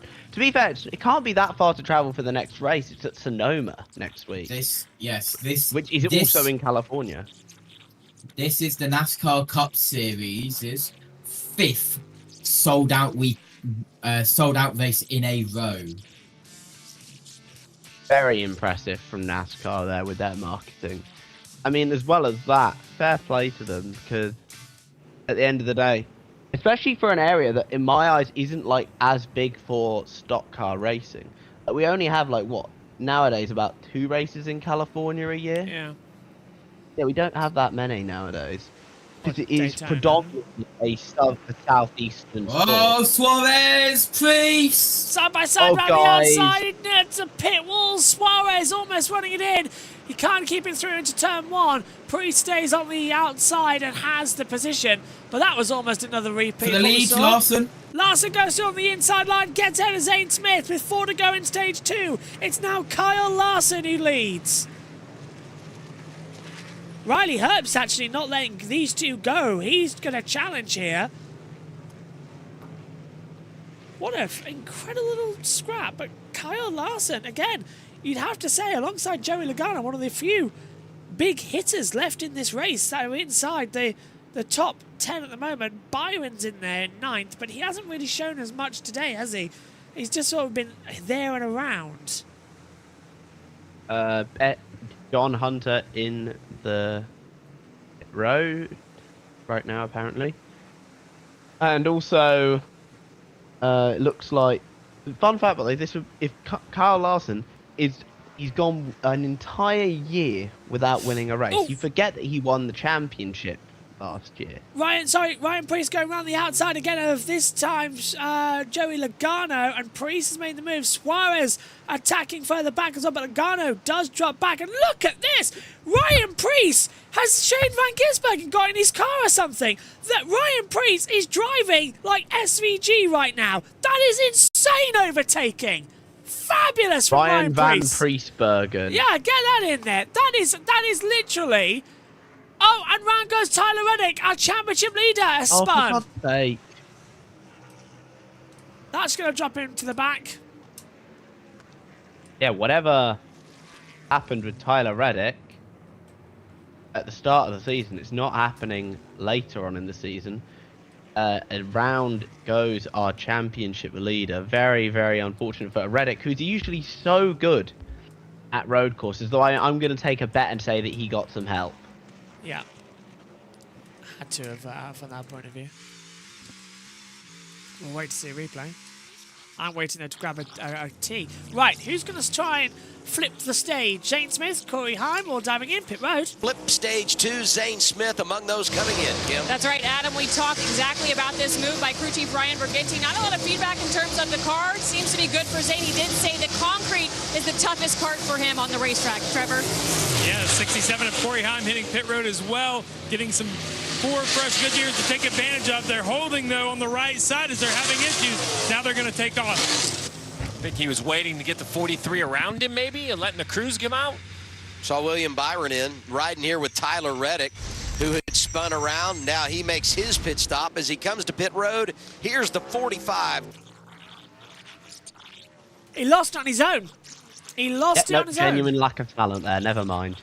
It was nice to say he might have got some help, but he literally just turns in on acceleration. Yeah, we just stepped Just out. lost it. Yeah, as soon as he hit this hole. Lucky not to get collected by anyone there as well, because he's drifting back onto the racing line. I will say keep an eye maybe on Corey Heim here. He's someone who I would say is a very good road racer. At least he was in the Truck Series, and Noah Gragson's gone around now too. Gragson spinning. That he's damaged the car. Oh, he got damaged. Front right's been caved in. Looks like a boxer missing out of 2 teeth. He slammed the wall somewhere.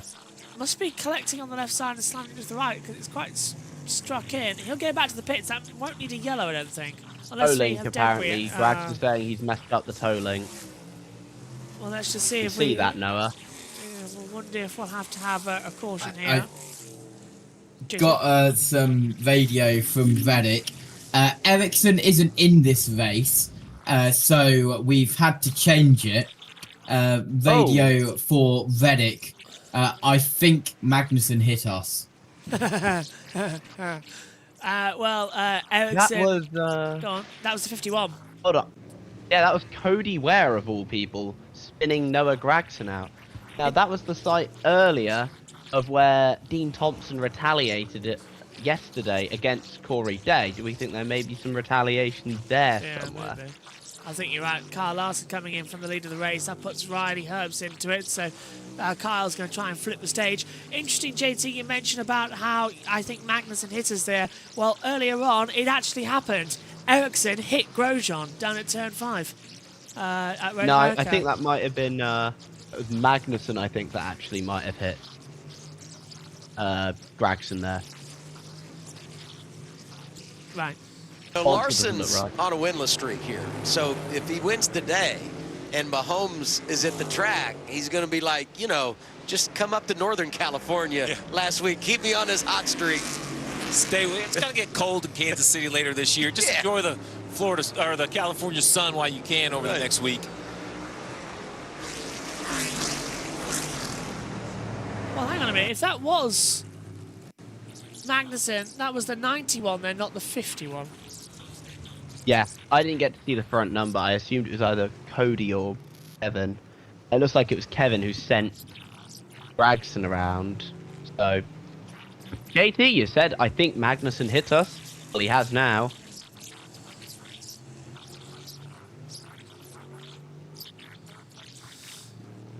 Still, oh, look at Riley Herbst. We're sliding like crazy.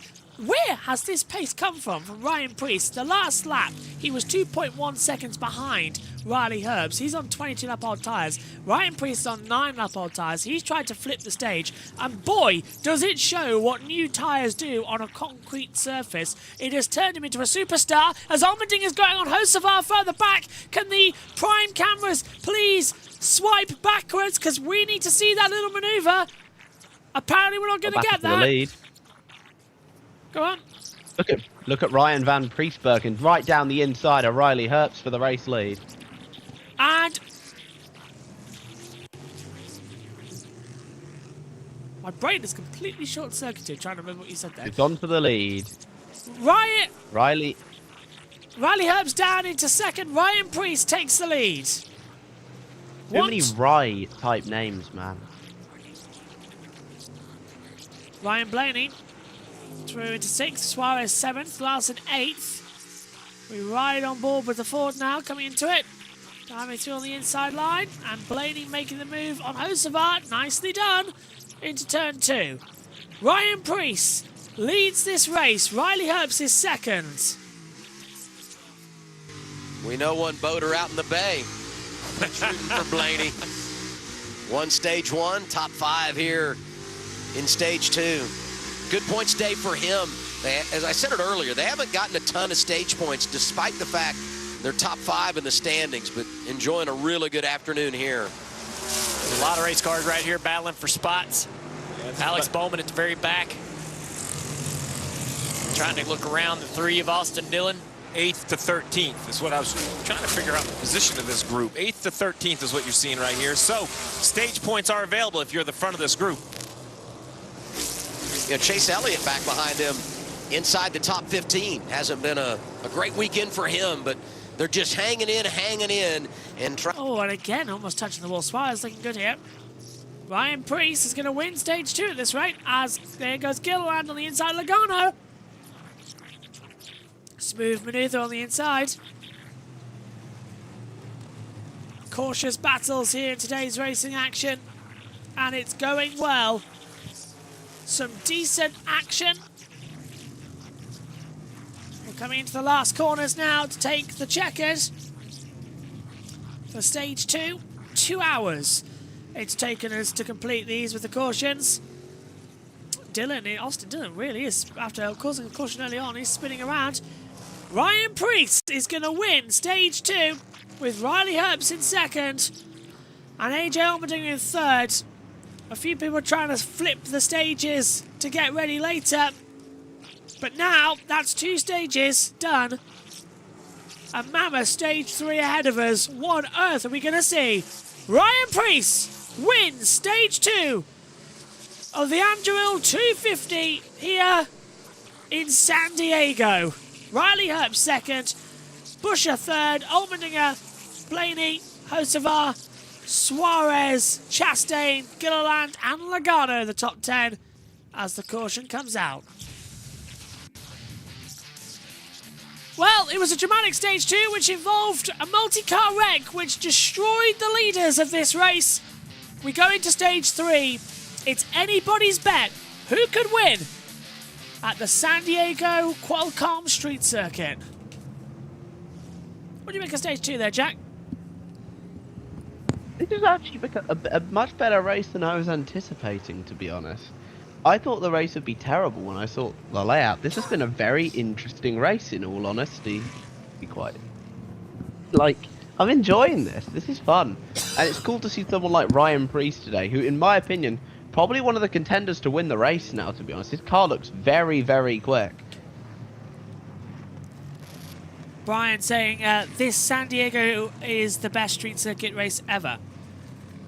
It's certainly entertaining. I like the track. Insert 1996 Monaco Grand Prix.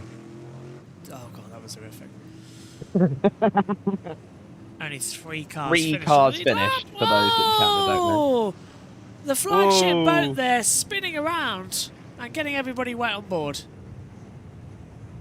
Well, if you're in a boat, you better prepare to get wet, to be quite frank.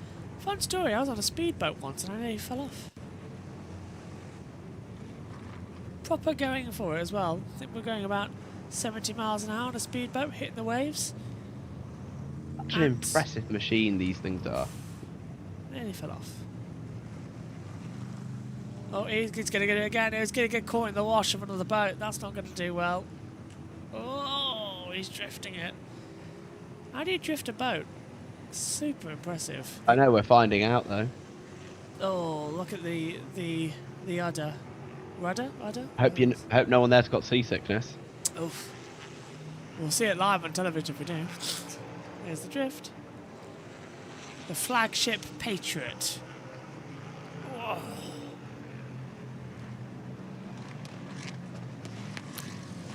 Well, let's get JT on that and see how long he lasts with the microphone equipment. Whoa, look at that. Rear stepping out. That's what you do with boats and horsepower. Have a lot of fun with it. Seriously cool. Bubba Wallace, obviously, by the way, back on the lead lap now. That's going a rate of knots as well, compared to that boat, which is looking like it's capsizing. It does, doesn't it? That boat does not look stable. It looks like it's capsizing. Yeah. Jeez. Let's go to Prime as we're under caution. Dubai, Pala Casino Spa and Golf Resort. Chevrolet, together, let's drive. And by BuildSubmarines.com. Explore thousands of open roles building the U.S. Navy's submarines. 2 stages down, Naval Base Coronado. Ryan Preece wins the 2nd stint of the race. Herbst enjoying a good day. 2 from RFK in the top 3. Blaney, a nice outing, getting a bunch of stage points. Had a stage victory earlier. This will be another intersection in the road. Preece, Buscher, Allmendinger, Blaney. I skipped Herbst because I'm confident he needs to pit. So doesn't Hocevar and Suarez. But who else thinks they need to jump to the other strategy? Unfortunately, switching at this point is going to put you behind 8 or 10 cars that pitted under green. And with only 35 laps to go in the race, nobody can make it from here to the finish. I know we've talked a lot about tires. Let's talk about fuel. You can run 22, 23-ish laps on fuel is what we expect. I don't think we completely know. There we go, Herbst. There you go. Allmendinger is a little bit of a surprise. He was one of those lap 30 cars, so they feel that the best strategy is to get some new tires here. Trevor, some cars coming in front of you. Riley Herbst there coming down pit road. He is the only car that has 2 sets laying in the pit still. Steve, I know you like that. He's coming down, going to get 4 tires now and get some adjustments on this 35. Pretty happy with his car so far, though, Marty. Carson Hocevar, middle of your screen, said the track certainly changing quite a bit there in stage 2. He said, I felt like I hurt the right rear maybe more than I did earlier in the race on that run. Meanwhile, Daniel Suarez on pit road, they're trying to diagnose, number one, this damage, but that damage, Steve, has also caused a little bit of an engine issue for Daniel Suarez, which they have told him, we cannot fix it here. You'll just have to finish out the race with it. I'm assuming, you know, with that dislodge, remember these engines are fueled by the air that comes in the nose and ducted up, so maybe something else is broken loose in there, starving the engine a little bit of that fresh air. The game of leapfrog continues. 23 drivers stay out, so you pit here, you lose some track position, but maybe open some doors down the road. Preece will take over the race lead. Let's go down to Danielle. Here on the flight deck, Adam, of the USS Carl Vinson Danielle Trotta, Corey LaJoie, the F-18 behind us. It was Ryan Preece with the fighting power to win stage 2. He stays out, so he'll inherit the lead. And Corey, I feel like it's a whole new ball game now that SVG unfortunately wrecked out. We saw there a little while ago. So who do you like as we enter the final stage? Well, now the rabbit's not out in front for everybody to chase anymore. Who are you pacing your tires off of? It looks like RFK, they had the work done. The hay was in the barn by the time I got here because clearly the 60 and the 17 are strong. It looks like the 17's good, but I got to give a little bit of a look over to A.J. Allmendinger because when he sniffs the front in the road courses, he usually can take control, so it's nice to see him up front. I just can't believe we're standing here in front of this F-18 on this ship. It's so cool, all the history of this ship's been involved with. They launched this thing, Danielle, from here and off the runway. It's only like 100 feet. It's bizarre. 0 to 150 miles per hour in 2 seconds. No. If they need to. I just want to throw this out there, Adam. Blaney wins stage 1, Preece wins stage 2. Ford is starting to become a story. We haven't seen them win a Cup Series race. You got to go all the way back 13 races ago to Phoenix with Blaney. We'll see what happens here on the way out. It's just exactly what we all expected, Danielle, right? I mean, this is how we drew it up. We knew it would be Blaney and Preece at the front. A little bit unpredictable here today, and with Shane Van Gisbergen out, it's anybody's guess where we go from here. Now we head over to pit road to see who is racing with optimism for our San Diego race spotlight. Kim? Well, Adam, it's been amazing to meet the military personnel this weekend, from sailors to members of the elite SEAL teams. But we've got a former SEAL on pit road every week, Damian Jackson, Jackman for Riley Herbst. After 6 years spent in the Navy, Jackson was a walk-on for the Nebraska Cornhuskers. Then he dipped his toe into pro football in that world for a bit, then decided to try his hand at NASCAR, despite it being a very foreign sport to him. And he took a calculated approach to learning the sport and studying it. His work ethic shaped by his time spent as a Navy SEAL. And pit crew coach John Carvin saying you can't be around him and not raise your game. You have to in order to keep up with what he is, what he does. The level of excellence is so high with him. Yeah, it's amazing. Pit road, the transition of it's been coming for decades, but in the last handful of years, now it's visual. You know, when the crew members, you don't need them in fire suits. When they get off the airplanes, you can mechanic, pit crew member. I mean, these guys are obvious. They are tremendous athletes. They're just their physical stature. Look at that gentleman right there. I mean, there's just no way that guy would stand out in a crowd. Speaking of a crowd, look at the group we have up here on deck. Let's get a quick pit road sweep before we go green. Final stage. Start with Marty Snyder. Boy, Adam, you called it a critical 19 stage points for Ryan Preece, and Derek Finley, his crew chief, checked in with both of those RFK cars running 1-2 right now, and they do. Steve kind of surmised it, Trevor. They do think they can connect when they stopped at lap 30 to the one more stop to the end of the race. So they want to make that with like 23 to go if they can. Not sure they can stretch it, but they could pit from 25 to go and make it to the end, they think. Marty, one of those cars that was challenging SBG early on and went up and took the lead, set the pace, was Ryan Blaney in that 12 Ford. He was super strong, disappeared for a little while on differing strategy from others, but now he finds his way back to the front. Now that those Trackhouse, Red Bull, Chevrolets are out of this race, if you're looking for a favorite, Ryan Blaney might be a good one. I want to talk about RFK and Penske, a tale of two teams in the Ford camp. The Fords have struggled this year. RFK, though, they're plus 177 in laps led this year, a bit of an uptick over last year. Team Penske down 50 laps comparable to last year in laps led. And we've wondered, we talked about the Toyotas having the advantage and the Chevrolets catching them. We haven't talked about the Fords. We haven't had much to say about the Fords. But today they're poised to come away with a victory in a big, huge event. Here we go. We're getting set then for the start of the final stage here in... Oh, hello, what's that? A little bit of bumping and balling coming back. Right, here we go at San Diego for the Underhill 250.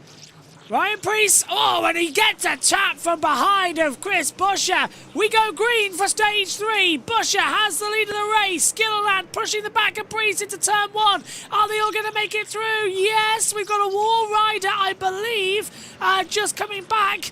Down into turn 2. Preece leading. Buescher under attack from Gilliland. He's going to slip back through on the inside.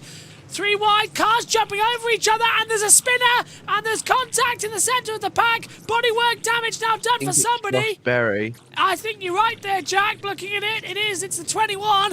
It is Josh Berry. He'll keep going, but he's got a broken radiator and front bodywork damage. He's going to drop to the back of the field. So, not a great restart there, Jack. They were all bumping up with each other. He kept it cleaner than I expected, but Berry does have some major damage there, and he will probably have to pit. A shame, but then again, Berry not expected to be a contender at this particular type of track. Gilliland is dropping now on my timing monitor as there's bodywork being flown up from somewhere. Oh, and Gilliland hitting the side of Ryan Blaney, who locks up on the bump. Austin Dillon going through further back with Kyle Larson. There's several other drivers coming back. Let's have a replay coming in now. This is what happened at the restart, Jack. Here we go. I'm trying to watch at the back, try and see if I can find the 21. There he is. He gets a tap from... Can't see. I'm going to be honest, it's too far away. I can't see. He does get a tap, and that sends him round from the inside car. Is it Reddick? I think it might... Is it Reddick? No, it's it's a bit further forward. Here we go. Reddick tapped somebody. Can't see, actually. Can't see who it is. Prime don't have that camera angle, so we'll wait to see if JT figures it out for us behind the scenes. Apparently. Oh, there we go. Cole Costa. Right, Dylan's battling with the 38 now as well, coming into it. So this is... by the way, Kevin Magnussen's up into 8th place. Might have dropped down for a second, but we'll keep an eye on him. Really good stuff so far. There's Buescher. He's now ahead of Ryan Preece. Chris Buescher takes the lead down at the chicane. So Buescher from Preece, Gilliland, Blaney. We'll wait for the official to come through right now as we enter turn 1 and 2.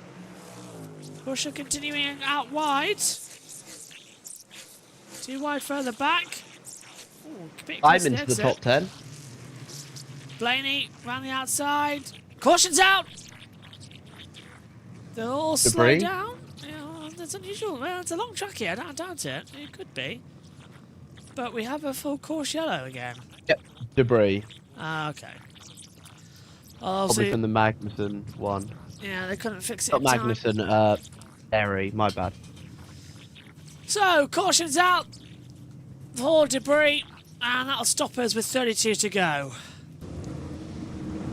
Check them in the I think what we saw in that restart is just going to continue. We have a caution here, so we'll have another restart. The restarts into turn 2 are just going to get uglier and uglier, or exciting, however you want to look at it. Depends if your driver comes out of the corner okay or not. Just parts and pieces all the way around. Product of restarts, damaged race cars, the physicality and aggression that starts to come with being in the final stage. And if we continue to get these yellows, you know, who's going to gamble? If you can go 25 laps under green, that means, you know, you basically get every caution lap, you know, it's 3 for 1. So 3 caution laps only burns as much fuel as 1 green flag lap. You could extend that window way out. Now, still at 32 to go, but, you know, to the gambler comes a reward. Like, who does something different? You look at the running order. Hamlin, you've been talking about this Hamlin-Reddick battle in the points. Hamlin all the way up to 12th, doing a really good job. Reddick only 2 spots behind him in 14th. Neither have scored stage points. So in my mind, that has to be win to Hamlin. I thought he came here thinking he was going to lose some points. Yeah, I think Hamlin, too, has been riding around. We talk about how at Daytona and Talladega, back in the day, guys would ride at the back of the field and wait for the big crash and only go at the end when they thought they needed to. And you wouldn't imagine that kind of a strategy would be deployed at a place like this, but I think that's what Denny Hamlin did. He said, hey, I'm going to let everybody run hard in stage 1 and 2. I'm going to sit back here. I'm not going to go up there and get stage points. I don't believe in our pace or my pace to go up there and finish top 10 in these stages. So I'm going to sit here and let the carnage play out and come out of here with a really solid result. And he's sitting there watching Reddick trip up here and there, right? Spun out in qualifying. He's been around backwards in this race a few times. They had to repair the splitter and go to the back of the field. So this is panning out to be a pretty solid play by Denny Hamlin. On a 3-race win streak for the first time in his career. Aerial coverage brought to you by Goodyear, born on the track, built for the street. We talk so much about the buzz with all the sailors here at Naval Base Coronado, and Steve, you referenced it's not just here on base, but if you're on the island out having dinner or just in the city, the buzz universally for NASCAR in Southern California right now, the city, the island, it has just been amazing to watch the fan interaction, participation, and the embracement of this event. Yeah, I mean, the sailors have been amazing. The fan zone yesterday was packed. There was a line around the merchandise building, around the corner, selling out of merchandise each and every day. It's really been shocking. I think we all knew it was going to be special. I don't think our dreams could have been this high. I think the atmosphere is but the support, the fans that have come out, the military personnel, it's rare that you get to take part in something where everyone is just happy. And NASCAR is excited and happy to be here. I've yet to meet a sailor who's not just ecstatic that there's an event on their base, showcasing their base. And I'm proud of the drivers, what we've seen so far. They have put a really impressive race on a very difficult 3.4-mile circuit. Think about all the hardcore NASCAR fans that have been fans of this sport for decades, love seeing it coming to the West Coast. A lot of joy being felt here this weekend. And why not? It's Father's Day, it's America 250, and we're doing it in a gorgeous location. NASCAR back in Southern California this weekend, racing in Naval Base Coronado. We're happy you're along for the ride. It's NASCAR on Prime. Whose transponder fell off? It was. I think it. Well, who's not transponding, and who's still running? That's the question. I think it was Berry's from where he hit the barrier. Okay. Also, hello, I am back. Apologies. It seems like the dog being a pain, followed by down in a full bowl of water, then having to be let out because of it, then me having to move a fan and a dog bowl upstairs, then having to go back downstairs to make my drink, and then having to refill the water dispenser in the fridge. After that, I had to fill the ice cube trays in the freezer. Apparently that takes much longer than anticipated. Is that Malcolm in the Middle opener? Where Hal is... Tonight! Yeah. JT runs around the house at midnight because dog is hot. And we're like miles away from the hottest it's going to be.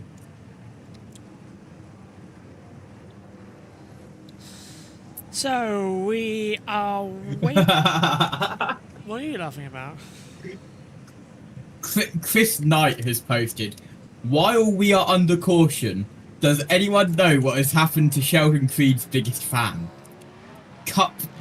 Cupscene.com responds with, he disappeared. Don't ask any more questions.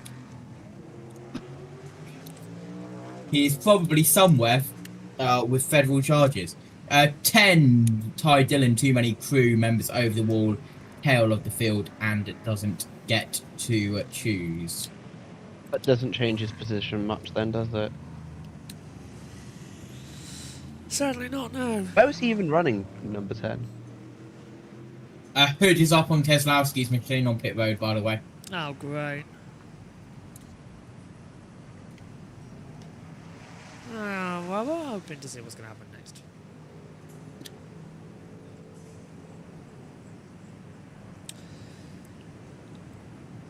I'm hearing...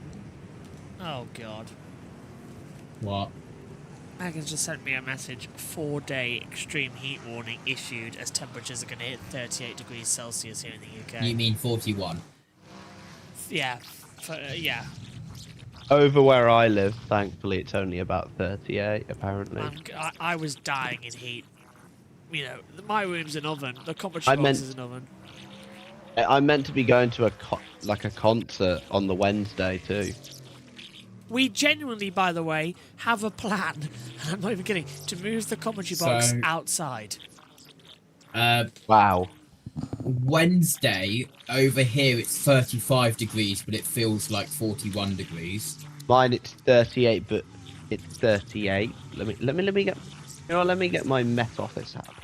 Hold on. Oh, they've changed it to 40. I hate you so much. Did I hear the Benny Hill thing in there earlier? Yeah.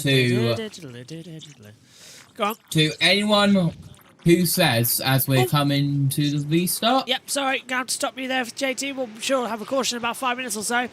Right, attempt 2. Green, here in San Diego. Perfect restart from Buescher. He's left Blaney and Priest behind as they go side by side down through turn 1. Everyone making through cleanly this time? Yes. Buescher just taking it off massively. 4 wide, have 5 wide into turn 2. That breaks down to 2x2. Larson on the outside line trying to get past Gilliland, almost puts him in the barrier. Byron's in there as well. Yes. K-Mag's around. Magnussen spins it round and 360s, gets back going, but K-Mag's good restart from the first start of stage 3 now has gone down, and they're still 2 wide at the moment, JT, as they head back down shoreline. Indeed, but out in front we're single file. However, we are side by side with Larson getting involved there with Briscoe, and around there for 5th down to 8th. Into turn 6 we go. This is the chicane at Red Bull. And there's Larson sending up the inside of the 19 of Briscoe. Briscoe's holding him in. Larson's going to end up towards the wall. That's a tellball. We haven't got a camera at the exit there to see what was happening. Larson round the outside. Smith's in there too. And Larson goes round the outside of the 19. Smith trying to come back through on the 18. No, I'm not going to went there. Right, Byron's in the mix now as well, Jack. And this is going to be quite an entertaining little middle section. Byron does have, I think, I want to say, previous road course wins. So he's running down the inside, a little bit of contact on the 19 from, I think that was the 38. Yeah, and there's going to be... now down the inside as well. Byron, side by side with Chase Briscoe. 3 wide and gets it. 3 wide further back as well, trying to come into it. As we see it on the inside, the 77 passing by the 3. So good move coming through once again from Hocevar, getting ahead. There we see now Gilliland running back. We'll get the full timing changeover just in a second. Out officially, Austin Hill and Noah Gregson accident. So they get promoted up. So 33 now left in the race. We'll wait to confirm that on their timing and scoring after this lap. Larson now P3, Zane Smith P4, as Byron P5. My God, he jumped up massively. Side by side through turn 1 as well. Austin Dillon trying to have a go through on the inside line. That is in a battle with Bowman as well. He's also got on the inside now 3 wide, braking hard. There goes Michael McDowell on the inside. Cole Custer trail breaks him in to turn 2 as well. And Custer's going defensive, and here comes Ty Gibbs out of nowhere. Gibbs going to go around the inside line of Dillon there, JT. Yeah, Gibbs getting involved as we are all single file. Never mind a quick look up the inside there. That looks like Briscoe, as well as the 11 of Hamlin. It's Hamlin trying to get past the 34 of Gilliland, and they go side by side. Ryan Priest and Hosfar involved there. Correction, round the outside. Gilliland just ahead of these two. It's Hamlin who's thrown himself into the mix as well, getting the rear snapped out. So Denny Hamlin doing a fantastic rear brake control check early on. But it's Busher, Blaney, Larson, Zane Smith, Byron. Then it's Briscoe, Heim, Priest, Gilliland, Hamlin, your top 10. But that might change as we come over the line in a few moments. Chris Busher, though, leading this race as we come through turns 10 and 11 into turn 12, down Runway Road towards 13, and then 14, 15, and back down towards the chicane section on the circuit as well. Yes, and as we're all single file at the moment, back to my point as we were going to the restart, to all of the people in chat say that we have so humid hot weather in the USA. You guys have air conditioning. Your houses aren't built to insulate heat and keep heat inside. My brother-in-law came to stay, and he's from Texas, by the way, so he is used to heat. He came to stay. He stayed in my room because I let him and my brother have my room for 11 days. And that was when it wasn't really that hot. Yes, it was about a month ago now. Byron's in. Byron in the pits, okay. Yeah, he'll change over. So he's desperately trying to flip the stage early on, isn't he? Getting some bodywork damage as well. And the hood changed over for aero Blaney and Busher side by side for the lead. And Blaney goes in. Busher turns in. No, he's there. Busher gets a rear step out. Blaney's got his power down. Round the outside. Can Blaney take the lead of the race, or is Busher going to fight back? And Dillon is around with Jones. That's going to cause a caution down turn 2. Or we might just get away with it if Jones can refire quickly enough. But what happened to the front? Did Blaney take the lead? Prime have absolutely messed up here because we don't know who the leader of the race is. Up on Byron, by the way, on pit road. Blaney's your leader. Blaney is your leader. Ryan Blaney leads. Larson is getting on the back as well, so he's still coming into position. Is this Prime's last race? Because this is terrible camera work. By the way, I just got an onboard of that Magnussen Gregson wreck earlier.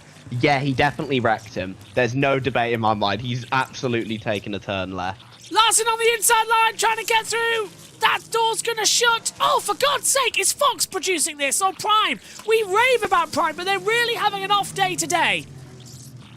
Right, TNT takes over next week. Thank you very much for that one. There goes Larson on the inside of Busher, down at turn 12. And Larson literally pushes his way through. Yeah, so just to go back to what we were saying earlier, yeah, that was not even during the humid time. He said the heat in the UK, it's a different. Whereas in America, you have a dry heat. Here, it's very much, it's different. It is so bad, the heat. And well, back when all of our houses were built, the UK wasn't as hot as what it is. Yeah. And our houses are built to insulate and keep all of the heat in. Which basically means we die. And air conditioning isn't a thing in regular houses over here. It is not. Newer houses have started to be built though. Is that? Oh, hang on. That's Keselowski. Broken front right tyre. For us, Front left for left. him, yeah. Front right for us, front left for him, yeah. And Dylan goes through, so Keselowski's That's at the final out. chicane, so we should get into pit road without any issue. But is that just tyre, or is that looks toe link as well? It's toe link too. You can tell by the suspension. SVG has just posted a picture of his very wrecked car on Twitter with one thing, a thumbs down emoji. That's it. You picked a fine time to leave me, loose wheel. What happened here? So Elliot got sideways and Elliot spun around. That was by the Menard's car of Cindric. So what happened with Keselowski? We're on board with him at the moment. He had contact with the 47, and that the 47 pushed him into the inside wall at turn 12B, and that looks to have wrecked the tyre, wheel, and the toe link as well. Why are we not surprised? That's Also, such a Stenhouse thing to do. Your TV pictures have teleported forwards. Did you refresh them by chance? I did indeed. Nice. I noticed you said Blaney was the leader, so I thought, I need to go up and down. I like that skybox. I just have insider information. JT is a psychic. That's Brad And Keselowski. now Keselowski is reversing up pit road. He hits the brakes, which sends his toe link. As here we go, Larson for the lead down the inside of Blaney. And he's done it with a super move into the chicane. So Kyle Larson takes the lead as Austin Hill and Noah Gragson are also now out of the race. That's now also been confirmed. I know Jack said earlier on, but that's now both of them out. Larson, the leader, as Brad Keselowski is just still stuck down on pit road. I hope we don't have to have a caution for that, because if they need to bring out an AMR safety crew to tow him back in. I hope with a long course like this, they just close pit road. That's the more sensible thing to do, but we're at 10:35. Some drivers pit at this time to try and make it go long. Ideally, you want to try and pit around about lap 13 in this stint to try and make it go a little bit longer, and then pray that you get good timing on a caution later to sort of save your second stop. It is a two-stop third stage here, with it being 35 laps. What a brilliant day, though. San Diego has delivered a great race across all three classes. I think we should shorten the races, though. Maybe 15 laps each stage. Just bring it down a bit. Right, there's the 9 getting spun round by the 2. As we saw in the replay. And then that is what caused the stack up. Here. Which is why Keselowski tried to go up the inside of Stenhouse Jr. I don't think Stenhouse Jr. knew that he was here, and then bang into the inside wall. Yep, and that is now more work going on. Austin Hill has said that the big wreck was on him. Jack, what have you got? I've got nothing currently, to be quite frank. I've just been watching onboards, if there's anything else to add. Hill saying the big wreck was on him. That was a foregone conclusion, to be honest. I thought it was mostly on him. Just locked up the rear brakes, apparently. Unlucky. Yeah. 0 to 0 for Hill. This chicane down at turns 10 and 11. If anybody remembers the Formula E track in Punta del Este, Uruguay, it looks kind of like that chicane on the back stretch. That was a decent track, that was. I loved Punta del Este. Oh. I miss Gen 2 Formula E, man. Some of the tracks we went to. I know, it was quite fun. Although, we just went back to Sanya yesterday, and it was another great race. Yeah, maybe because Formula E cars race well on street circuits better than they do on the normal tracks, but I don't know. What a surprise. Clearly I know nothing. You can watch Steward's Watch coming out in the next few days. I think we're filming it tomorrow. Maybe on Tuesday. Go on. Comes more cars down pit road. Chase Briscoe, Todd Gilliland, Michael McDowell, K-Mac pit road. I think that is a concern, Steve, as they've called the 19 to pit road here to make hopefully his final stop. He's been very quiet on the radio, though. Earlier in the day, he did talk about that rear grip that you mentioned. 34 of Todd Gilliland also having a decent day here. Was inside the top 10 Look earlier. out. Has had a Whoa. lot of success on this road course, but right now they're having issues on the left side of this stop. That's really going to hurt their time on pit road, Steve. Yeah, that is unfortunate Chase. for the 34. Go on, JT. Chase Briscoe coming right out into the path of the 71 of Michael McDowell. There was issues for the 34 as well, but Briscoe very nearly taking out McDowell, squeezing him against the pit wall. Gilliland now just gets off of pit road due to the issues that he had with his pit stop. We are into the final 25 laps now, 25 to go. That's just another hour, folks, by the way, just to let you know. Literally, about another hour. I can hear so many people groaning at that, but that will be around about a 3.5 hour NASCAR race, which is about normal. Much shorter than what we saw in the trucks at O'Reilly if we stay relatively calm. Here is Smith now looking up on the inside of Blaney. This is battle for second. Zane Smith in the Hard Rock car, unable to get past at the moment. And, well, if you know me well, I am a sucker for a Hard Rock Cafe meal. However, this I've is only the ever been there once.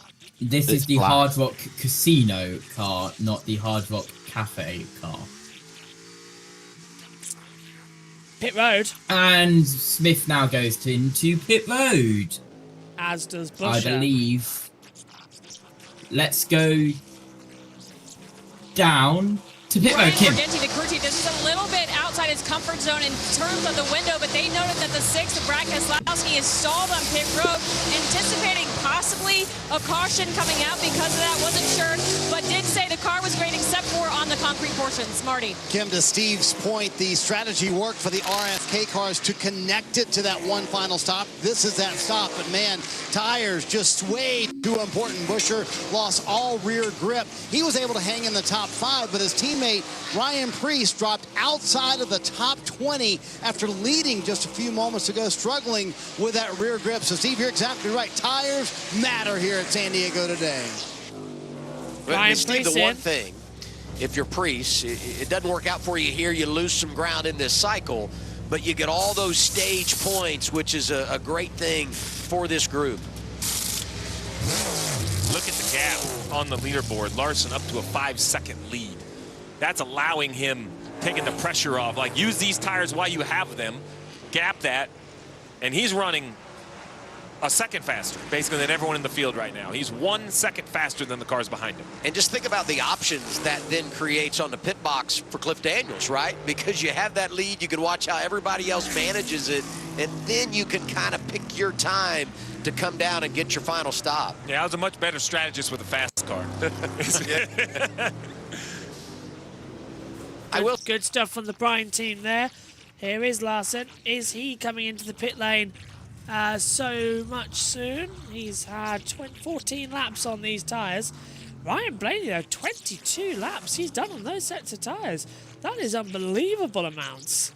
That can't be right. JT, go on. While we're on the topic of wheels and tyres, worth noting Bubba Wallace is up into 8th. Larson stays out. Seth Eggert giving us some information. Of course, Bubba Wallace had that detached wheel earlier on in the race. He was held for 2 laps. To date, 0 drivers who have had a wheel detached have recovered to win the race. Larson now with a 5.2 second lead out in the front. We have Alex Bowman and Austin Cindric down on pit road, dropping down the order. This is looking to be a stronger battle. As they break once more, we're watching Tyler Reddick's on board. He's now looking back to Denny Hamlin running in P10. Larson, your commander at the moment by 5.228 seconds to Corey Heim, who's in second position. Is Corey Heim going to get lucky with a pace Larson. car? The crew is ready if they do need him to come down pit road. But to Junior's point, not only learning this Chevy body, but as Kyle Larson told me earlier this week, we have struggled with this brand new tire the last couple of years at road courses. Remember how good they've been the last few years, Junior, at road courses. But when this new tire came in the game, they struggled at Hendrick Motorsports with the 5 car. But I tell you what, they have got the puzzle solved so far today at San Diego. That lead now over 5 seconds for Kyle Larson, almost 6 seconds for Larson. One more stop to come for this 5 team. Well, this is when strategy works the best, because you would think cars like Zane Smith, who came early, would be making up time on Larson. That is not the case. Larson is the fastest car on the racetrack a lot of the time, even on older tires. Zane Smith is the best of that group that pitted north of lap 50. Came to lap 51. He's rejoined the pack now riding 17th. Just for perspective, as you start to think about where everybody fits into the equation, and we start discussing when that 5 car of Kyle Larson could make his final pit stop of the day. Yeah, I'm just looking at the math, right? He's got 14 on these tires, 23 to go. I'd run 3 more laps probably if I'm the 5 car. That still gives me 20 to go. If the caution comes out, I lose some track position, but I have fresher tires. I'll run those guys back down. He's done it already once. And the HUD up then on the 24, as JT mentioned earlier on. This is why it was contact. Is it with the wall as he turned in and just knocked it? Let's have a look. Yeah, he's knocked the wall. Yeah. Ooh, yeah. In a big way on the right-hand side, turn 6. Byron looks so done with himself. Look at it. That is quite a sight there, Jack. Yeah, that is the I don't want to be here anymore type of face right there.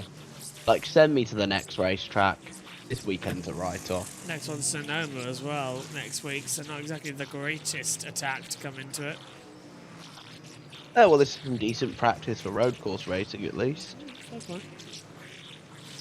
JB Motorsports is going 4K, ladies and gentlemen, in the next few months. So stand by for some more crisper, sharper graphics. And also... And you get to see JB even better. Yeah. I don't know whether that's good or bad, Jack. Yeah, Exactly, that's my point. All the wrinkles. I know, that's Gibbs. What's he done? Look at the damage on Gibbs on the front right. What's happened to that? Has he hit a I think bollard? it's just cosmetic. Yeah, but what's he hit? He's There's whacked no off. bollards around this circuit. Maybe is something falling off to cause that? It looks like a giant Here comes hole. Allmendinger up the inside. He's through easily. He's Down losing to turn pace. Whatever it is, he's losing pace. Car's so unsteady. So Ty Gibbs, another victim of this circuit. No idea what's happened to him, but there is a bodywork hole damage. Confirmed that Byron's team is working to change the He has podium, hit a by the way. bollard. He has hit a bollard. How? He's hit a bollard. There's no bollards here. I knew he hit a bollard. He's hit a bollard. There is a plastic or something cone, and he has hit. It's stuck on the inside. He has hit a cone. The only cones that On the track are around markers. this circuit that I believe are on the wall. Have they fallen off? Yeah, look, he's hit a cone. Look, he's got a cone lodged around the inside of the aero intake. Larson is told Plan B. Has he boxed? No, Blaney's boxed. So Ryan Here Blaney comes coming in. Blaney. So what on earth happened to the 54? I'm really interested about that. Let's get out of the pits. Blaney on pit road. That was the longest run on tires yet for the 12 of Ryan Blaney, being 24 laps. Before that, 10 laps was the longest. By the end of that run, he had a lot of fall up on lap time and went from the lead to over 13 seconds behind leader Kyle Larson. They're going to give him 4 good years on this number 12 Ford and see if he can go get some of that time back here. See a little bit slower stop on the 12. Kyle Larson has extended it out to what was nearly a 6-second lead that is now down to 4.6 seconds. Corey Heim, part-time this year, full-time next year for 2311 in that 67 car, is just putting some laps together. Very similar tires to Larson. He's still kind of outside of contact, but look, I mean, it's down. Well, JT, looking at it, the cones are still there on the side, so unless it's a brake marker somewhere, but yeah, he's hit a cone or something, and it's just ripped on the inside. It must have gone with some force though. So, idea here, chaps. Has he hit a window wiper that's fallen off from another car? Because I'm looking at Corey Himes here, and that's orange, and that's kind of like the shape. It was cone shaped. Let's go down to Trevor about Kyle Larson, about the pit and the gap shrinking with Carson Hostfar in third. My team the wrong direction at road courses. Started the weekend with his teammate Michael McDowell set up, kind of migrated from there, but the best speed junior we've ever seen at a road course from Carson Hocevar, and he too, a bit of a tire advantage. He leading that group who last pitted at lap 41. Spent a ton of time on the iRacing simulator all week working with Shane Van Gisbergen, and it's paid off with the 77. And think about the patience that we've seen this man try to develop. The mistakes that he's made over the years, over the last several years behind the wheel of this car, trying to develop himself into the full race car driver he can become. And you got to be great on the road courses. This is the toughest test for all these drivers, and he's performing. 20 laps to go at Naval Base Coronado. That's the length of the opening stage. Kyle Larson, the reigning champion charge, looking for his first victory of the campaign. Great effort for Corey Hyman second. Hocevar, Reddick, Chastain, Wallace up there as well. Kim? Yeah, 54 of Ty Gibbs on the pit lane. Not really a lot of feedback on that car, despite it being damaged. Said feels pretty good. They took 4 fresh tires. We'll see if any of these cars coming kind of entices the 5 to come to pit road. Remember, all these cars that have pitted under green, or at least the majority of, you would imagine would not pit if the caution comes out. Larson would have to come, and it would be a cycle back situation. We'll take a break, anticipating more pit stops. And as we step aside with 20 laps to go, we say Happy Father's Day to all those watching here this afternoon.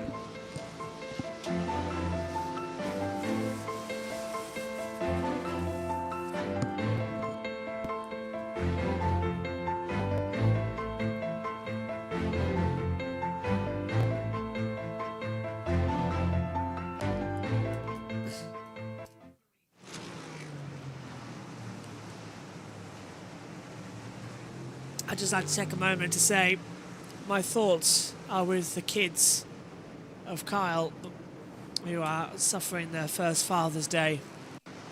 And my thoughts to all of you who are celebrating Father's Day with a father no longer with us. So 16 of 35, 19 to go in this stage. 56.75 overall. Kyle Larson is your race leader. He jumps over the line to make it at 57. Heim is now 4.3 seconds back as things stand as well. Reddick's up 2 places. He's past Chastain and Wallace coming through. Byron is 7 laps down as he's been in the pit lane after an issue. He hit the wall coming into the Red Bull turns 6-7 section. So we're not actually sure what happened. But we're just holding together. Yeah, he had some sort of mechanical issue. I'm not sure entirely what, though. We'll find out later, probably. Still don't know what happened to... Evan Magnussen just ran the 4th fastest lap of the race, by the way. Brilliant news. Such a strange Doing race. all right. Yeah. Like, where is he? 26th place behind Gilliland by a little bit of a 10th back. We've lost some of the big hitters in this race. It's changed the complexion. Now it's just Kyle Larson's to lose.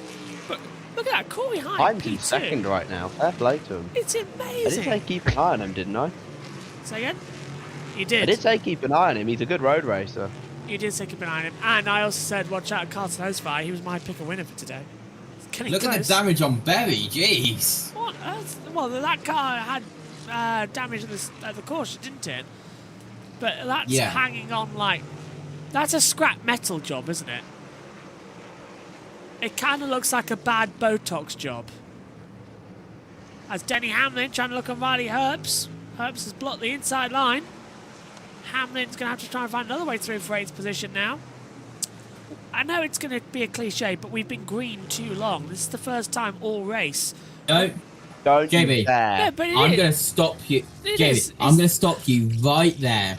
Jack said the OT word, and we went overtime. Matthew said the OT word. We very nearly went overtime. I'm going to stop you right there. Okay. Thank you. Larson coming through to lead another lap as we follow him as Prime returned to us. Yeah, I don't know what's happened to that right front bumper as well right now, but for the 54. Holding together. I mean, the race is quieting down now, just to say, JT. Not saying anything else on that, but it has sort of got into... Don't say the Q word. I'm not, but we've got into a rhythm that we haven't seen in the Cup race so far tonight. It's been... because And the 67 very nearly hit the inside wall there and the outside wall. Barry's car is shredded to pieces right now. The front right is just literally nothing along the wheel arch. It's all gone, and the bonnet's been... well, the hood has been smashed in pits. 6 times, though. He has won at the road course. I thought we were going to the pits. It's just Junior going 6 times. Coming into it. Larson leading. Barry's a lap down. Where is... How many lap times is he down now, actually? Just a lap. Okay. So he can challenge to pass again. There is the 38. And I must admit, this is a smoother day that we were expecting now. Busher on the attack back through the field. He's on the back now of Zane Smith. This is over 10th position. Can Smith just try and outbrake him? Busher's looking stronger. Goes down into the Red Bull chicane at turns 6. Then through 7. Then it's down to the 8-9. The Coronado chicane, followed quickly by 10 and 11. There is Corey Heim in P2. There is your race leader. And actually, Larson's not drifting away as much as I thought here, JT, so Corey Heim's not going to catch him at this rate. Same tyre laps, 20 and 21. Quite possibly, yes, as we are now past halfway in this stage and only 18 laps to go. We're about to become 7 laps to go as Larson heads across the line. Now there is Berry between first and second elapsed car, by the way, as we continue round now on lap 59 of 75. How many minutes, JT, have we got left of this race? Well, if we stay green, it is pitting. This time is the call from one of the top 2. Well, I presume on the radio. Heim. It's Corey Heim come in. So Corey Heim's coming in from But the second Larson position. is also starting to fade tyres here. It's why Josh Berry's on the back of him, even though he's been a lap down. Berry's tyres are 7 laps old compared to Larson's, who are 21. Larson will no doubt be pitting this time then. Yeah, Larson's starting to fade here, is what Heim's told. Heim said also running out of tyre here. They should both pit. Get it over with. AJ Allmendinger, Hurst, Stenhouse on pit road as well. And Heim is coming to pit road this time. That radio message was from Heim. Heim to pit road. Next time by, we're through at 8. And now turn 9 at the Coronado chicane this time. And at turn 16, Heim will pull off here. Mark has done the calculation saying about 40 minutes if we stay green. Right, let's go down pit road then, because we're going to get a very hectic stop here at just past halfway. This is scheduled the last stop of the race. Let's go down pit road. Smith in front of Busher. Now it's the other way around as we start thinking about the cycle and who is where and the track position that could play out in the last 15 laps or so. You look at the map in the bottom left, we've put the 17 in there because we believe he can make it to the end. He's the first car in line. Now look, he's running 8th, but the first car in line that can make it to the end. So when the leaders pit, where they return to the track relative to Busher would then become the race for the lead. First, let's see what these two do. I think they're coming together. Oh, I love They this. have. Drag race around all the way to the yellow. Larson and Hamlin pit with 16 to go. You could do backwards. Here they come, Trevor. Corey Heim has not missed a step all day as he ran down the race leader, Kyle Larson, and was putting the pressure on. He said he was out of rear tires by the end of that run. We'll see if Corey Heim can save tires on this next 15 laps to have something to win this race, Marty. Trevor, the only 11 laps Kyle Larson has led today to this point with 16 to go were the last 11 laps. No complaints, even though that lead did shrink down a bunch for Kyle Larson at the very end of that run. 4 tires here. We'll see where everybody blends out. He's easily going to beat the 67, but where does he blend in with the rest of the field, Adam? Yeah, they come off pit road, and there you see flashing by. Buscher has already come by the exit of the pit lane. Yeah, so Buscher. the 17 jumps him. He's headed to turn 3 right here. Here's the question. He's opened up a gap, but he's on those older tires. What does pitting later in the cycle do for you here if you're Larson and you know, Corey Heim and the others that'll come? Yeah, 8-lap older tires, and we saw that basically they burned off from Blaney, and that's where it went away. So looking at the leaderboard, let's look at last pit. We have Hocevar, Reddick, Wallace, Chastain, all needing pit stops to make it to the finish of this race. Look at Buscher, Zane Smith, you mentioned it, 8-lap older tires. The next for position, what we believe will be positioned at the end of the race will be Larson and Heim. The other cars that are out there at this point, I think, are hoping for a yellow, because so many guys pitted 10 laps ago, you'd have fresher tires. This is going to get quite interesting. Hocevar leads. He's on 19 upper tires. He can go 2 more, maybe 3 more laps. That then begs the question if we get a caution at some point, is he going to benefit from that and really affect? And saying that, there's a car off the road. It's the Arby's car, JT, if he can get the livery on quickly. Cody, I think that is. There's a ton of... Oh, there's oil down. There's oil. This will be a caution then. Who's next through turn 2? So this is oil down at turn 2. So that is the caution that JT, I can feel. It is Stenhouse Jr. Cheers, JT. Stenhouse Jr., the 47 Oh, is out. look out. Heim is on the attack then, behind already Larson. We're going down towards turn 2 shortly. If there is going to need to be a caution, I'll have to throw it sooner or later. Heim all over the back. He's attacking Larson. Caution is out, boys. Caution is out for fluid. There is oil on the circuit. Hocevar pit road. And Hocevar pits at the perfect time. He is going to capitalise massively from this, exactly as I was saying it. The caution happens, and Hocevar gets a free stop, Reddick as does as well. Reddick. But Hocevar... Reddick, Bubba Wallace, Ross Chastain. Oh, and there's the leaders. And if Hocevar puts his foot down on pit road, he should be able to get out ahead. I'm thinking, if I'm not mistaken... Yes! Yes! I think Hocevar... No, that's Larson! Larson's got him! Larson has jumped him! Larson has jumped Hocevar! He's on board with Stenhouse. Oh, he hit the wall, turn 1. And that's dropped fluid, oil, all the way down at the exit, down towards the braking zone at 2. Didn't shift the wall, so we should be okay. Here's Jimmie Johnson. Oh, look at that. Yeah, Johnson hit the oil. Might need a red flag for this to clean the track up.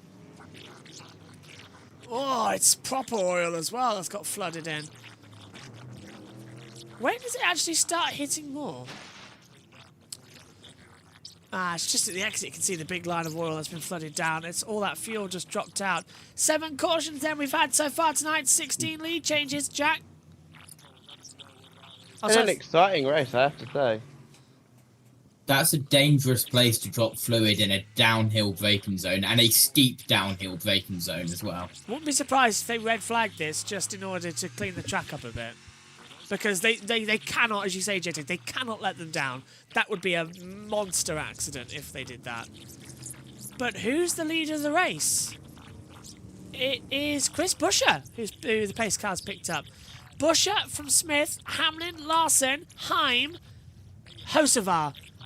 So Hocevar has come out behind Heim and Larson. Scoring to be confirmed, by the way. Yes, that is going to be confirmed. They are confirmed. looking at it right now. Because I think Larson sped under caution. He was way too fast coming over the start line. He put his foot down. Well, the Qualcomm circuit under caution for a 7th time. May need a second red flag to clean up some oil in a dangerous part of the track. But with 5-minute caution laps, we may be okay. And we have seen them slow it down to 7.5-minute caution laps this weekend as well. I've got the freeze of the field graph on my monitor right now to tell you who's leading.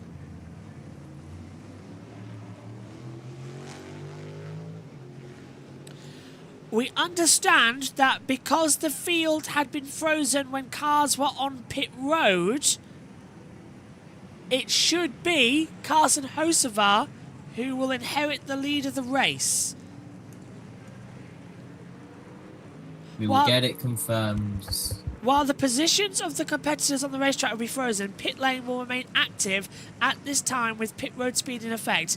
At the time of caution, vehicles located from pit road entrance to the start-finish line, cars 11, 12, 13, 14, must reach the start-finish line scoring line that extends across pit road. So I think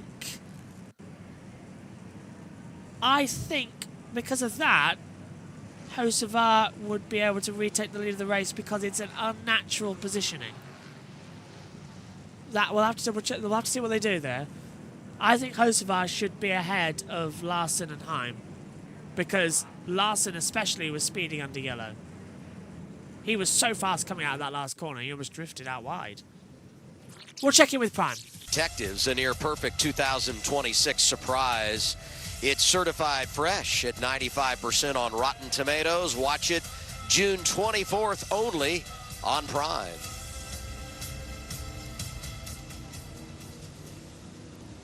Look at this. You know, I've been offered a couple times to take a ride. It's never worked out schedule-wise, but I hope it does at some point. It's just amazing. Every event you see that thing. NASCAR scoring the 77 in front of the 5. 77 in front of the 5. Yeah, I thought it would be. I just knew Larson was too quick coming over the line. He was gunning it, and you're not allowed to do that. So it is Hocevar getting out ahead of Larson and Heim. But at the end of the day, it's the same for everybody. A lot of unknowns.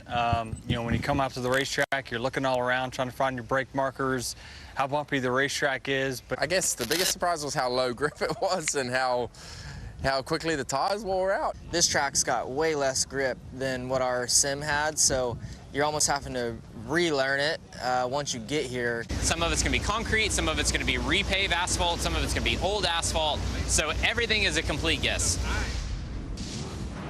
A complete guess. And we've got a lot more answers now after spending so much time on this street circuit. Practice Friday, qualifying yesterday, and here we are 61 laps into the race today. Yeah, they got a new challenge now as we saw the speedy dry cleanup work getting done down the hill into turn 2 with all the fluid that Ricky Stenhouse laid onto the racetrack. So all the drivers are going to have to advance into that corner, not really truly understanding what kind of grip might be there, what grip might not be there. That's already been a pretty tough part. So, you know, look at this, right? So they're all going to be trying to fight more for the inside of the racetrack and stay out of that speedy dry that's been put down on the racetrack. You won't be able to really use that outside in the braking zone to advance. We've seen some drivers. Let's do a little FanDuel race check here at Naval Base Coronado. I'll give you a little handicapping when I look at this. I like Kyle Larson and Corey Heim. I like the position they're in. I think they have the freshest tires near the front, looking very good. Buescher has the lead, so I understand the situation, but with those 8-lap fresher tires, it is going to be a little bit of an uphill battle. I will tell you, though, you never know, right? You have a bunch of restarts, a bunch of wrecks. Buescher might be able to just keep the track position all the way to the end. Marty. See, there's actually some debate on the 17 radio. They're leading right now, but you mentioned those 8-lap fresher tires right behind them as to whether or not they would pit here, because they do have extra sets of tires in the 17 camp, so they could pit here, but you're going to give up a ton of track position with not a lot of time left here at San Diego. Meanwhile, Kyle Larson has been coached by Cliff Daniels before this restart coming up, sitting in 5th right now behind Carson Hocevar. He said, listen, we've been better than the 77 every short run today. We will have some good tires here. Let's go take advantage of it, so we'll see how this plays out in the final few laps here from Coronado. Trevor. Kyle Larson and Corey Heim were coming down the front stretch as that caution flag flew. They did check up a little bit, which then allowed the 77 of Carson Hocevar to get by them as they exited pit road. Other than that, though, they're sitting on really good tires on that 67, pitted at lap 59 right before the caution had come out. So Corey Heim's looking to see if he can move up a few spots and maybe contend for that first Cup win. A little further back, Ryan Blaney in the 12 was really fast early in this race. Got off sequence, lost some track position, got it back, and then faded with old tires. Now that he's on newer tires, pitted at lap 54, we'll see if those few laps more on the tires have a big impact on his ability to go up there and challenge as well. Man, if Buescher pits from the lead, I can see what they're thinking, but Hamlin from third is going to have to pit. Suarez back in ninth. I only have about maybe 10 cars that have to pit. Logano, right? Yeah. This is going to be pretty fascinating to see where it ends up. Hamlin doing such a nice job. We keep talking about that points battle between him and Reddick. Well, Reddick currently sits 8th, but you said it, Adam. That's the tale of catching the yellow or not catching the yellow, right? Reddick was on pit road. We heard Hamlin was coming to pit road. They changed their mind. Now they're wishing they would have came. The way the luck has been going lately, you would have thought Hamlin would have been on pit road when the caution came out, and Reddick would not have been, because Hamlin's been winning and been on the positive side of the racing luck, so to speak, taking absolutely nothing away from their performance. But in this situation, it definitely works against Hamlin. There you go. There you go. They're coming. Look at this. Pit road is open, and we have a number of takers. The game changing right here with 14 to go.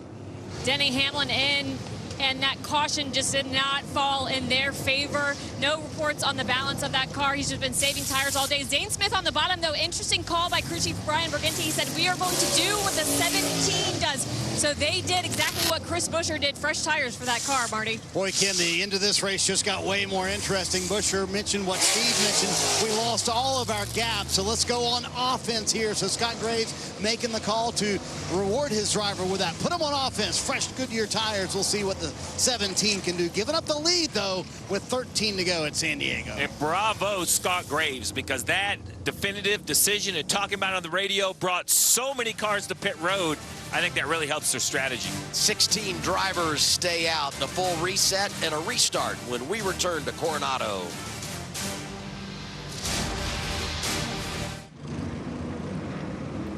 So much interest, so much action here as the field is still having to have the track cleaned up. A lot of oil being dropped on the circuit. Yeah, not ideal. Still no sign of a red flag though. They are. We should be okay because they have addressed it all. They just need to clean it up once the field go past. We should be okay here. They've got enough time. I mean, you know, as you said, 2 minutes. They've got 5.5 minutes until the field come round at least.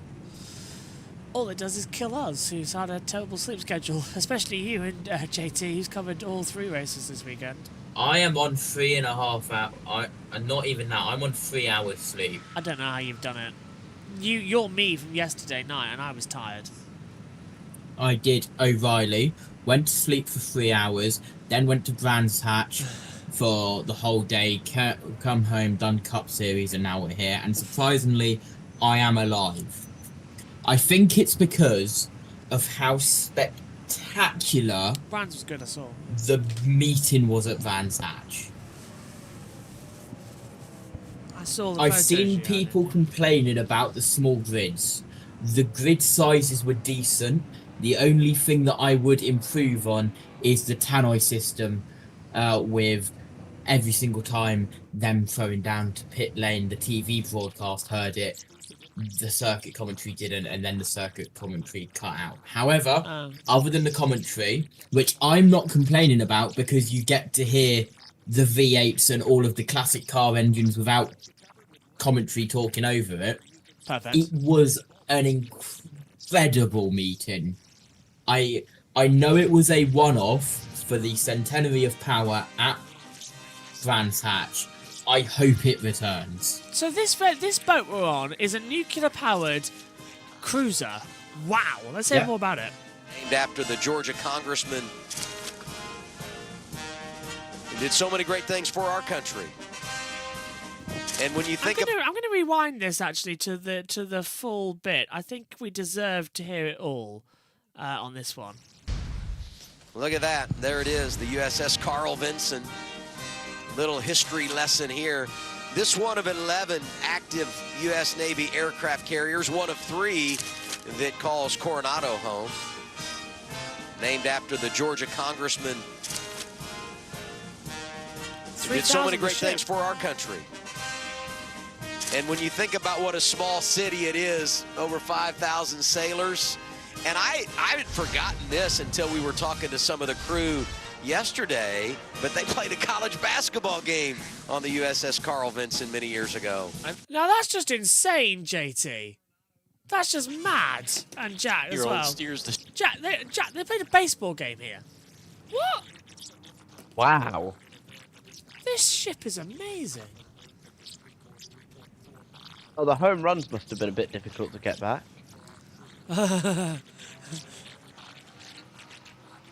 Did they just get like the 50th home run of the game? Oh, we've run out of baseballs. They've done baseball here. They've done basketball here. They've now done a NASCAR commentary from here. This is amazing. There's the camera operators around the circuit. Let's head out to Prime. Great attitudes, putting us in position to be where we are. We thank you so much. And our robot cams too. Are we going green? All right, big restart. Carson Hocevar gets a little break through a cycle of strategy. Here we go. Green, green, green time. Oh, I haven't stood up for a while actually. My legs are hurting. Pace car's been busy. We've had 7 cautions. Are we about to get 8, which will max out on the restart for a road course amount of yellows? 12 to go. Hocevar versus Larson. We go green again in San Diego. Into turn 1. Drifting it in nicely. Hocevar keeps it. Oh, and nearly touches the wall. This is going to be the first real break opportunity. The wall got moved. Someone hit it in a big way, JB. Someone's moved the wall, so we'll have to keep an eye out if that's going to be anybody. 4 wide further back. There's contact. Think they all made it through further back. Larson trying to go on the outside. Hocevar's got the lead of the race. And through goes Tyler Reddick. Reddick is attacking. Now he's on 4 lap-old tyres, the same as Hocevar. So is Tyler Reddick going to come out of nowhere? He's side by side with Kyle Larson. On the brakes, Hocevar leading. Reddick to second. Larson drops back. Corey Hine goes through on the inside line. Larson down to 4th. Jack, what a restart. Yeah, keep an eye on Heim. That's who I'd keep an eye on here. Bubba Wallace gets blocked off by Larson there. But definitely, also I wouldn't mind if anyone keeps an eye on Kevin Magnussen. He was setting some really good lap times before the caution. He's back Larson's loose, here comes Wallace. Bubba's back on the inside. Larson should have the next inside line. Reddick's going for it. He's trying to pass Hocevar coming at the exit. Lock up. He's just whipping back as he comes down to turn 12. Reddick's going to find an opportunity here. The man who's won so many races this year. Can he find it? Our championship leader, who spun round earlier on, remember? He's fought back. And Corey Himes there. Hit the wall on the inside. Yep, Hocevar hits the inside wall. Reddick goes through. Reddick leads at San Diego. Oh, but he's got loose. The rear's stepping on him. Watch Corey Heim, because Hocevar's all over the place. Hocevar is... history. Yeah, Hocevar's got out of it. Corey Himes trying to find a way through. Down into the chicane we come then. This is going to be at... What is... Oh, and it's round! Round goes to 77. He's right in the middle. And Busher... Collected by Chastain. Chastain goes into the side of him. Busher just got loose coming out of it. We've stayed green, but the 77 spins round to the chicane. And Hocevar's day is... Well, he's not out, but it's over in terms of trying to win this one. Reddick now leading. How is your pickle winner looking now, JB? Yeah, well, I was hoping you weren't going to mention that, but you have. So, yeah, but I'll tell you what, can Corey Hine get a victory? He's on the back now. So what happened there? Also, why isn't the timing and scoring updated? It's Tyler Reddick, Corey Hine. There we go, it has now. So what happened? That was a massive nudge from Hine. Yeah, Hine hits the back as well, coming through the chicane. Yeah, he nudges him round. He turned him. He turned him. No! Those two have a bit of history. Yeah, he nerfed him. Oh, and there's the whack coming through. 10 to go next time. Reddick leading by 0.4 of a second. This race is just not going to give up. Corey Heim might take a victory, but at what cost, Jack? Because if the stewards decide to give him a penalty for dumping him... It's racing, innit? Difference between racing and attacking, though, sometimes. That's This what is I'm in NASCAR, JB. This is NASCAR. Yeah, but that could have caused a big one. You've got to give a penalty at some point. I will say it again. Did I not say 30 seconds before that? Ouch! Oh, Johnson. Oh, there goes Jimmie Johnson at turn 6. Yep, down yeah. Go on, Jack. 30 seconds before that happened, I said those two have history. I love actually what's been put out here by Nathan. It's a 23:11, 1, 2, 3, 5 right now.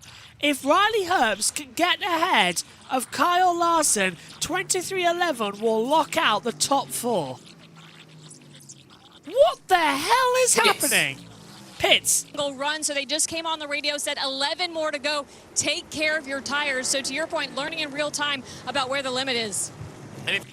Riley Herbst has been fast here today as well, so he might jump ahead of Kyle Larson as well. But looking at it, Herbst is on 7 uphold tires. Okay, Larson on 6. They're not too 1.6 second different. gap as well. It's not too bad. It's doable. But I would personally love to see 23:11 do a 1, 2, 3, 4 lockout.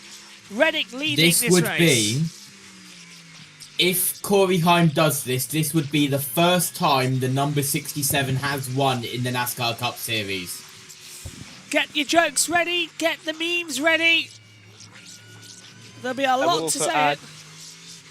Something I said, by the way, in another group chat just now. Hocevar got Hosevard. Yeah, that's rare. He got Hosevard. The one guy who's willing to give it a bit back to Hocevar. It's Corey Heim. Not surprising either. Heim time. Is it Heim time? That is the question. This 23:11 squad is looking good. Lap chart, actually. Heim responding. He's a lot faster.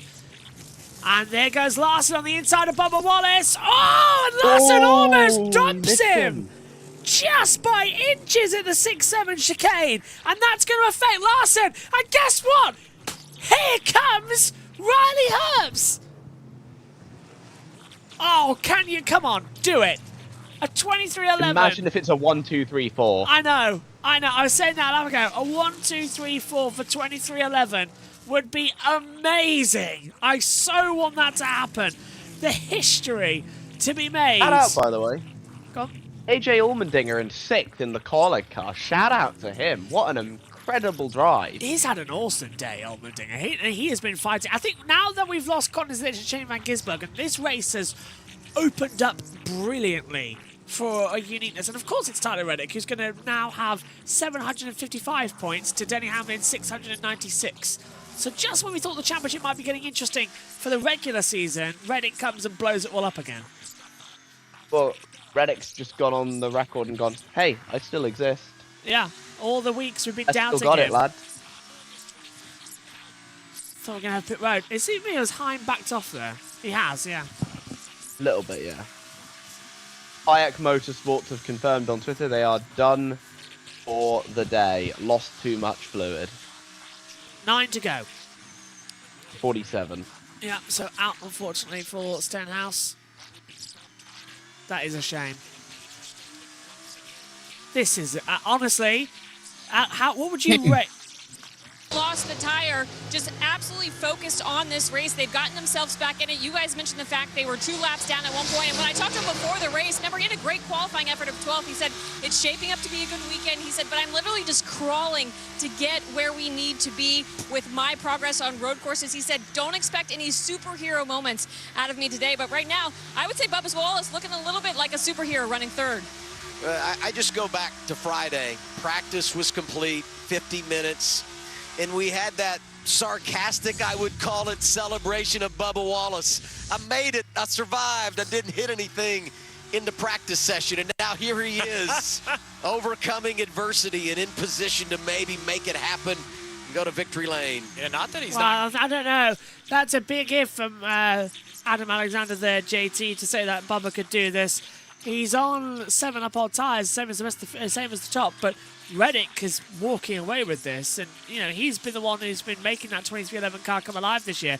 Bubba yet to win, and really hasn't had a great year. When you say that, he's in 12. Yeah, he's 12 doing what he needs to do. He's inside the playoffs, yeah, but well, sorry, he's inside the chase cutoff, but he's not doing. He hasn't. He's It matters. not had a great year in total. He's just been playing it careful. JT? Yeah, we're on board with Bubba Wallace at the moment. He has to get up 2.5 seconds and then pass Reddick and then Heim before as well. Here comes Hamlin up the inside of the 48 at turn 13. This is for 16th place. Okay, I'll say it. I really like this track. We should come here more often. It's better than Chicago. I agree with you on the first part, but okay, up only.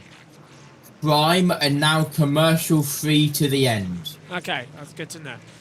So that means we can stay with it. No, I think we should come here for a few more years. This has been a really good race. It's been better than Chicago has been. Oh, late on the brakes. That's a nice slip on the inside. The 43 of Eric Jones side by side with the 48. And hang on, what's happened to the 50? What's happened there to Magnussen? Magnussen got loose exit at 2 and has lost out 2 places. Magnussen loose. If you're just joining us, earlier on, you know that joke, by the way, about Ericsson and Grosjean? You know, it happened. Ericsson did actually hit Grosjean down at turn 5 at Road America. You mentioned a caution. I bet they wouldn't mind one in the 17 camp to bunch this field back up with those fresher tires for Chris Buescher, who has driven from 16th to 8th since the restart. No caution. And we're really just now, I think, seeing the magic of this course that's put together here, right? It's taken a while. You see the black on the concrete. It's starting to take rubber. The drivers are no longer learning it, right? Now they're racing. Now they have confidence. They know the weaknesses of cars, the weaknesses of corners.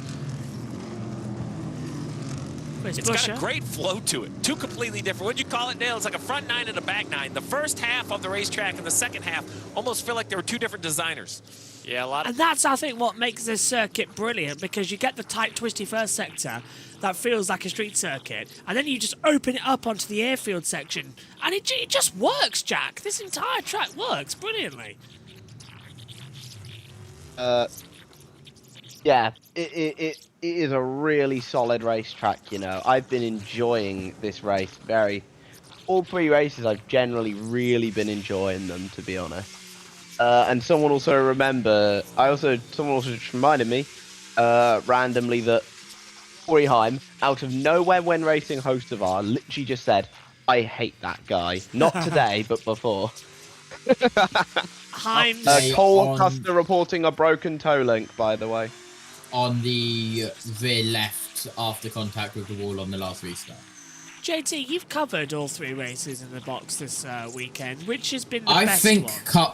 I have just sent a message to Matthew Owens. I think this Cup race has redeemed this race weekend. Because yes, we had a red flag, but it's actually been decent. Yeah. We haven't really been messing around. I take it the truck. I mean, these are the best stock car drivers in the world. Yeah. So.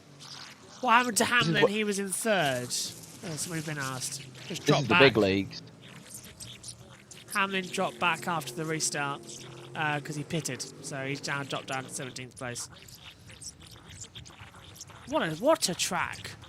Cup. It works better for Cup, admittedly. But how on earth has Reddick and Heim pulled out 5.3 seconds to Bubba?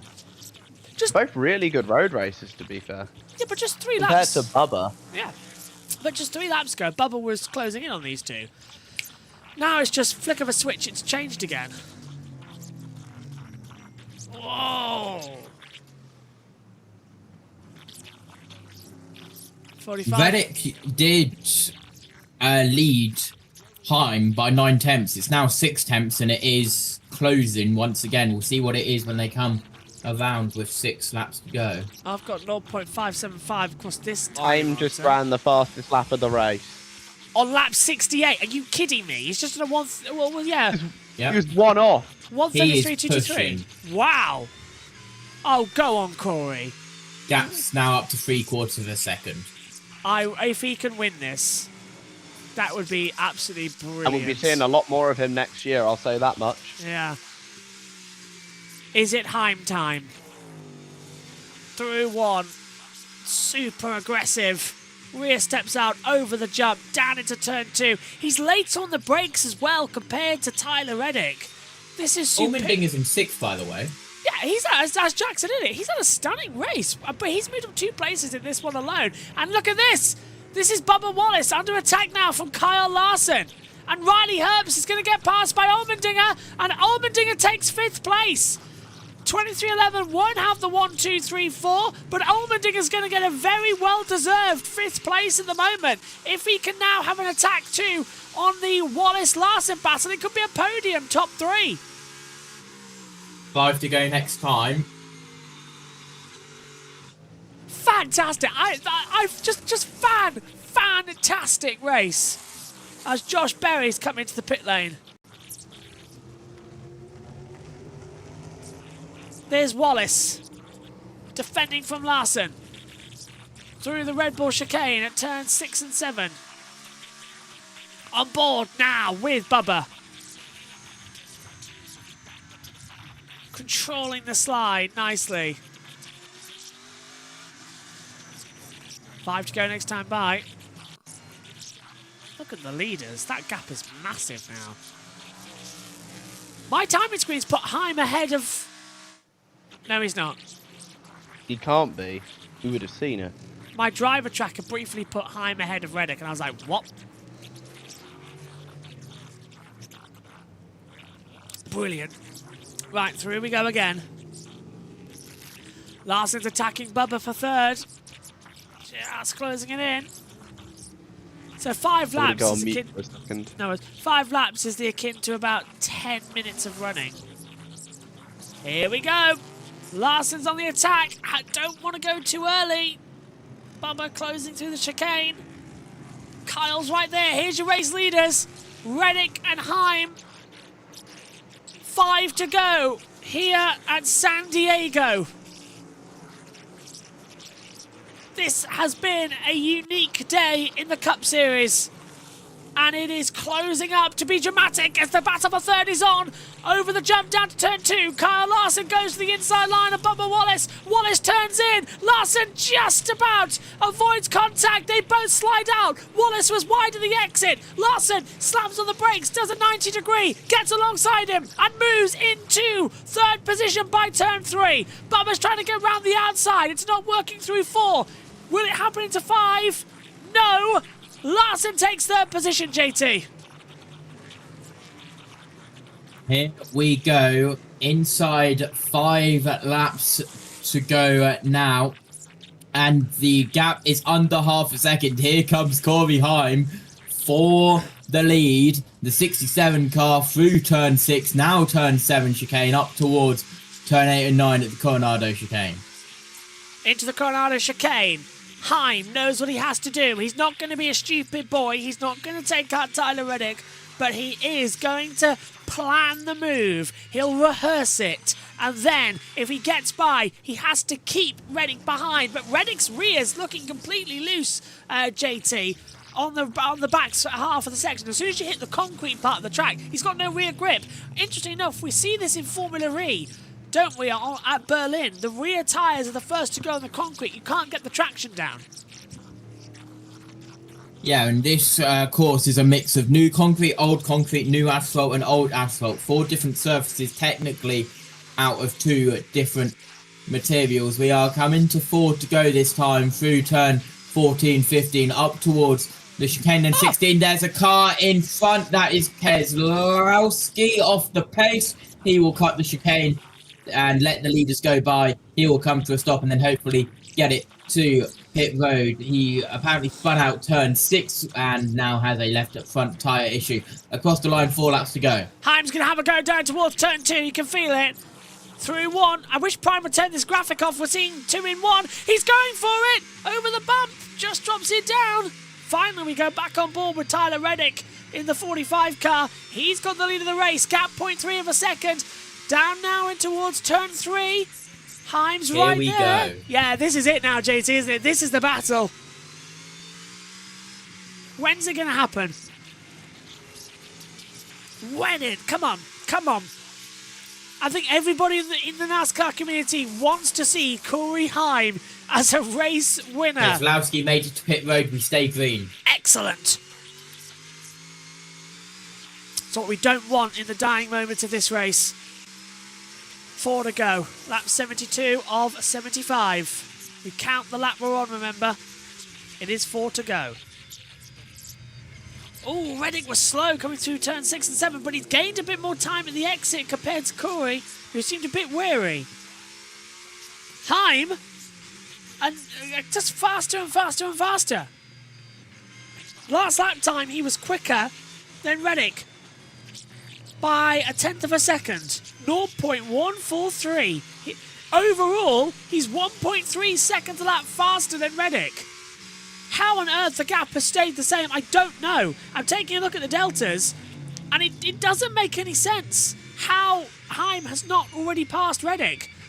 Reddick is slow through every single part of the circuit compared to the 67.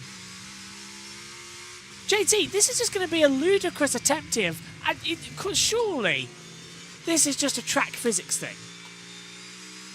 We shall see, but it looks like Heim is preparing to pounce. We don't know where he'll pounce. We don't know when he'll pounce, but it does seem like that 67 car is getting ready to make a move. We are coming up to 3 laps to go. Through the final turn we go. 3 to go here in Coronado. Gap is 0.463.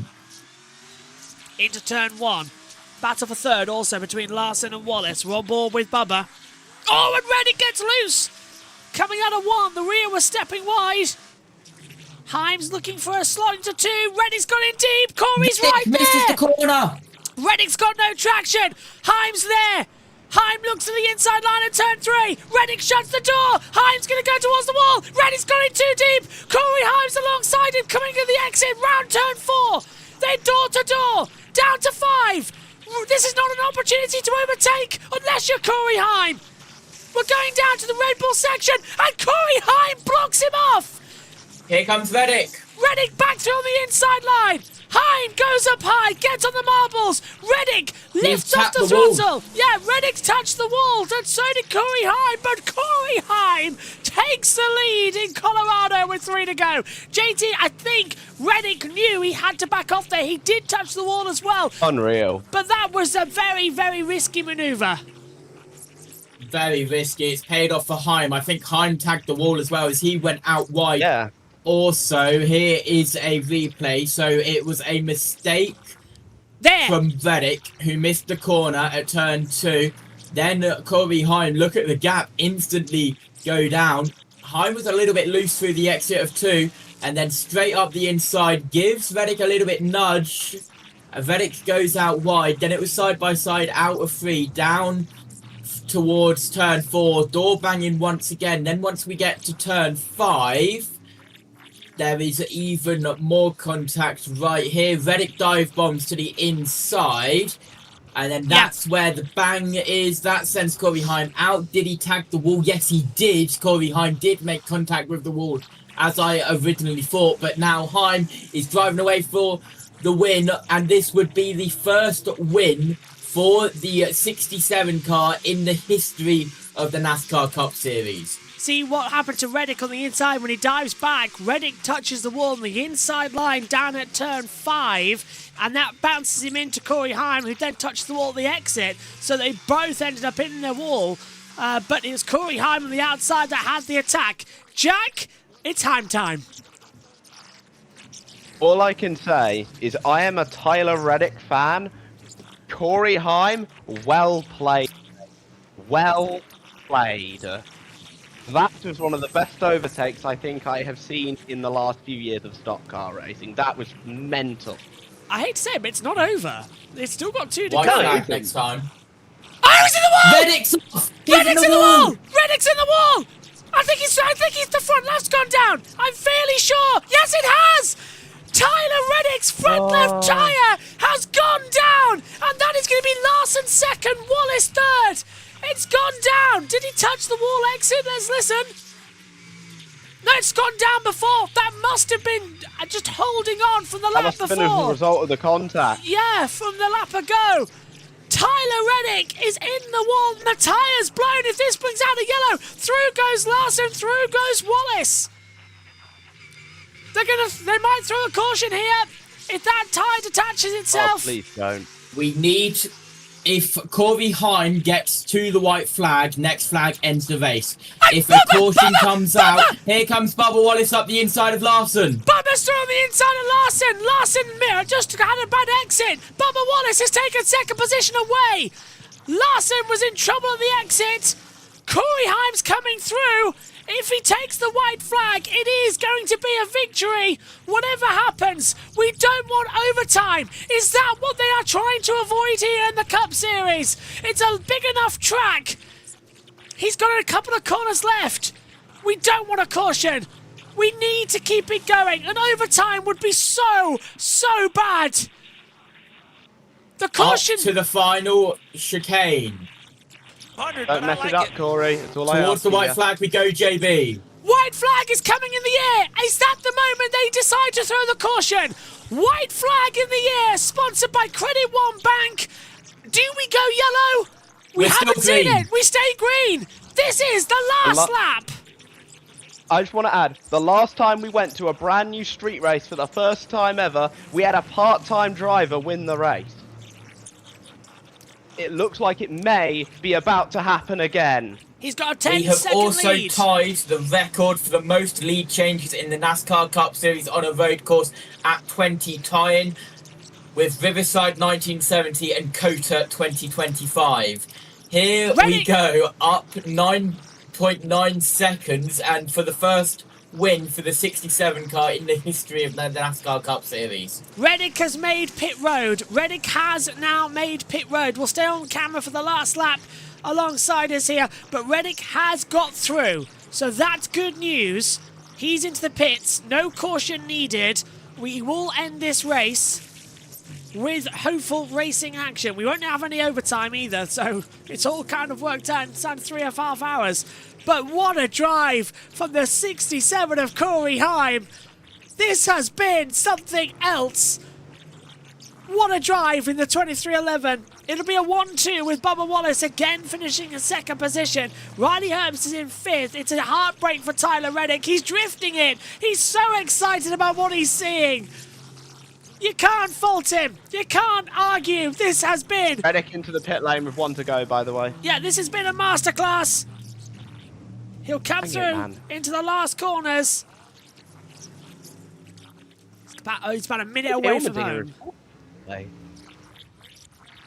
He's backed off now. He's enjoying the sounds and the scenes. Yeah. What he needs to do is just keep it on the track. Literally all he needs to do. He's got like 200 car lengths to the next car. He's fine. Up to the final chicane we go. Oh, this is going to be history in the making. The first ever Cup Series win in NASCAR for the number 67. The first win here at the base. But it's double checkers. It's Heim time.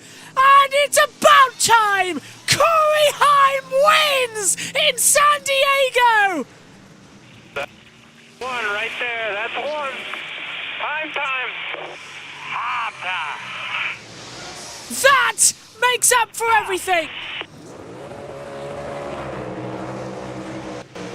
On an active military base, he has been military precise with his actions today. Bubba Wallace in second for a 23-11 1-2, but not the order you were expecting. Larson is third, Zane Smith fourth, Allmendinger, Buescher, Chastain, Herbst, Blaney, McDowell the top 10. First Cup winner on a road course, AJ Allmendinger, 2014 Watkins Glen. Chase Elliott, 2018 at Watkins Glen. Christopher Bell, the 2021 Daytona road course. Ross Chastain, 2022 at COTA. Daniel Suarez, 2022 at Sonoma. Tyler Reddick, 2022 Road America. Shane Van Gisbergen, of course, back in Chicago. And now Corey Heim here, taking victory in San Diego. JT, just a cracking giving race. him a bump. Oh, well, good job, buddy. Should have been me. But JT, what a race. What a race. What a finish. Naval Base Coronado has redeemed itself after that one. That was Corey Heim's 13th start in the NASCAR Cup Series, by the way. And the number 13 is not unlucky for him. It's a 23-11 one too. And Heim is the 209th winner in the history of the Cup Series. And I can't believe I'm about to say this, it's Heim time on a Sunday, people. Can I just say, did you just say 13 starts? This is his 13th start. Wow. God help us if this guy, once this guy goes full time. Getting your first cup win after 13 starts is incredibly special. We're doomed. I'm time, baby. Let's go down to Prime and check in with them. But man, this was quite a battle. Good respect. Just unbelievable.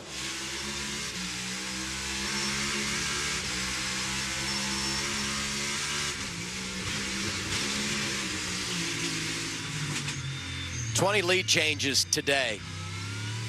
I'm going to tell you what, just an incredible circuit. And how good is Denny feeling now? Man. He goes and taps Heim on the shoulder, says, come drive one of my race cars. I mean, this is really, really cool. By the way, Hamlin finishes 14th. He's only 8 points back after the way that race ended. He's probably the second happiest person here next to Heim with being the car owner of the winning car and the decision to get Heim, right? I mean, it is very hard to land talent like this in this garage.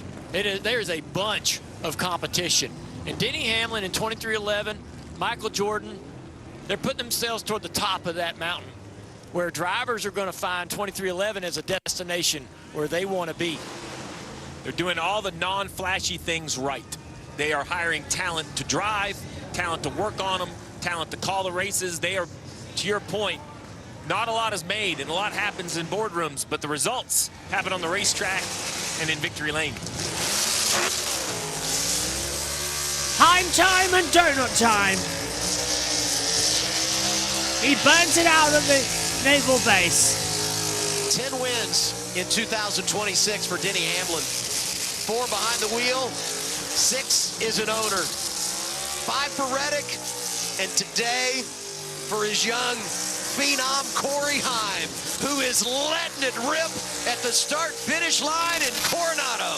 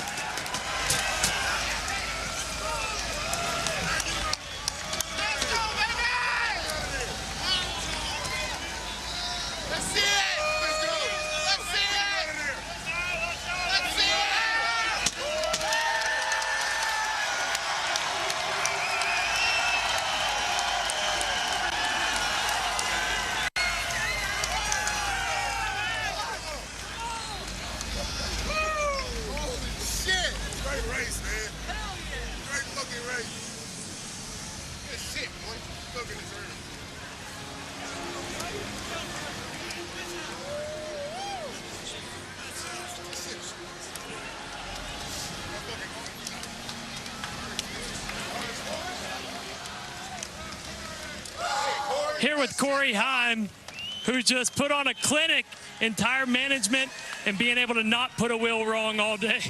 Corey! Taking his time, getting his gear off.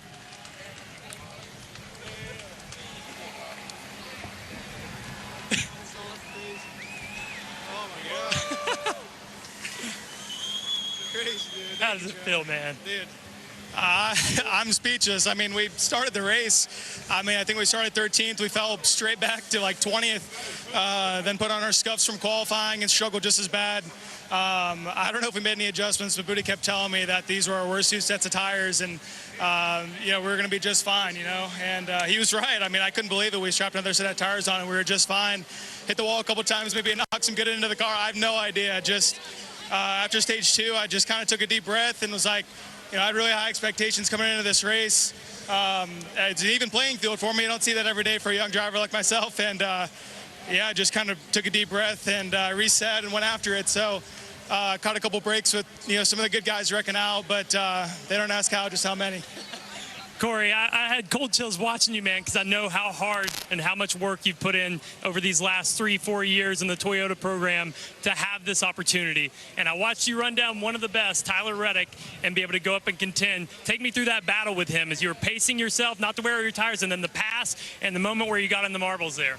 Yeah, you've been a big help too, Trevor. I really appreciate you, man. But I don't know. I feel like, for a while there, I thought he was kind of playing with me, but, he's able to set the pace, be in the lead car, but I was kind of able to stick with it. I'm like, I'm not really burning my stuff up. So 5 to go came, and it was just kind of time to put some pressure on him, see if I could get him to make a mistake. And sure enough, he did. I guess he ended up braking or something. I don't know what happened to him, but a lot of respect for him, though. He doored me down there in 5, I think, and gave it back to me. That's something you don't say every day. Great teammate. So, I don't know, just crazy. It feels like a dream. I hope I don't wake up from this dream, but I don't know. This is insane. Just so thankful for 2311, Mobile One, Toyota for this journey. I didn't expect to come into my part-time season and win, but here we are, it's crazy. So it hasn't even sunk in yet. I'm sure I'll get emotional in a little bit, but it really hasn't even sunk in yet. Take this in, Corey. It's a big one of the biggest ones that he could win here at Coronado at the Naval Base. What a great race for this 67 Toyota team, Adam. Win number 1 in his 13th start for perspective. Dale, you won in your 12th start. Jimmie Johnson won in his 13th start. Pretty cool stuff here for Heim. A coming out party in Coronado for Corey Heim. Let's get a preview of what's coming. Race, Danielle. We're watching dreams come true here. Okay, well, that went a bit wrong with Evan Prime's ending. But JT, you've got some stats for us. What have you got? Corey Heim, margin of victory was 10.365 seconds. The largest margin of victory by a first-time winner since Alan Kawicki at Phoenix in 1988. My God. He is the 8th driver in Cup Series history to win in their first ever road course start. And then one from Seth Eggert. In the era of electronic timing and scoring, 1993 to present, Corey Heim's win at NASCAR San Diego is the largest margin of victory by a first-time winner in the NASCAR Cup Series. And, well,